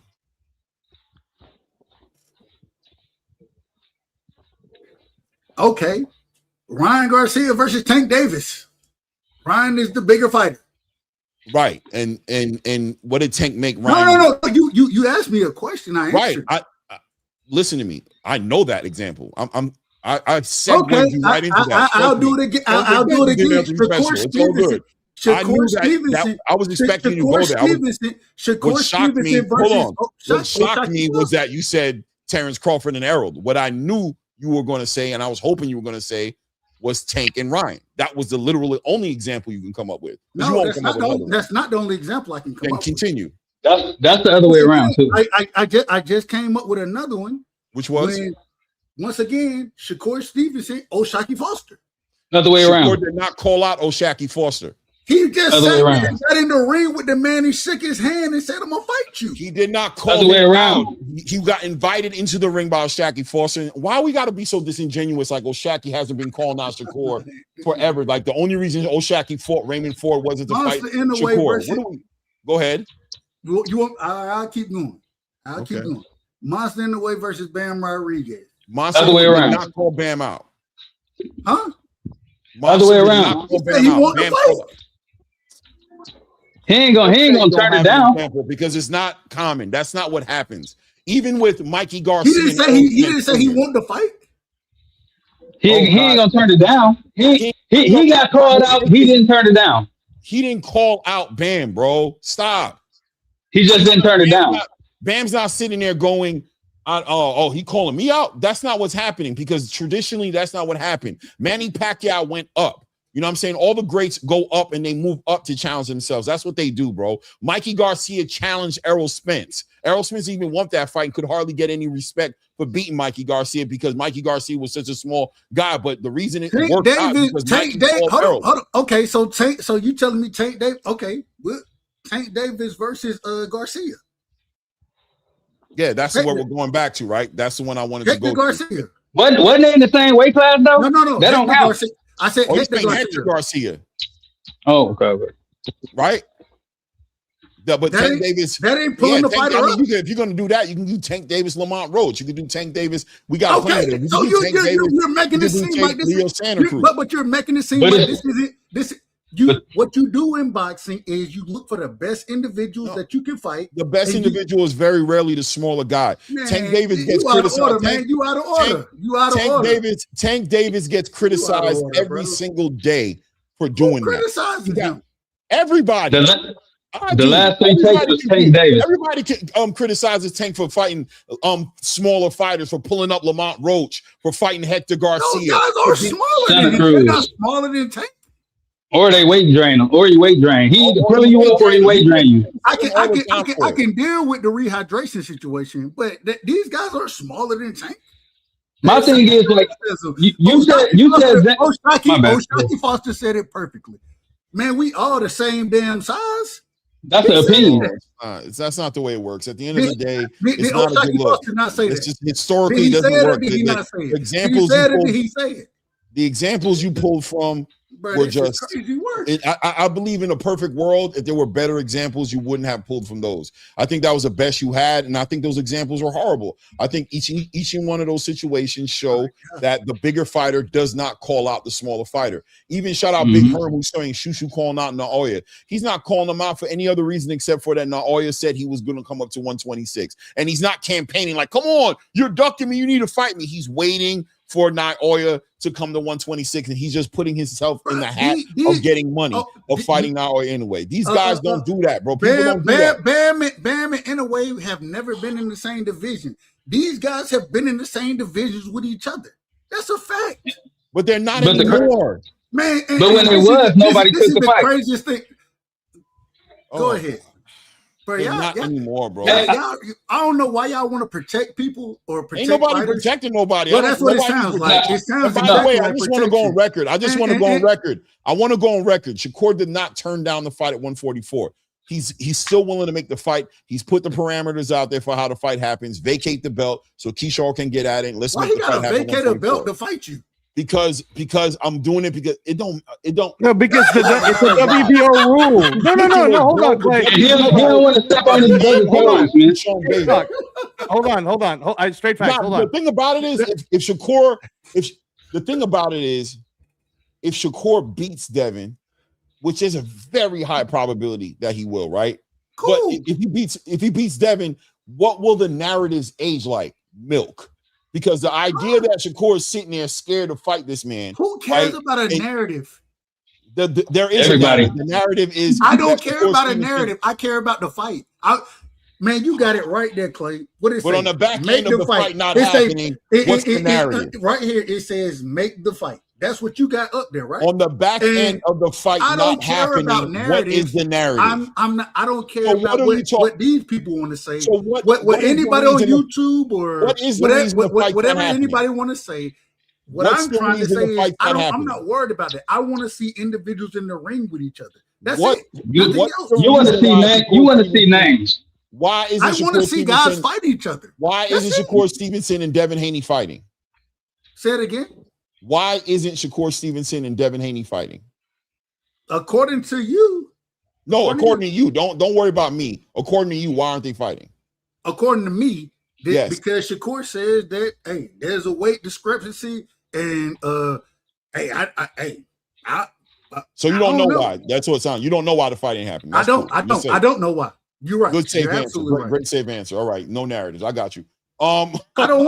It's not about pushing narratives out here. It is about narratives. Maybe not for you. Maybe I'm not going to put those. Why you want me to push one thing? Clay, Severe's backstage also. Just let you know. Why you want me? Hey, can I say one thing? Can I say one thing real fast? Mm-hmm. Hey, look. All right, now we talking about weight. Now you saying Xander is gonna be bigger than Boots and Boots ain't tripping, right? They just both happen to be in the same damn weight class. You know what I'm saying? It's So ridiculous. it's a whole different situation. You know what I'm saying? Then when it comes down to all the scenarios you gave them was tank. Tank Right. is known for No, I gave always. Shakur first. I gave Shakur first. Yeah, but it was wrong because guess what? Osaki called out Shakur, and Shakur said, "All right, beat my little man." Because and what another thing people kept on saying, Shakur throwing people on people. No, he been trying. Raymond Ford been trying to fight Osaki for like a year and a half. Osaki, he what he did was he used his clout. All right, fight my little man, then I'll think about fighting. But Osaki been calling Shakur out because Osaki is mad because Shakur said he had helped Raymond Ford train for the fight. That's the reason why they beefing, if you didn't know. But Shakur never called out Osaki. Osaki called out Shakur and been pressing Shakur for at least about 6 months. All right, hey, hold on. Straight facts and this is cool. I want to help out my brother Akeem Blake. Akeem's been asking for it for an hour, so Akeem, please come on in, brother. Ask your questions so that me and Clay can answer it for you. Go ahead. Hey, brothers, listen, y'all know me. I stay in my lane. I just want the both of you guys, if you can, to shed light on the Vargas fight because you guys were cooking when you was talking about that belt that Shakur gonna have to drop eventually, and how Top Rank is moving with Vargas, like looking like it might fall in his lap. As far as the route that he's taking, it might be a Okay. situation.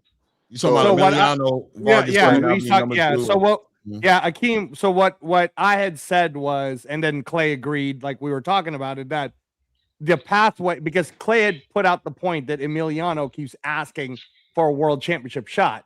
And we all know he ain't ready. All right. I mean, he's just not. He's 17-0 right now. Let's say he beats Bryce Mills, which he should, then he'll be 18-0. The Shakur thing is Shakur, in my opinion, there you go, Clay. In my opinion, when it happens, Clay, I'm just saying, when it happens.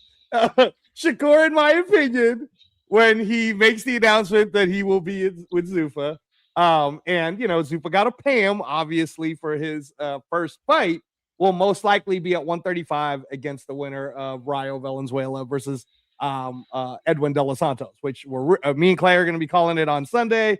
There's a lot of buzz here happening in Vegas about it. It's pretty cool.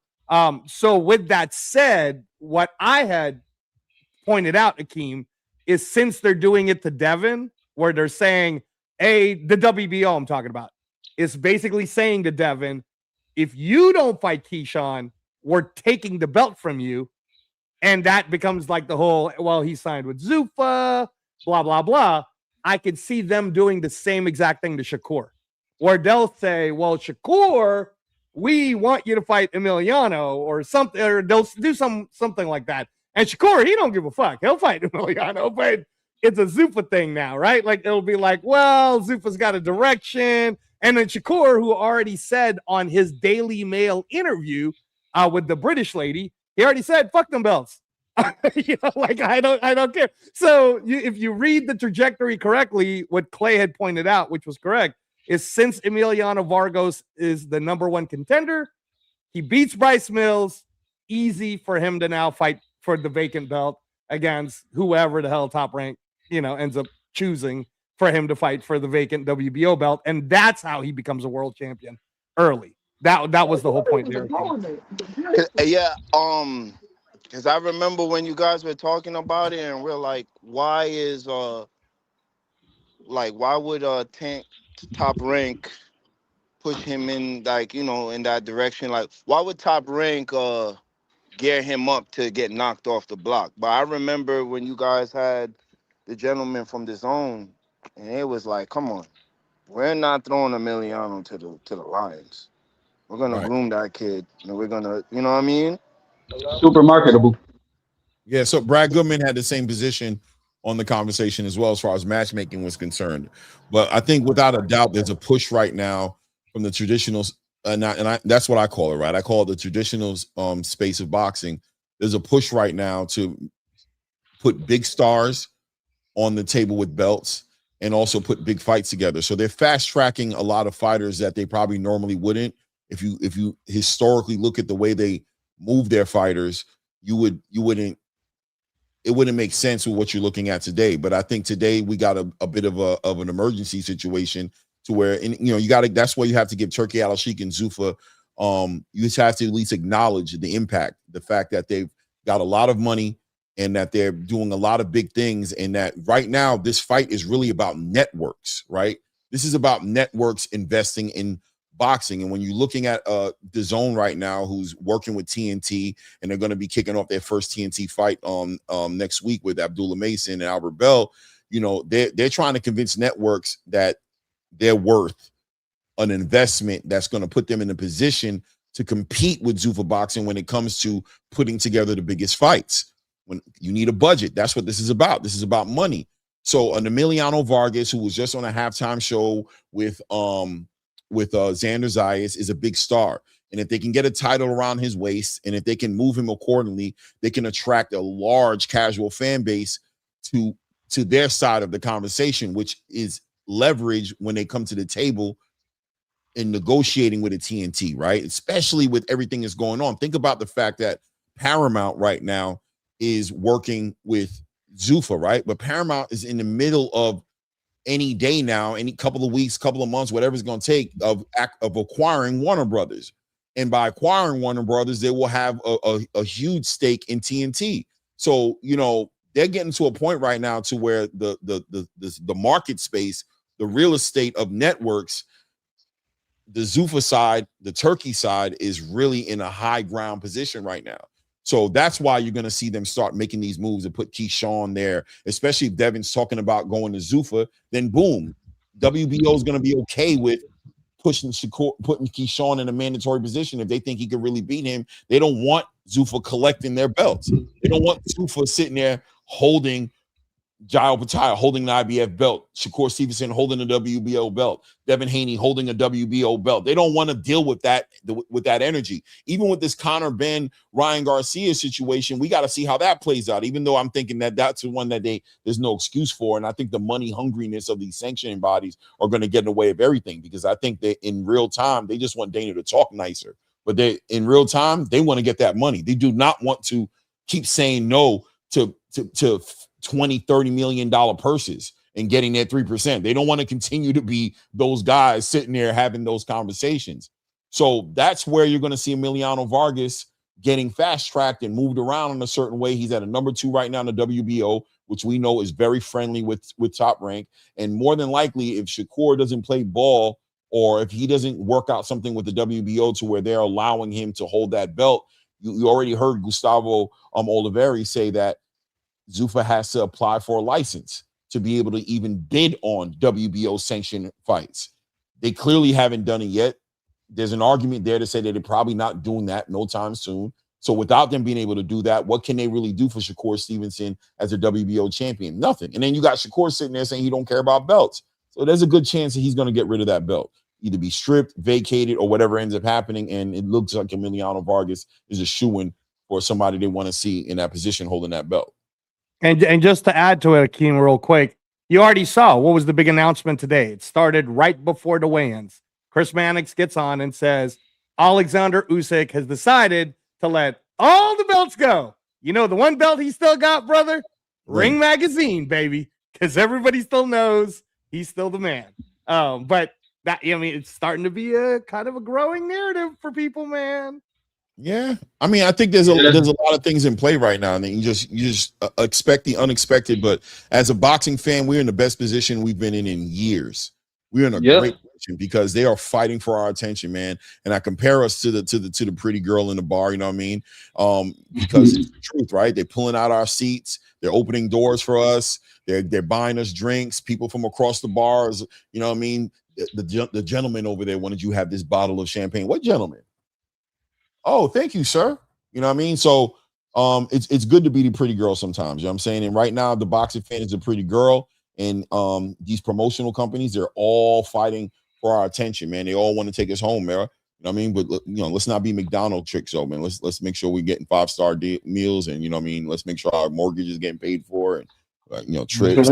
Make sure we're getting all of it. I love it when Clay does these analogies, man, and bringing up one of the pretty. As an analogy, bringing up one of the pretty girls that boxing has been trying to impress is our guy from the Raider Nation, Severe Raider, on with us tonight. Severe, man, good to see you, brother.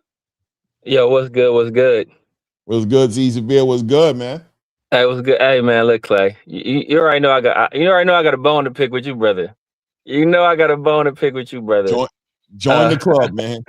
Nah, man, because why I have a bone to pick with you, Clay? Why I have a bone to pick with you, Clay? Because you are such a respected voice in this boxing space. And I just don't like the fact that you say that you're playing it in the middle, but you're not playing it in the middle. And know how I know you're not playing in the middle, Clay? Is because you said it yourself, right?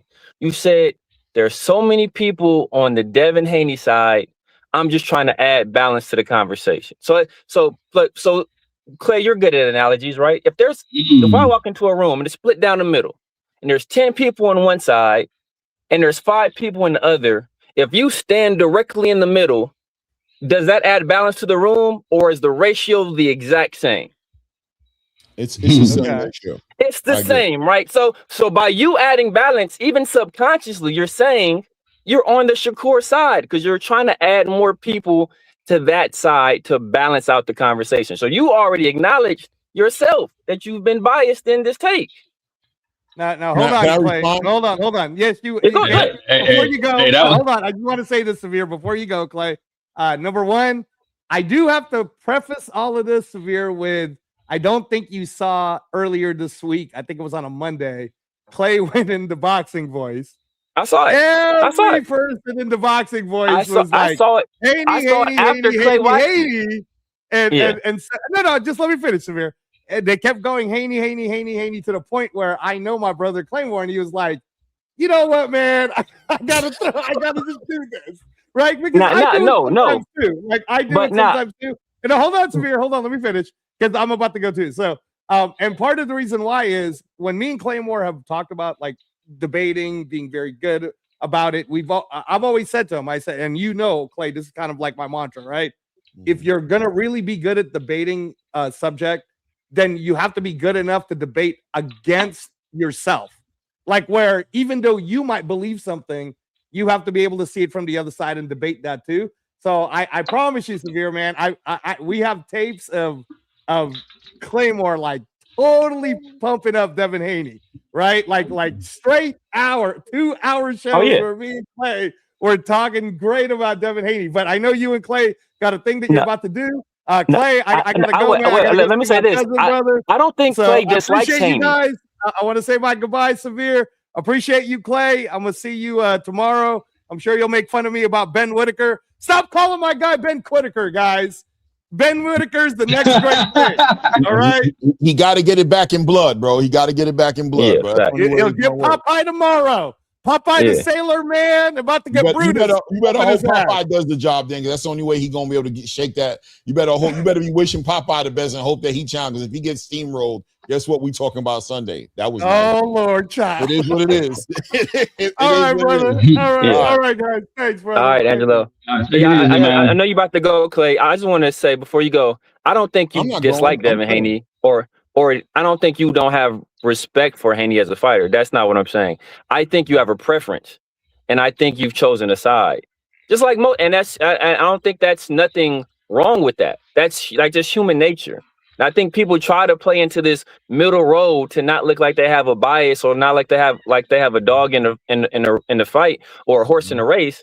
Like everybody does. They just hide behind the guise of not having it, so they feel that gives them some kind of moral authority in the argument, when it really doesn't. Because when the arguments expose your bias. When you say stuff like Shakur, he's trying to give the fans what they want by saying 144, but Devin isn't trying to give the fans what they want by trying to fight Shakur. Like you've done how many shows on the Devin Haney and Shakur fight that ain't happening, that ain't been signed or nothing? So obviously this is a point of interest in the boxing community. So the fact that Devin Haney is pursuing it, it shows me that he's doing something in effort of pushing forward a fight that the community and the space wants, in my opinion. But that's not how it's being painted. And I think we're going with the Shakur, oh, Devin is so thirsty to try to fight me and get this. I think Devin wants the best fights. And I think right now, the fight that's going to generate the most interest would be him and Shakur Stevenson. And I think that's also the fight that's going to generate each of them the most money outside of Tank, which, you know, right now I can't really take Tank seriously as a fighter because he ain't fought in like 15 months. So can I answer the question now? Can I speak to it? All right. So first of all, let's be clear, right? Turkey and the money want this fight. Right? Yeah, exactly. That's what's driving Devin. Devin's not out here trying to please fans necessarily. And I think one doesn't have to negate the other one. In other words, Shakur trying to please the fans and meet Devin Haney at 144 doesn't have to turn Devin Haney into not doing the same thing, right? Two things can coexist in the same space. Yeah. Me arguing on the side of balancing the room out for Shakur is to be fair to Shakur, right? To say that just like Devin can move through his career strategically, that he can move up in weight when he sees it's the right time, that he can do a catch weight to go to 147 and not go directly to 147, that he can move away from Shakur at 135 and say, you're not going to take the deal that I'm offering you, so I'm going to go fight Regis Prograis, whose father can go and scout out Regis Prograis, and off the back of Regis Prograis' one of his worst fights be like, I'm going to fight him for his WBC title, when he went and scouted Regis Prograis fighting Zarrillo, a fight that a lot of people thought that Regis might have lost, right? Just because, you know, Devin can do all these things and Bill can do all these things, which they should do. I'm just advocating for Shakur to be able to do the same, right? To be able to make decisions that are going to benefit him in his career and make those decisions just as valid as anybody else who's moving their career around accordingly, right? We can respect Floyd for fighting Manny Pacquiao when he fought him because he said he didn't want to do the Olympic style testing. We can respect Canelo Alvarez, you know what I'm saying, for not fighting David Benavidez, or Terrence Crawford for not fighting David Benavidez. We can respect all these fighters who move around and make the right decisions for their careers. But when it comes to Shakur, all of a sudden, the pressure is so high for him to do something he does not want to do because now he's ducking. That's where it becomes unfair, right? That's when it becomes, how is Shakur not allowed to dictate how his career goes? He's not calling out to fight Devin Haney. He's being confronted with an opportunity to fight Devin Haney. He's setting the stage accordingly to where he feels like it will be an even playing field for him. And all of a sudden he's ducking because he can do something that he doesn't want to do. Meanwhile, Devin is not getting pressured to go sit outside of the ring of Xander Zayas and Jaron Boots Ennis and fight that guy. He's not pressured. They're all on the list. He's not pressured to fight Keyshawn Davis. He is on the list. He's not pressured. He is doing the right thing by the fans. He's trying to make the quote unquote biggest fight. Last time I checked, Xander Zayas was in the halftime of the Super Bowl show. You know what I'm saying? Last time I checked, this is one of the biggest fights that could happen all year long. He's not placing himself in that position. So why isn't Shakur valid in acknowledging that observation and say, you know, he's not doing that because he's a fighter as well. He's over here on the pound for pound list. He can also have an opinion on what greatness looks like. Why is Terrence Crawford looking great to go fight Canelo Alvarez at 168? Why am I looking at as great as going up in weight? Why is he getting looked at as great as going down in weight? As boxers, as pugilists, most pugilists don't respect that energy. They don't look at it that way. That's why I asked my guy on the stage before in right side, in Dub Right Side, and I said, when was the last time that you guys remember a bigger fighter campaigning to fight a smaller fighter? It's not something you see. And even if you've seen it, it's not respectable most ways. If Errol Spence would have campaigned to fight against Mikey Garcia, he wouldn't have gotten no respect for that fight. If David Benavidez at this point as a cruiserweight campaign to fight Canelo Alvarez is getting pushback. They're like, what are you talking about? This guy's at 168. Yeah. Well, before you go, Ray, let me just respond. Let me respond to Clay real quick. Let me respond to Clay real quick. So let me ask you, of all the fighters you named, of the Xander Zayas, Boots Ennis, Keyshawn Davis, all these people, who's the and Shakur, who's the highest ranked on that list pound for pound, or who's the most highly regarded? Say it one more time. Say it one more time. Just repeat it again. Of all the people you named, Xander Zayas, Boots Ennis, Shakur Stevenson, all the people we're talking about that are potential Devin opponents, who's the most highly regarded? Who's the highest on the pound for pound rankings right now? Shakur is. Okay, so he would be deemed the better fighter of all those people, correct?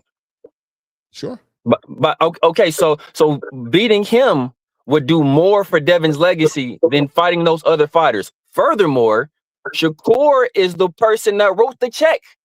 Shakur is the one that said at 144, I'll fight this dude, I'll fight that dude, I'll fight this dude, I'll fight that dude. But he's not backing it up. He's writing checks with his mouth. Up? He said, "Let's make the fight." No. But that's where we play, and this is what I talked to you about before. And I'm glad we're kind of having this conversation full circle, because we talked about narratives, right? And I told you that Shakur is trying to put a narrative out there that he'll do all these things in order to play into the perception of the fan base. Much like how you said that there is a jacket on Devin Haney about him being a weight bully. You said it's not true, but you said that's on his jacket, so that's a perception. So he must do what he needs to do to combat that perception, even though you acknowledged him being a weight bully isn't true. But he has to make certain concessions to prove that he's not a weight bully. Same thing with Shakur. He's the one that called all these people out.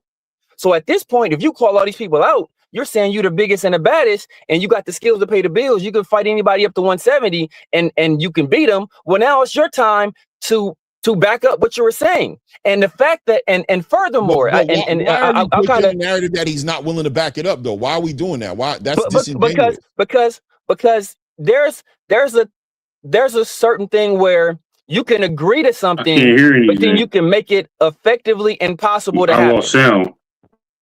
Can you hear me, Clay? Okay, so there's ways to agree to something to make it. In the middle of a conversation. You hear me? I can't hear you. I can see you moving your lip. Okay. Yeah. So there's a way to agree to something that make it effectively impossible for it to happen, because you keep putting obstacles or you keep moving the goalposts. Perfect example, right? Like, I'll take it outside of boxing. For a long time, Black people in America, they were allowed to vote before the Voting Rights Act, right? But it was effectively impossible because there were poll taxes or literary tests, or you have to be a property owner. So somebody can say, "What are you talking about?" Black people can vote, but could they really vote? Right? So Shakur can say, "Oh man, I'm trying to make the fight, but you just have to come down to 144, then you got to rehydrate, then you got to drop the belt." Like, Clay, if I offered you a job, right? I'll flip it. Let's say Clay, you're the boss somewhere, right? I already have a job, but I want to work for your company because it's paying more money. And you saying, before I offer you the job and give you the job, what I want you to do is, because I have a friend that wants to work for the company you're working at right now, Severe. And he's been applying, but he can't get in because you're in that spot. So what I want you to do is, I want you to quit your job. And then after you quit your job, and I see that you're gone from that company, you no longer have a job, then I will give you a job with me. How does that sound? Would I be an intelligent person to do that? Listen, no, you wouldn't, right? Devin doesn't have to vacate the title right now. Devin can just wait for the mandatory to come out, which is coming, and then he has a decision to make: fight Keyshawn or fight Shakur, period. And listen, at the end of the day, this is how deals are. Deals are about leverage. Shakur is clearly speaking from the high ground of somebody who does not need to fight Devin Haney next. He knows that. Devin is the one pushing for this fight. We've seen this is the traditional side of boxing. This is how the space works for years. This is nothing new. So in the perfect world, for me, why are you even entertaining this? Fight Keyshawn. Then move on and fight, maybe even go to 154 and challenge Xander or Boots, whoever wins out of that. Or go out there and do things because you're in a different weight class now. Go accomplish the things that make sense for where you are at. You know, you mentioned something earlier. And you said who you get more respect from, the pound for pound fighting Shakur Stevenson. Well, you know something? Monster Inoue is the #1 pound for pound fighter in the world. Who does Devin Haney get more respect for fighting? Monster Inoue or Xander Zayas? We can't play these games, these semantics, and act like these things don't matter. Come on, man. That weight classes don't matter. Come on, Clay. No, it does matter. Shakur Stevenson is a lightweight, super lightweight at best fighter. He is not a junior welterweight, whatever you want to look at it. He is not a welterweight fighter, bro. And this is I want you guys to understand that this is a new thing. This is a casual fan position to stand on, to not acknowledge the elephant in the room, which is that you have a welterweight fighter campaigning to fight a junior welterweight fighter. He is campaigning. He's not offering it like, I'll do it. Let's have a super fight. He's campaigning. He's holding up the WBO conversations to the point where they have to put a mandatory on him, and he's making his all-out mission to fight a fighter who the world knows is a smaller fighter. The world knows this, right? Zab Judah, and I got at me because he was like, you know, Zab Judah, he's the gospel, brother. He's the kid's godfather, bro. He knows Devin. And what did he say? I'm not even going to pull up the video. It's not worth my time. At the end of the day, he said he doesn't even see the fight making sense. 4 months ago, he said he thought Devin would have maybe one more fight at 147, and then he expects him to go to 154. He said, you guys just don't know. That's a big boy. But the casual space, so enamored by the idea of capturing something that made sense years ago when both of them were at 135. Here they are, clearly in two separate weight classes, and they still feel like this is the biggest fight that should be made. Thank God there's people who have some intelligence about them. They have some critical thinking skills about them who can say, yesterday's price ain't today's price. I am a 135, 140 pounder. This man cannot even make 140, no less make 135. Clearly, just through that science alone, says he's bigger than me. But people want to still push this narrative, and he's still willing to entertain the fight. By the way, I have to go on record to say that he has not turned down the 144 fight, that he's doubled down and said, let's make that fight happen, and that he's put contingencies on the table as to how and why that fight happens based off of his relationship with Keyshawn Davis, who I'm in no position to sit here and cry about that relationship, which is another diabolical casual stance, that people want to tell this man that he should fight his friend, that he should fight somebody he's fucking with, that he should do something he don't want to do. Like that's even a stand. I don't even understand how we're involved in that part of the conversation, right? But clearly he's able to leverage it, so why shouldn't he? You're going to vacate that title, or you're going to, whatever it is, you're going to, how did Gustavo Oliveira said, you're going to dispatch this mandatory one way or the other. You're going to do your job at 147 because my brother's name is involved in the conversation. You're either going to fight him and give him his opportunity, or you're going to vacate that belt, and you're going to put that to rest. You're going to put that situation to bed, so we're no longer talking about that. And then me and you will get into our conversation about how we're going to fight at 144. And if that's not good enough for you, move on. But this casual stance is ridiculous from my point of view, because I'm not used to it. I've been watching boxing so long, I've honestly never seen nothing like this before. And I'm asking anybody who comes up on this panel to please give me the example. Please show me this space where this big fighter is chasing the smaller fighter. When did it happen? I'll give you the example. Go ahead. And I'm gonna build on it first before I even go to that part. Oh, you want the example? Yes. Hagler called out Sugar Ray Leonard for years. For years, he called out Sugar Ray Leonard trying to make that fight, and he was the bigger fighter. He was a middleweight. That's true. Okay, so therefore, we have that example right there. Now we'll move past that. All right. Now that I done called that out, we're gonna talk about this. This is where the part that you're missing. Now I agree with a lot of stuff you're saying, Clay, about the the current situation, but let's look at the previous situation. Let's look at when Devin was at 47, looking for all the other champions and looking to make a fight at 47, calling out Xander Zayas and even potentially fighting Boots at one point. When Shakur was being interviewed and he was asked all these questions, he was out there calling out Conor Ben, who was a 147 pounder. He was calling out Ryan Garcia when Devin Haney was negotiating with him. He was calling out Devin Haney when they were asking him, who's a better fighter, and he was saying he was the best in the world and that, skills pay the bills. He was the one implementing these fights. Guess what happened with that? You got wind of it, of the powers that be that said, oh, if you feel that you can beat Devin Haney, then go make the fight happen. So what did they do? They got them together. All right. They started their negotiations. They started whatever happened going forward. As they got to that point, we're missing the fact that Shakur decided to put a body shield in the way, number one, and we're going to really talk about that because for sure he did that. Number two, we got to look at the fact that Shakur was the one that sat there and when it came a reality, decided not to sign any paperwork, decided not to go there and dive back in saying, I'm a 135 pounder, I'm a 126 pounder, I'm a 140 pounder, I'm not even in your weight class, I'll take the fight at 144. He put all these options on the table before Devin even started to look in this direction. He wasn't even thinking about Shakur. And then when Shakur and Turkey and them decided that they wanted to make that fight and they all sat down at that table and it was all time to be, they wanted 144. It never budged. We heard that on the Gillian Wallow show. We heard it. We heard Jay Prince himself say this. This is no secret. You heard us. We want 144. So that means they were negotiating.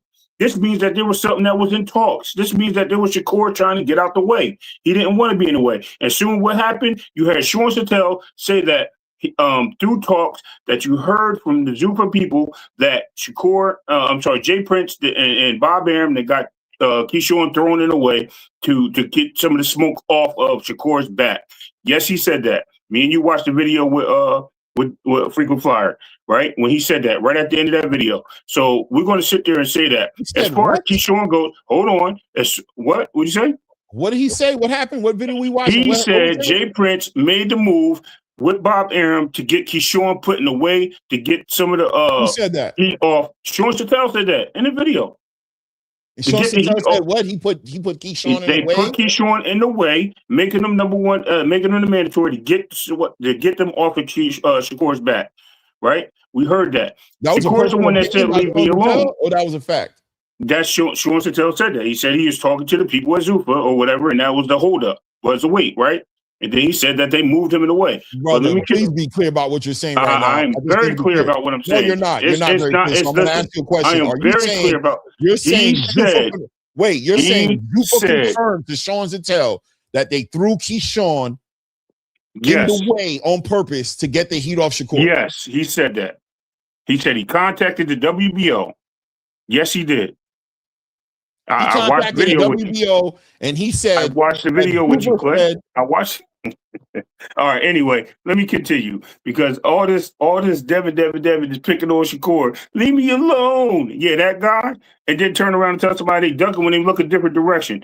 He just want him to drop the belt. If he wants to fight him and drop the belt, all you got to do is sign the contract. End of story. There's nothing else to it. Sign the contract, make the fight at 144, then he'll drop the belt. It's simple. We're not going to drop the belt so you can go move on with your career and then we give your boy the shot and then we never get the fight. That's crazy. It's ludicrous. It's obscene, bro. It's not even worth having a situation like that. That's crazy. But we have to really look at it for what it is. And like I said, I agree with you on a lot of the specs you're talking about. Yeah, the dude don't want it right now. He's saying this and this. Yeah, he is saying these things. He's allowed to change his mind, right? We heard this before. We heard Blue say it, right? Things are subjected to change. So I can live with that. That's not the problem. The problem is he put himself on that corner. It's like the guy that's on your block and he like, yo, I'll beat you up every single day. And you know how me and you had this conversation. Yo, if they're gonna keep popping, then we gotta have it, right? Whether he's smaller or not, we the same age, or he older than me, it don't matter if he's smaller. He gonna keep popping, he gotta get it. But then he gonna run back and get his little cousin and tell his cousin who's a little bigger than him slightly and gonna bring him out and be like, oh, you gotta fight my cousin first. That's crazy. That's diabolical. But we're going to leave that alone. I'm going to rest my case clear. I got to get back to work. Thank you for having me because, you know, your boy at ATP, Ray Davis, is always up here ready to cook. You're ready to challenge the boss, the final boss of the ATP. We good. I land my plane. Right. So Shawn Sattel speaks on a conversation he had with the WBO, right? You know what? I'll put money that the WBO would never tell Sean Zattel that they ran a block game on it. That's not even in their best interest to confirm that they'll be even part of something like that. We got to be better at listening or better at something, right? Because if you guys want to co-sign that, that's fine. You want to believe that the WBO got into a conversation with Sean Zattel and then confirmed to Sean Zattel that they were running a block play to get the heat off of Shakur Stevenson by putting Keyshawn there. That's fine. That's the position you guys want to play. That's fine. I think that hold on one second. I think we get real comfortable with glossing over facts and we do a lot of speculating. And I think if a person like me and who I really am holds you to it, you're going to look bad at the end of it, because what you're going to do is you're going to double back and you're going to start saying other things about why even if Jay Prince said it, Jay Prince would not say that. Jay Prince would not sit there and tell Sean Zattel, the tight-lipped Jay Prince who hardly does any interviews is going to tell Sean Zattel, yo, what we were doing is we're running a block. We're putting Keyshawn in a position to get the heat off Shakur.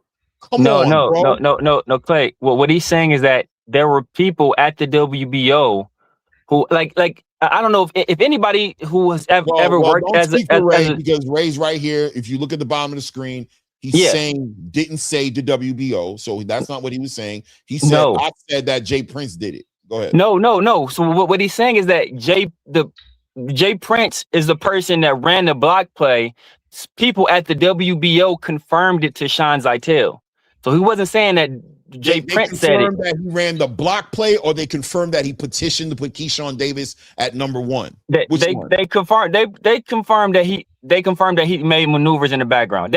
Look, I've never heard it, so I'm not saying I heard this, but I'm saying that's what he was saying. But anybody that's worked in journalism, you know you have sources. You work to cultivate these sources, and these sources will give you items on background, right? There is on the record, which means they put your name and your face to it. There's off the record or on background, which means I have a source at this organization or a source close to the team or a source close to the player that says this, and that. And that means you can say it, but you can't say that they said it. And then there's off the record, which means you know it, but you can't report it at all until these other machinations happen. So there's leaks from the White House. There's leaks from the government. There's top secret stuff leaking from the government. You don't think somebody at WBO who isn't happy with how old boy's running stuff or wants to undercut him wouldn't leak something to a reporter? Respectfully, severe, right? Yes, to all the things you're saying, right? But what I'm saying is Sean Zattel did not say that, okay? Yes, all these things are possible, but the truth of the matter is that's not what Sean Zattel said.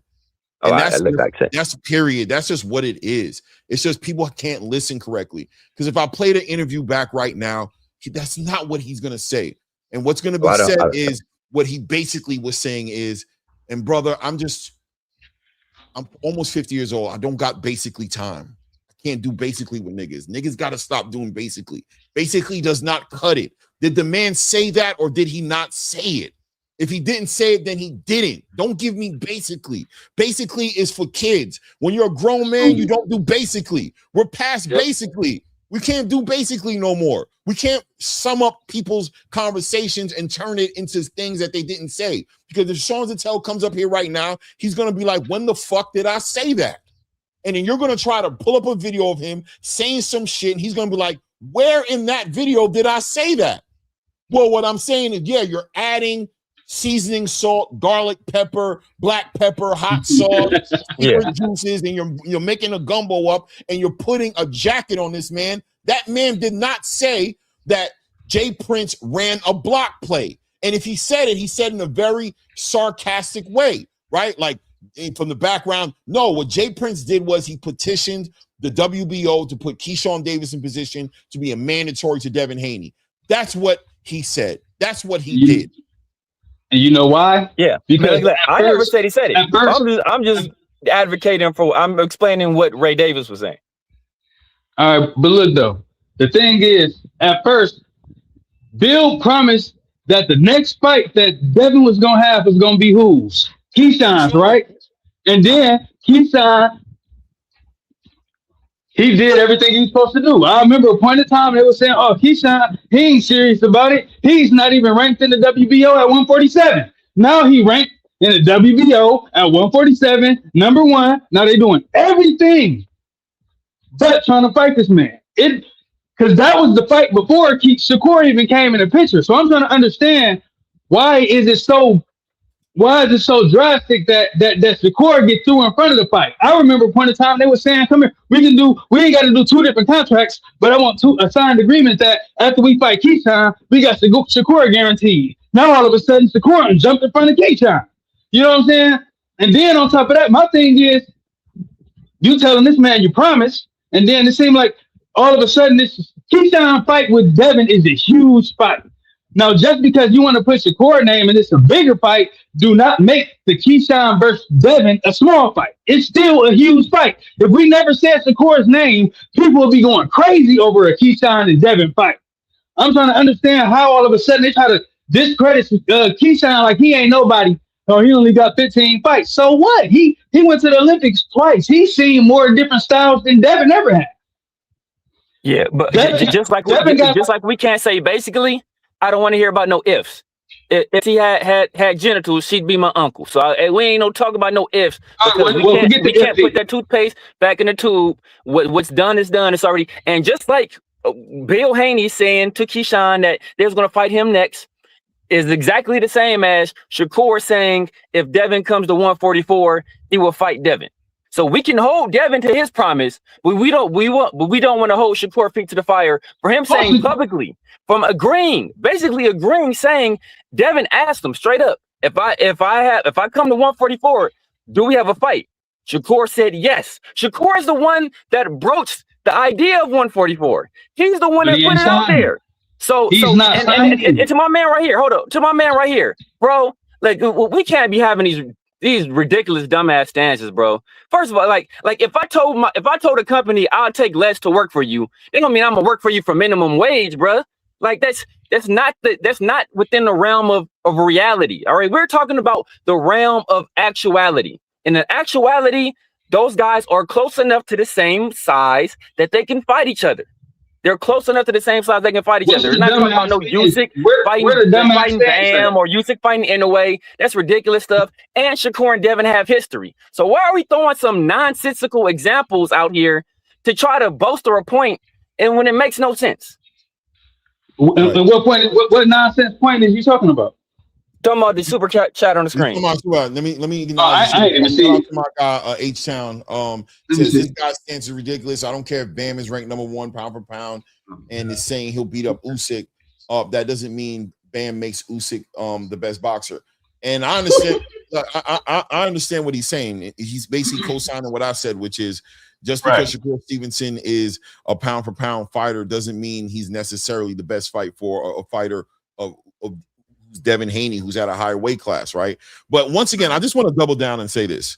Shakur has not turned down that fight, right? We got, there's this the way this story keeps coming out that Shakur is not willing to and all this. No, that's not what it is. What it is right now in this moment, there is a fight on the table for Devin Haney that is involving Keyshawn Davis, who has a close relationship with Shakur Stevenson.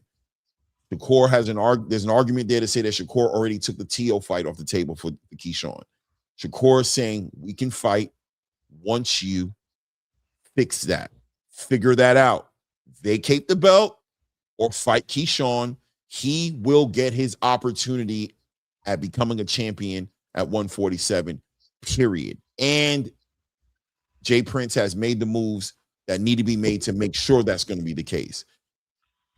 He's made it clear. He's doubled down. I'm ready to make that fight. Let's do it. I'm not going to even pull up the video because I've been doing this for so long. Pulling up the video. But Clay, if Dev signs the contract to fight Shakur, Dev's going to get stripped anyway. So why do I have to? So just do that. Okay, so sign the contract, and that's effectively me dropping the belt. Why do I have to drop the belt without you having any have to do nothing. stake? You don't have to do nothing, but whatever it is that I'm asking you to do. So then he don't really want the fight then. I'm telling you to do it. That's not what it is, man. That's not a real offer, Clay. That's not because he knows if he signs the fight, Dev's gonna get stripped. Nothing, bro. You're going to handle your business with that WBO title. By the way, the mandatory still hasn't been ordered on paper yet, right? So at the end of the day, we don't know what's happening in the background. We don't know what negotiations are happening in the background. We don't know what paperwork people are waiting on in the background. We don't have no idea what's going on in real time with that situation. All I know is that on an interview, Shakur Stevenson, and then look, if Shakur Stevenson does not make this fight happen at 144, if he doesn't do it, I will hold him accountable. Trust me, bro. It's nothing for me. I don't give a shit. I'm not like these other people. I don't give a fuck. I'm not tied into these. I don't give a shit. I don't care. Like, I can't even strain. Like, I don't give a shit. Right. So I'm just being fair. I'm not jumping the gun and playing with these games that a lot of y'all playing with, which is getting all caught up trying to call fighters out for being ducks or scared. That's ridiculous, bro. That is not something I choose to do unless I have undoubted, unarguable evidence. It's just not something I'm comfortable with doing because I'm not willing to jump in the ring. I'm not willing to box. I'm not willing to sacrifice myself, discipline to make weight and do all the things these guys do. I don't believe none of these guys in real time are really scared of each other. But I do think the business of boxing is a business. And I think that part sometimes fans should sit their asses outside of that and watch it happen rather than trying to put crazy jackets on these fighters. And I'm going to put pressure on my community because that's why our fighters don't fuck with us, because we're the only ones who move like that. We get caught up in these conversations and we try to call people on and be like, yo, these niggas are scared and do all that. It's crazy. There's a business side to boxing. Shakur has done the work of confirming to the boxing space he's willing to make the fight at 144. Devin has done his job as a boxer to say, I'm willing to do that. Let's meet there. That's where that happens at. Now there's a business side of it that has to come together. Jay Prince is a manager of Keyshawn Davis and Shakur Stevenson. So there's a movement happening here where Keyshawn is looking to get his opportunity. Shakur doesn't want to get in front of that opportunity. He wants to make sure that opportunity is there for Keyshawn. He's going to wait for Jay Prince to say everything's a go. I got it locked in, champ. Keyshawn's going to get his opportunity. You're going to get your opportunity. Let's go. Until that happens, Shakur's not moving not one step forward. But if Devin Haney wants to move the process faster, if he feels like he wants it to happen now so the announcement can be made now so he can lock in what he needs to lock in, well, here's what you can do. Vacate the belt. That will move it along quicker because now we don't got to wait for the natural order of things to happen. But if you want to wait and protect yourself, because you're right, if you do it right now, what's stopping me from fucking you over? Then we'll wait. And that's what we're going to do. We're going to wait because I'm not going to sign it either right now until I know that my brother's covered. Because what if I sign the paperwork right now and all of a sudden the WBO starts to resonate with Devin and starts to be like, you know what? We're thinking about it. Shakur is a 140 champion. You know what? We won't strip him because we know this, that. And what happens if that happens, right? No, what won't happen is that. We're going to wait. And if you want to speed it up, here are your options to speed it up. Why can't people just respect that? That don't make sense to people? But look, the mandate has already been issued. According to y'all, y'all told me it's already a done deal, right? You see how disingenuous your position is right now, right? I'm gonna tell you why your position is disingenuous, right? Because yes, we sat here and had this. How is that disingenuous? Yeah. That's not what you said. I'm gonna tell you why you're disingenuous. Because yes, you're right. We sat here the other day and had this big conversation on this channel about what Gustavo Olivieri said, that is basically already done, right? No, y'all didn't say basically. Y'all said it was done. I said it wasn't done yet. I played what Gustavo Olivieri said. Look, what did you say about basically, Clay? Well, you said we're not doing basically, right? So y'all said it was done. I said it was not done yet. I said it was in process of being done. Y'all said, no, it's done. Listen to him. He said it. It's done. And I said, it ain't done until it's done. I don't want to do, because I could do, this is something that I don't know. I can easily pull up the video of us having that conversation, right? Yeah. And I can show you where I agreed with y'all that the paperwork, the final paperwork, the negotiation paperwork was not filed yet. But I also showed you where Gustavo Olivieri said, but it's basically done. That's what he said. And that's why I said it, because I was quoting him. I was not making up words. I wasn't summing it up. That's what the president of the WBO said. And I played the video 3 to 5 times of him saying that. So I'm not assuming nothing. I'm quoting what the man said, right? But what I'm saying is disingenuous about your position is that your argument the whole entire time was it wasn't done yet because the final paperwork wasn't filed. And I agree with you. And I said, okay, but the man said it's coming. Trust me, it's coming, right? That's what he said. So for you to stand on his position right now and be like, but y'all said it's already done is disingenuous because you know it's not already done. You don't believe it's done. Forget, even if I thought it was done, you know it's not done. You don't believe it's done. You sat there and made arguments for it not being done, and now you want to stand on that argument just to sell this idea that it's done now to make Shakur Stevenson have no, because you guys were disingenuous in your argument because you guys kept saying that Devin has a mandatory. You kept saying, Devin, you need to take care of your mandatory. Keyshawn is your mandatory. And I was saying, Devin doesn't have Keyshawn as his mandatory. So what everybody is saying then, so can nobody say nothing about Keyshawn being Devin's mandatory then? Because he's not his mandatory, correct? Am I right or am I wrong on that?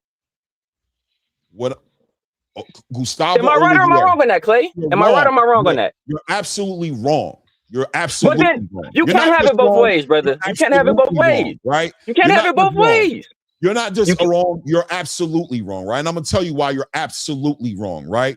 Because the difference is we have the president of the WBO who's put it out there for everybody to understand what it is. We're not assuming it. I would ask you to change your wording up, right? Because you keep putting it on you guys. No, put it on the president of the WBO who did a 45-minute interview with Najee from Cigar Talk and made the WBO's position clear for the world to read. Don't put it on me. Don't say I'm saying this. Don't say anybody else is saying this. Quote the man who put out the interview, not an article. He was asked specific questions and he answered the questions clearly. Quote him. And if you quote him, then hold him accountable and say, no. Olivieri said this. Olivieri said that. I'm not here putting words in nobody's mouth. The man sat there and had a conversation and spoke on it and said, here's how it's working. Keyshawn Davis is the mandatory. He said that. He is the mandatory. That's what he said. He said we haven't given pause right there then. Negotiations. We haven't ordered it yet because that's what Najee said, right? Why haven't you ordered it yet? He said that's coming. Everything happens in a certain time. He put his hands up like this. He says you can expect it to happen by the end of by what he said, by the end of June, early July. End of July. That's when he'll be ordering it, right? So that's when it becomes official, right? No. Devin already got that's my point, Clay. Well, that's my point. Hold on, I'm gonna let you go. I know I've been filibustering, brother. But that's my point, Clay. You want to have it both ways, where when it's beneficial to Shakur for it not to be official, then it's not yet official because anything can happen. But when it's beneficial, or when it's the other way around, then it's official. He already said it. It's already locked in. It's just a formality at this point. You just said anything. No, you're mixing stuff up. I'm talking about Jay Prince's position as a promoter putting this together, right? Jay Prince's position is waiting on documentation. That's important to him. It's not important to me. I'm a fan. I don't give a fuck. So I can hear Gustavo Olivieri say, yo, it's basically done. And that could be damn near done for me and good for me, right? Which is why I believe the fight would happen between Shakur and Devin, right? What I'm saying is on an official, as far as the paperwork being filed correctly so that there is no loophole, because there was a point in time where there was a question asked about, is it guaranteed? Or I think it was Najee said, is there a possibility of the WBO committee, the committee not moving this way? He said more than likely no. And I'm saying that because I've been working here for over 10 years. I've only been president for 2 years, but I've been here over 10 years. And more than likely, no, there's no getting out of this situation. More than likely isn't a zero chance of it happening. It means that 90% more than likely, 90+%, maybe 95+%, it's going to go one way, but there's still a 5% chance it can go the other way. So what I'm saying is, why can't Jay Prince and Shakur wait for everything to be done to where it makes sense, to where it's all done for real, where it's solid and it's 100% done? Why do I got Devin's asking me to make the fight now? I'm saying vacate the title now. Both guys have something to lose. If I make the fight happen now and that 5% kicks in for you, you have no obligation to vacate that title and give Keyshawn his fight. If you vacate your title right now, I have no obligation to give you a fight. I think that's a fair argument for both sides. What's the way for it to be done that makes sense? Let the paperwork happen. If I crash into your car right now, I can promise you that I'm going to pay for the fix, for everything to get fixed. But you know what protects you? A police report and my insurance information. Can I convince you to leave that police report or leave the insurance information on the side and just shake my hand? Yeah. But if you want to protect yourself and if you have any doubts about my integrity, about what I would do, it would make more sense to make the police report and get my insurance information. That's how it works.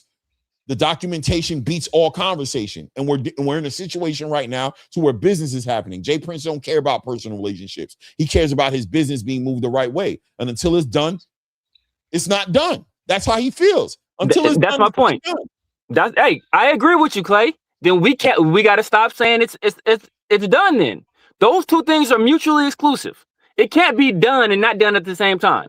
Everybody is talking like it's done. It's a done deal, and apparently it's not a done deal. It's not a done deal. You said it is a done deal? No, it's not. It is not a done deal. But you just Clay, bro. You just said it was. Bro, okay, all right, man. I'm gonna let you have that, bro. It's a done deal. You said it was. Yes, that's what you said. I said it's not done yet. I said Keyshawn is mandatory. It's not as mandatory yet because it hasn't been ordered. And you said, and I said, am I right or am I wrong? You said, I'm not only are you wrong, you're absolutely wrong. That's what you said. You said Keyshawn is what? It's not his mandatory yet. Keyshawn is his mandatory. He just hasn't been ordered. The fight hasn't been ordered yet. So the fight has okay. That's where I think that's where we're missing each other then. It's a small words all going back and forth on in between. Y'all almost saying the same thing to a degree. That's why I'm just listening. Y'all both almost saying the same thing. It's like it's ordered, but it ain't ordered. You harping on the fact that it's the paperwork not done, and then Clay is saying because the president basically said it's pretty much a done deal. He almost guaranteed it. You know what I'm saying? He pretty much guaranteed it. But basically, you said since the paperwork is not, the ink ain't wet yet, you said it still ain't done. Which y'all both right. Pretty much. I think the biggest thing about the argument is this, and this is for the whole boxing space. All this going back and forth is about one thing: Shakur's right to protect his interest and Devin Haney's right to do the same. I'm not picking a side. I'm just saying both sides have a right to protect their interest. That's how it goes.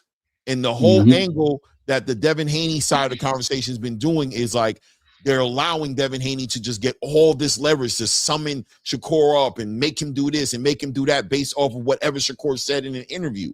And Shakur doesn't have to move like that. He can literally be like, I'm willing to fight you, but not my next fight. What if Shakur right now says, yeah, but I'm going to fight Raymond Moritaya first for that lineal. Sorry.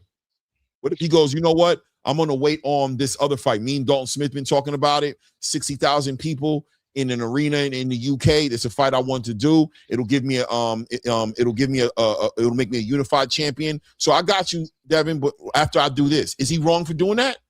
Why? No. Because I had a conversation. Because I had a conversation with Dario Hawani saying what I'd be willing to do with Devin. Did I say I was going to do it next week? I'm going to do it when I feel like doing it. And plus, you got a mandatory coming your way, so you got shit to do anyway. So what if I sit on that position? So there's so many different ways to look at this. At the end of the day, the fighters have a right to move their careers how they see fit. And it doesn't have to be wrapped around ducking or lying. Just because he doesn't fight Devin next at 144 doesn't mean he was lying about being willing to fight Devin at 144. There's just so many different intangibles. Yeah. Yeah. I'm about to get out of here real quick. I just want to say this last thing. Remember, Clay, me, you, and Angelo, we had a conversation, right? And I was like, man, I want Devin and Shakur to fight. Like, those two are my favorite fighters. I want to see them fight. And you brought it to my attention that, hey, there's an offer on the table from Shakur to Devin for a fight at 144. And you was like, Devin is holding that offer up. And I was like, damn, okay. I was like, I wasn't aware of that. And I said, in my opinion, Devin needs to take that. Just like I told Shakur, he needs to take that 25% to fight. If Devin really want to press this issue with Shakur, he need to fight. And that was my position back then. When the Haneys were resistant, I said the Haneys need to make concessions. And Shakur is well within his rights as a fighter, as a person that puts their life on the line in the ring, who takes punishment for a living, to move his career how he sees fit. But he's the one that declined that right when he did the interview and said, they've been calling my name, so now they got to see me. Now they got to see me. He didn't say I'm going to wait or I want to do 2 fights, or he said, now they got to see me.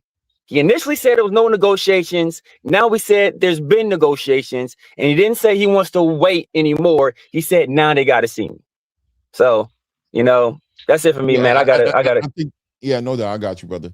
I think even the word negotiations is something that gets crazy taken out of position, right? Like, I think a conversation is somewhat of a negotiation, but there's also negotiation of like where there's money on the table, where there's contracts, where there's dates, right? We're looking at a date. Here's a date. Here's a place. Here's an arena where we're talking about having it in. There's so many parts to building up a fight. You got to build up the undercard. So a conversation between Bill Haney and Jay Prince can be looked at as a negotiation, but that's not what that means. And I think fans have a hard time because maybe it's because not on paper, it's not legit, missing from the simple conversation to where they're not able to really understand things. But, what is a negotiation? And are there different levels of negotiations? And how far, are there different tiers of negotiation? It was Shakur Stevenson and Devin Haney in the final stages of a negotiation, or we're in the beginning stages of a negotiation. And what does that look like? And what does that mean? A conversation saying that I want to fight you may be the marks of the beginning of a negotiation, of a conversation, right? Stipulations. I want to be at 144. You want to be at 147. Now we can say we're in an active negotiation, maybe, right? But maybe when you pull off, when you say that we're not moving down past 147, right? Maybe the negotiation's over at that point, right?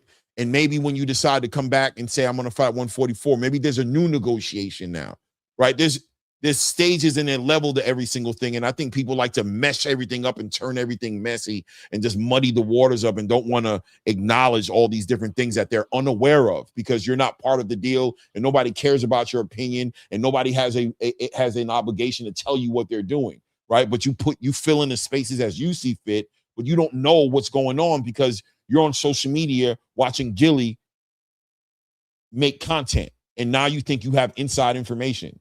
It's ridiculous. Yo, can you hear me? What's good with you, fam? Man, bro, this is why I dub. Good, fam? Yo, can you hear me? Mic check, mic check. Hey, Sound, you there? I don't hear you. Mic check, mic check. Mic check, mic check. Yeah, you in there. Hey, Clay, can you hear me? Yes, sir. Yes, sir. I hear you. Do you hear me? See, this is why I dub. Yeah. This is why I dub the Haney fan base the Haneiacs, because they have no logic. Let's start from the beginning with Shakur and Devin. When people were talking about Shakur fighting Devin, Shakur was still 130 and Devin was at 135. They asked Bill Haney, "What are you gonna do if Shakur wants to fight Bill Haney, fight Devin?" And we got a relation with Shakur. When he gets ready to move to 35, we're moving to 140. So when they talk about this Call of Duty buddy stuff, the original Call of Duty buddies was Shakur and Devin. Bill out his mouth. Then a couple years later, he switches up. He says, "Hey, you want to fight me 25% of no bag? I mean, there isn't a bag. There's no money. Just agree to 25%. Which is ridiculous because they don't hold Devin to the same standard. Because when Rolly said, let's fight, and there's no money up there, we're going to just, you get paid what you weigh. They said, that's stupid to agree to that. Who would agree to that? We're not doing that. And they just flip it whenever they want. You know what I mean?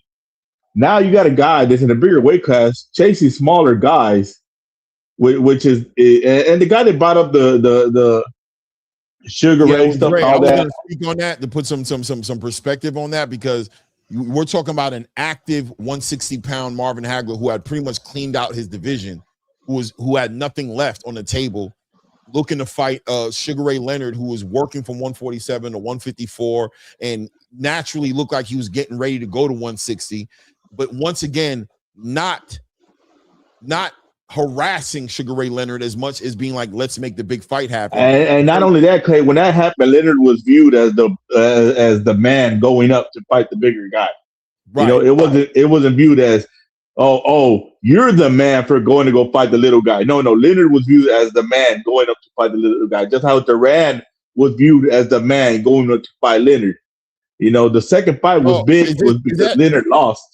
Stock chasers, is that you? Stock chasers, I'm sorry. You know it's weird. Can you put the camera on? Okay, I'll shut it off. You can take the camera off. Yeah, and like I said, this man. So this is ridiculous. The standard they got for Shakur, which is just Shakur hate. You know what I mean? And they're like, oh, okay. So why's he got to fight? Why's he got to fight Keyshawn? Keyshawn was the fight from the beginning, and now they're talking about okay. And this is the real nasty thing about the whole thing. Hold on. Let me finish before you jump in here, dog, with your Haneiac ways. Messy. Don't do that, bro. Let me finish, and then you. Yeah. Okay. Now we're talking about all this.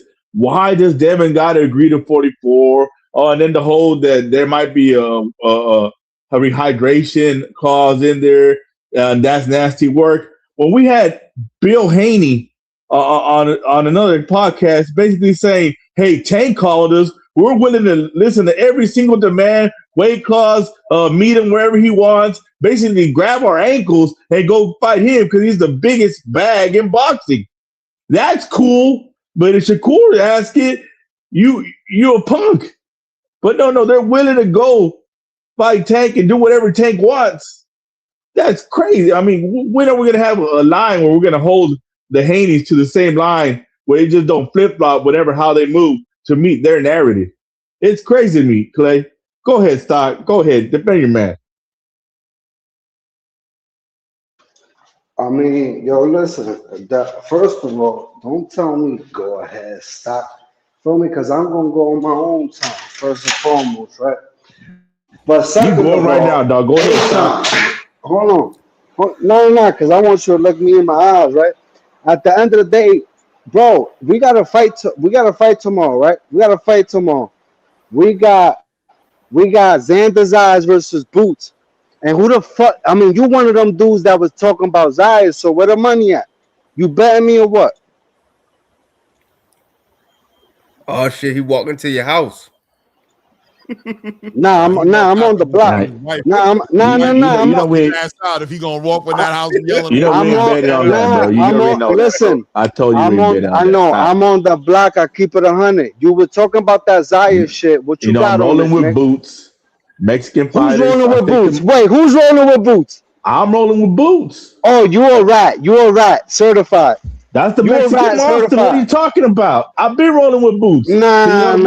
Yo, Clay.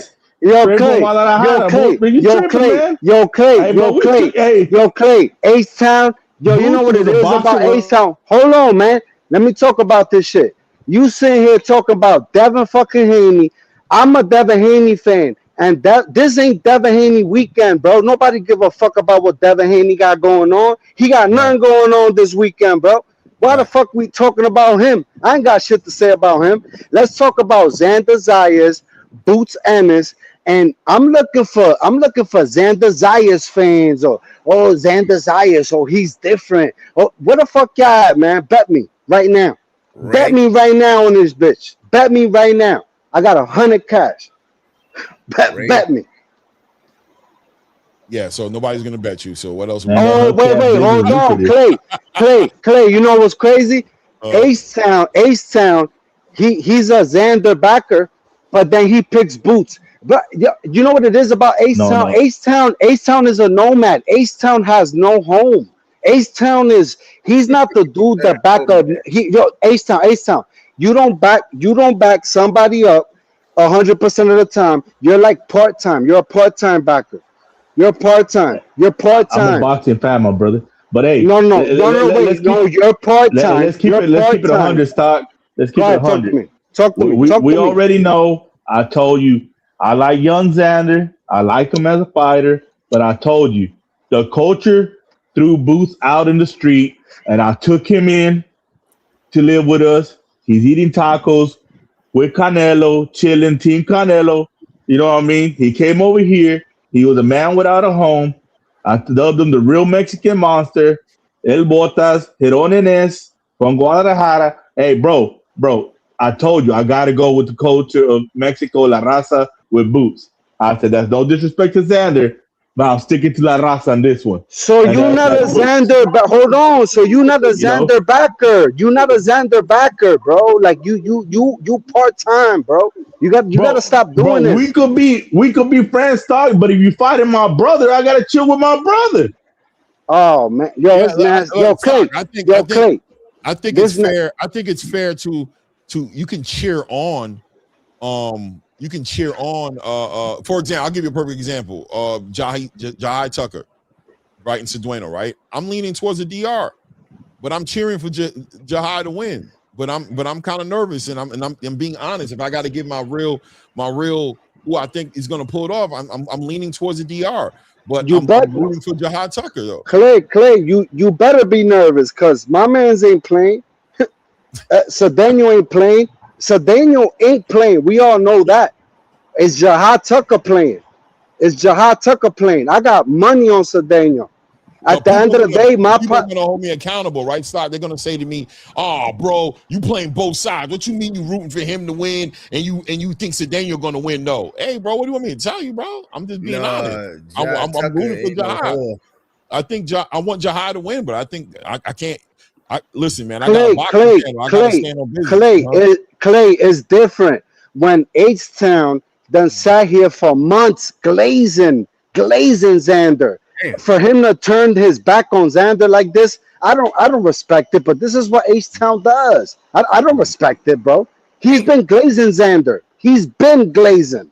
He knows what I'm talking about. My back on him, Stock. Well, I mean, you put in. Bro, how you picking boots? How you picking boots? I just told you how I'm picking boots. It is. So you don't really back Xander. No, so you don't really back Xander. You know who backed Xander? Round one. Round one is a Puerto Rican fanatic with no ration.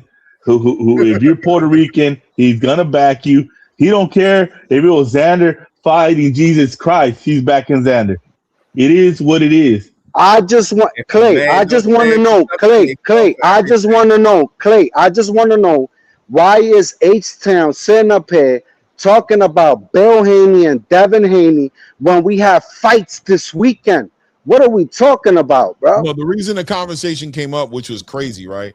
The reason the conversation came up. Hold on a second. Yo, Javi, who? Let me see your camera. Make sure that you're a person. I'm not letting you up here unless I see your face, bro. You can close the camera after I confirm you are, but I'm not familiar with you, and I don't need nobody putting no dildos and no crazy shit in my damn live, bro. I'm not playing that game. Yo, you know what I'm saying? They really out there. They really out there. Yeah, when you turn it on, I'll let you up, bro. Yeah, they got flyers the other day, Clay. I don't know who you are. Yeah, they're really out there. They out here wilding, bro. I done see some crazy shit. And H-Town's my dude, but H-Town, he be bugging, bro. I got you, Javi. I got you. H-Town be bugging. Javi, what's good, man? Welcome to the channel, man. I just had to make sure that you're a person, bro, that you wasn't wilding out. Look, man, listen, because I ain't gonna be here for long. I'm here like in and out like a robbery. I'm gonna keep it 100. Listen, I got boots tomorrow. Because I've watched boxing enough to know when a y'all talk about eye test. This is beyond the eye test. And at the end of the day, listen, if I'm wrong, I'll eat crow. Xander is going to get his ass whooped tomorrow, bro. Like, I'm not gonna sit here and sugarcoat it. I'm Dominican, but at the end of the day, no, bro. Listen, no, man, Xander is going. Puerto Rican relations are. Xander is going to get cooked. Xander is going to get cooked tomorrow, and at the end of the day, it's gonna take a spectacular person to beat Boots, and Xander is not spectacular. Xander's not spectacular. I just don't understand why y'all gassing him up like he is when we all know he's not. He's not on Boots level. He's not on Boots level. Hey, Can I This ain't say a something? 50-50 fight. hold Go on. ahead, bro. Go ahead, bro. What round? What round? It don't have to be a stoppage. This might be a 12-round fucking beatdown. I'm not saying stoppage. I'm not gonna do that because I'll put my money on it, but I'm not gonna do that because Xander, I feel like he could disengage and survive for 12 rounds. I think he's capable of that, and I'm gonna give him that props. But at the end of the day, that's all he's gonna be able to do because when Boots turns it up tomorrow. Yo, Boots looks great. Oh, yo, Karen, yo, I'm not a Boots fan. First of all, let me make that clear. I'm not a Boots fan, but I know that Boots was drained, and when everybody brought up, oh, Karen, Boots was drained at 147. He should have been left that fucking weight class. But what I'm gonna tell you is like, oh man, the shit that I'm hearing about, oh, Xander, this is a 50-50 fight. Xander has a chance. Xander is going to get his ass whooped, and if I'm wrong, I'll come on your shit, Clay, and I'll eat crow. But I don't see how I'm gonna eat crow because, bro, there's really levels. Oh, he ain't proved nothing. Boots ain't proved nothing, bro. No, let's not be dumb. Speed is on Boots' side, and speed kills, and that's why I'm a Devin fan because of his speed. At the end, the speed is disgusting. Xander's cooked. Xander is cooked tomorrow. Yo, if I'm wrong, I'll come eat crow. Today. Hey, and I'm not gonna lie. If Boots beats Zayas, he's on his way to like surpassing someone like Crawford. I know Crawford beating Canelo is no, it's great. Let me explain. Let me tell you Hold on, why. you're Let me out tell of you your why. fucking no. You're out of your no. Hold Let on. me I'm not explain even though. gonna. Let me Nah, cook. let that man talk. Let that man Go talk, bro. ahead. Go ahead. You're Crawford right. has only fought one 6-footer, which was very early in his career, pretty much like a taxi driver. And he's never fought anybody that can match his reach, which is 74-inch reach. And guess what? Boots got that same reach. Why do you think, Crawford ducking Boots? People are saying that he'll beat Boots, but Boots can match his reach. And Fundora, 80-inch reach. Guys like that will give Crawford problems. He never fought somebody 6 feet or bigger or 74 inches or longer. Like that's, Mean Machine put Crawford down. Canelo was gracing him with a 70-inch reach. So it's like, what if he fought those guys? So Boots, to me, it would be an impressive. Zayas got a 74-inch reach. And if he could run through Virgil and Fundora, I'm sorry, I gotta put him up there, bro. And Crawford beating Canelo is great, but I don't think Crawford would beat Colin Smith, who got a 79-inch reach. Guys like Pacheco, with another 79-inch reach, like that would be tough for Crawford. Okay. Can I respond? Bro, I'm gonna keep it 100. The best boxer alive right now, and I'm a Devin Haney fan, but the best boxer alive right now is Bud Crawford. And I feel like the shit He's that you're retired, saying bro. right now. Shakur Stevens is the best boxer alive right now. I think Benavidez is. Hold on, wait a minute. Shakur's not beating Crawford. Yo, you guys are out of your fucking minds. And listen, and at the end, hold on, and listen, and let me keep it 100. Bro. At the end of the day, Crawford, he done been smoking, knockout, fucking run crazy till he ran into Canelo. But you know what he did to Canelo? When Canelo was undefeated and was the guy, he beat the shit out of Canelo. Listen, and I had Floyd beat him Canelo worse, winning. bro. Floyd beat him worse. 11 won them. No. Little You know Floyd is what? above Crawford to me. You're just a Crawford hater, bro. You have to be. Bro, You're out of you your are not fucking putting mind. how you You're gonna out of put your Crawford fucking above mind. Floyd, bro? You're No. crazy. If Crawford You're would have tripping. beaten Boots, Let me hold on. Fundora, and Hold on, bro. Are and you a Virgil, I fucking would have troll? put him Are you a above troll? Floyd. Are you a troll? No, I'm just being So fair. I'm being hold on. fair.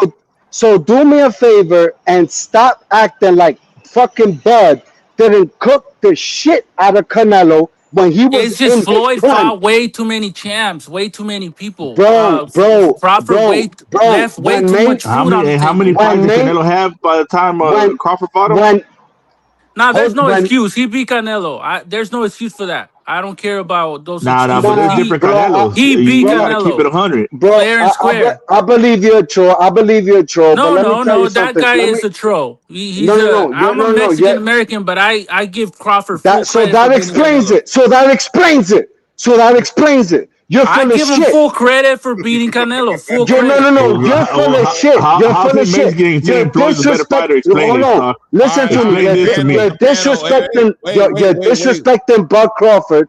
You're disrespecting Bud Crawford crazy, bro. At the end of the day, Bud Crawford is the best boxer alive today, bro. Duck Ain't nobody trying to hear 6-footers and that dumb anybody shit. that can match his reach, duck them all. Clay, man, Yeah, I'm gonna yeah, let you rock, bro. Before nah, I really violate. listen, it's about that time anyway for me anyway. Well, I've been going on for over 5 hours, bro. Listen, man, we got a big card coming on tomorrow, you know what I'm saying? And obviously I'll be calling it here. Y'all know who carry it, how I carry it. So if you want to stop by for sure. Guys, 120 something people, 130 plus people in the building. Hit the like button if you haven't done so. Subscribe to the channel if you haven't subscribed to the channel. We're on our road to 4K. We're trying to get there. Boxing is alive and doing well. We got a great weekend of boxing coming up. So, you know, we got this card tomorrow. And then we got Hey, Clay, let me get this off before I get off real quick. Go ahead. Tomorrow, the real winner is boxing. If Boots wins, we got a phenom proving he's a phenom. And we're going to have a legitimate star. Either way, a star is born tomorrow. Either we got a guy that proves he's a phenom, or we're going to have a guy that's 23 years old that's about to prove he's a star, and he'll be around for 10 years to carry boxing because he'll move up to 160. And, of course, there's not probably the same challenges that there is at 54, 160, but we won't view it like that because he proved himself by beating Boots. So he'll dominate 160, probably go undisputed there, and Xander Zayas will be the face of Latino boxing if he beats Boots tomorrow. Because he's going to have the accolades. He's got Bad Bunny. He's got everything going for him.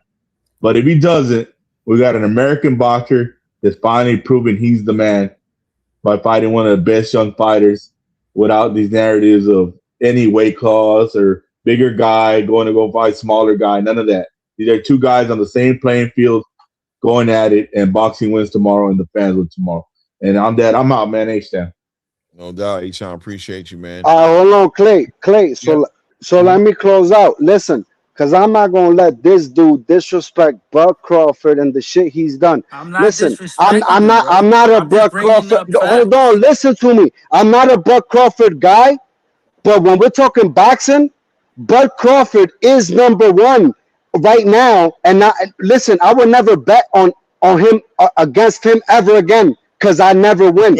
So at the end of the day, stop lying to yourself. Let me tell you, Benavidez will knock out Crawford with one punch. It'll take him a long time to knock out Canelo. I'm a Benavidez guy. No. I'm a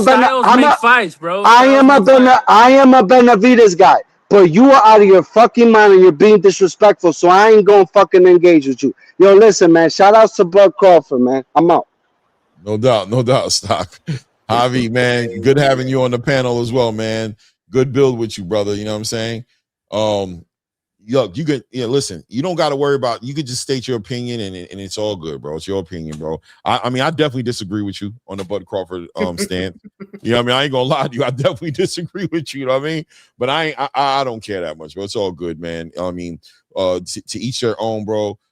Tomorrow we got great fights happening, man, on that card. We got Ben Whitaker on the card. We got Jahai Tucker on that card. We got Emiliano Vargas on the card. We got so many, so many great fights to watch tomorrow, and we'll be calling it. And of course, Sunday we have that Zuffa card is going to be great. So definitely stop by on Sunday when I'm calling that card as well. I appreciate you guys, man. Thank you guys, man. Until the next one. Hey, Dr. Eugene Edward, man, I ain't hear a lot from you. I'm sorry, man. I know I kind of let the panel do its own thing today, bro. And I came up here because Ray was here. So I'm like, yo, he was talking. I don't know if you know the guy HLD, Puerto Rican. So he just kept yelling. and they both were saying Xander Boots got more flaws than Xander. So I said I asked him to name. He named it. He named 7. So I'm like, cool. I'm gonna name 8, but they just wouldn't let me get it out. So do you have time? I'll just run them off real fast. Yeah, go ahead. Yeah. All right. Well, he don't circle out properly. He goes back and normally to the right. Sometimes he does to the left if it get closed out, but he normally go back into the right. He don't take that big ass head off the center line. Like, he's getting better at it, but he still don't do it naturally. He fights offense or defense. He can't do both at the same time. Right. He bends down over his feet. So he don't squat down and change level. He bends down over his feet. So that's why he's successful for the uppercut. What other ones? This one is not really a flaw for him. It's more just a flaw compared to Boots. He doesn't have the same power that Boots carries. So there's a power discrepancy. He keeps his hand too low. That's another flaw of his. Especially the left hand. He keeps the left hand way lower than the right one, but he keep them both kind of low. But he hangs the left one down low a lot. You can watch all his fights. He does it. His upper body and his hand speed is slow as shit. His feet are good. He can move his feet, but from the waist up, that shit is slow as fuck. And that goes with the hand speed. I mean, that goes with the keeping your head up the center line. And his stamina is not good. We done seen him gas out. And then championship rounds, right? And no, not even championship round. He gas out in the second half. So even those times that he done fought 10 rounders, if you watch about time, I'll give him in those 10 rounders, he don't gas out the mostly round 7. But from 7 on, you see him get kind of sloppy. And that goes with that big ass head. You can see if somebody getting sloppy and that head is that big, it's wobbling over everywhere. So it's more, you can see that he's about to fall apart defensive wise. And how was that 8? I didn't count. I know it's close, but either way, I got more. But time up. There's definitely time, man. We have 5.5 hours, bro. I went way longer than I planned on going, but the conversation was real interesting. Honestly, what threw off today's show, but what was the best thing that happened today's show was when Coach Hackett came up here. I planned on kind of going down the list, talking about Ben Whittaker, John Tucker, and all that. I was going to talk about all those things and then open up the panel for you guys to come up to talk about each of the topics. But Coach Hackett came up, and we got into a deep conversation about Xander Zayas and Jaron Ennis. So I ended up taking the lion's share of the time up. And then everybody else came on. So it was still the best thing that happened, though, because the show was a great show because of it. It was a great show, man. But hey, Clay, I'm sorry, but he was right. Hey, yo, I don't think he was wrong. I don't think he was wrong, but my whole thing was I don't think he was wrong at the observation, right? But I think it was kind of unfair to Boots to a large degree to not give Xander his proper accolades and not acknowledge what he brought to the table that Boots is going to have to deal with tomorrow. And Boots being able to deal with those things is what was going to make Boots great.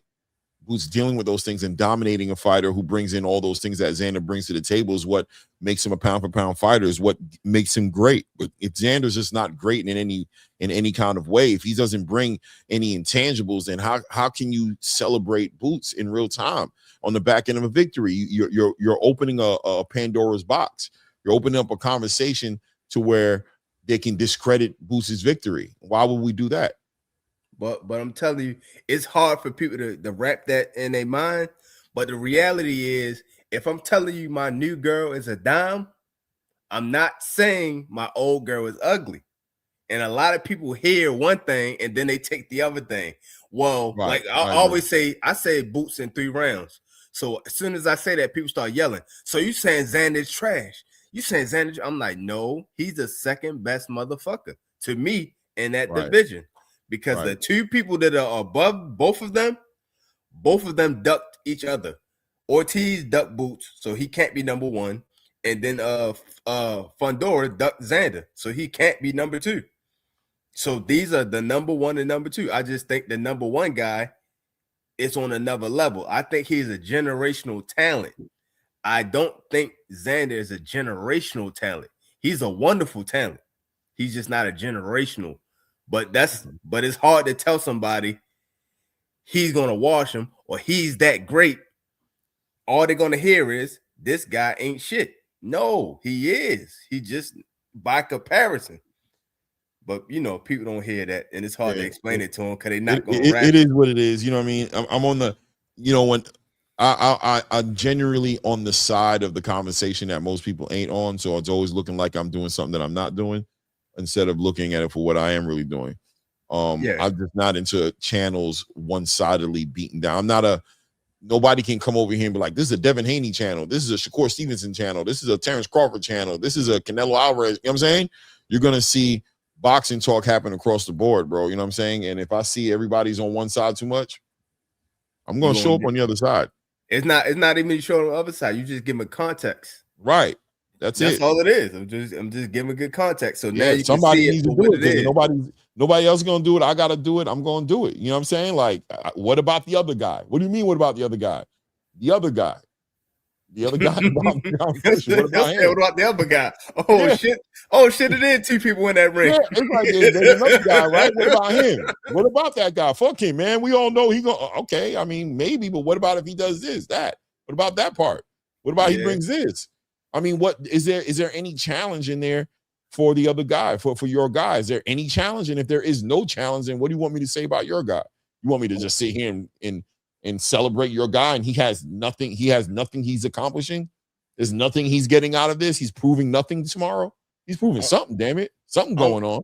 I'm a Boots fan, but I learned myself that I gotta start saying the same shit that Bozy be saying. It's gonna be a good fight while it lasts. I'm gonna start saying that shit because I can't be like, yo, 2 rounds, 3 rounds, 4 rounds. Because every time I say that, they just hear he ain't shit. And then they don't think Boots is that good. So they automatically they're gonna argue, no, he's better than what you think he is, and Boots ain't that good than what you think he is. I'm like, well, all right. And that was the whole back and forth again. So I'm gonna just say it's gonna be a good fight while it lasts. No doubt, no doubt. Hey man, I appreciate you. Hey Javi, you want to close out and say anything, or are you good? Hey Clay, where you at? You gonna be there? Nah, I'm gonna be here calling the fight, man. I ain't gonna be there. Oh shit. Hey yo, we in there, yo. Oh, you gonna be there? Of course, yo. I got my Dr. Russell with me. Yo. She do the mental health thing, and then I got my cousin. He Dominican.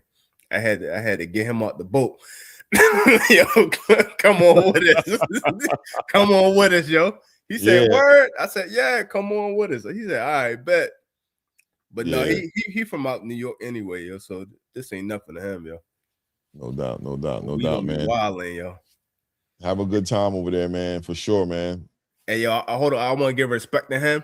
His name is Mr. Alvin, because for the longest time, I kept calling him Tamara's husband. I never called him by his real name. I called him Tamara husband for like 15 years. I'm not even bullshitting. They would say to my phone, it's Tamara husband for 15 plus years. But he helped me with the fire stick one time. I said, yo, you know what? I'm gonna put some respect on your name, yo. I'm gonna call you by your real name. Matter of fact, I'm gonna call you Mr. and then I'm gonna call you by your real name. So Mr. Elvin, yo, shout out to you. Salute to you, Mr. Elvin. All right, guys. He said it only took me 10 years, yo. I'll say, hey, you earned it. Yeah, you got it, bro. Can't nobody take it away from you, though. That's the whole thing, though. Can't nobody take it from you. It's yours. That's why he at the fight, yo. We in the 6th row. We up there, yo. Floor seats. There you go, man. Have a good one. Enjoy it, man. Hey, guys, salute to everybody in the building, man. Hit the like button, man. If you ain't done it, smack the like button. Subscribe to the channel. Until the next one, you already know what it is. At this point, we out. Gotta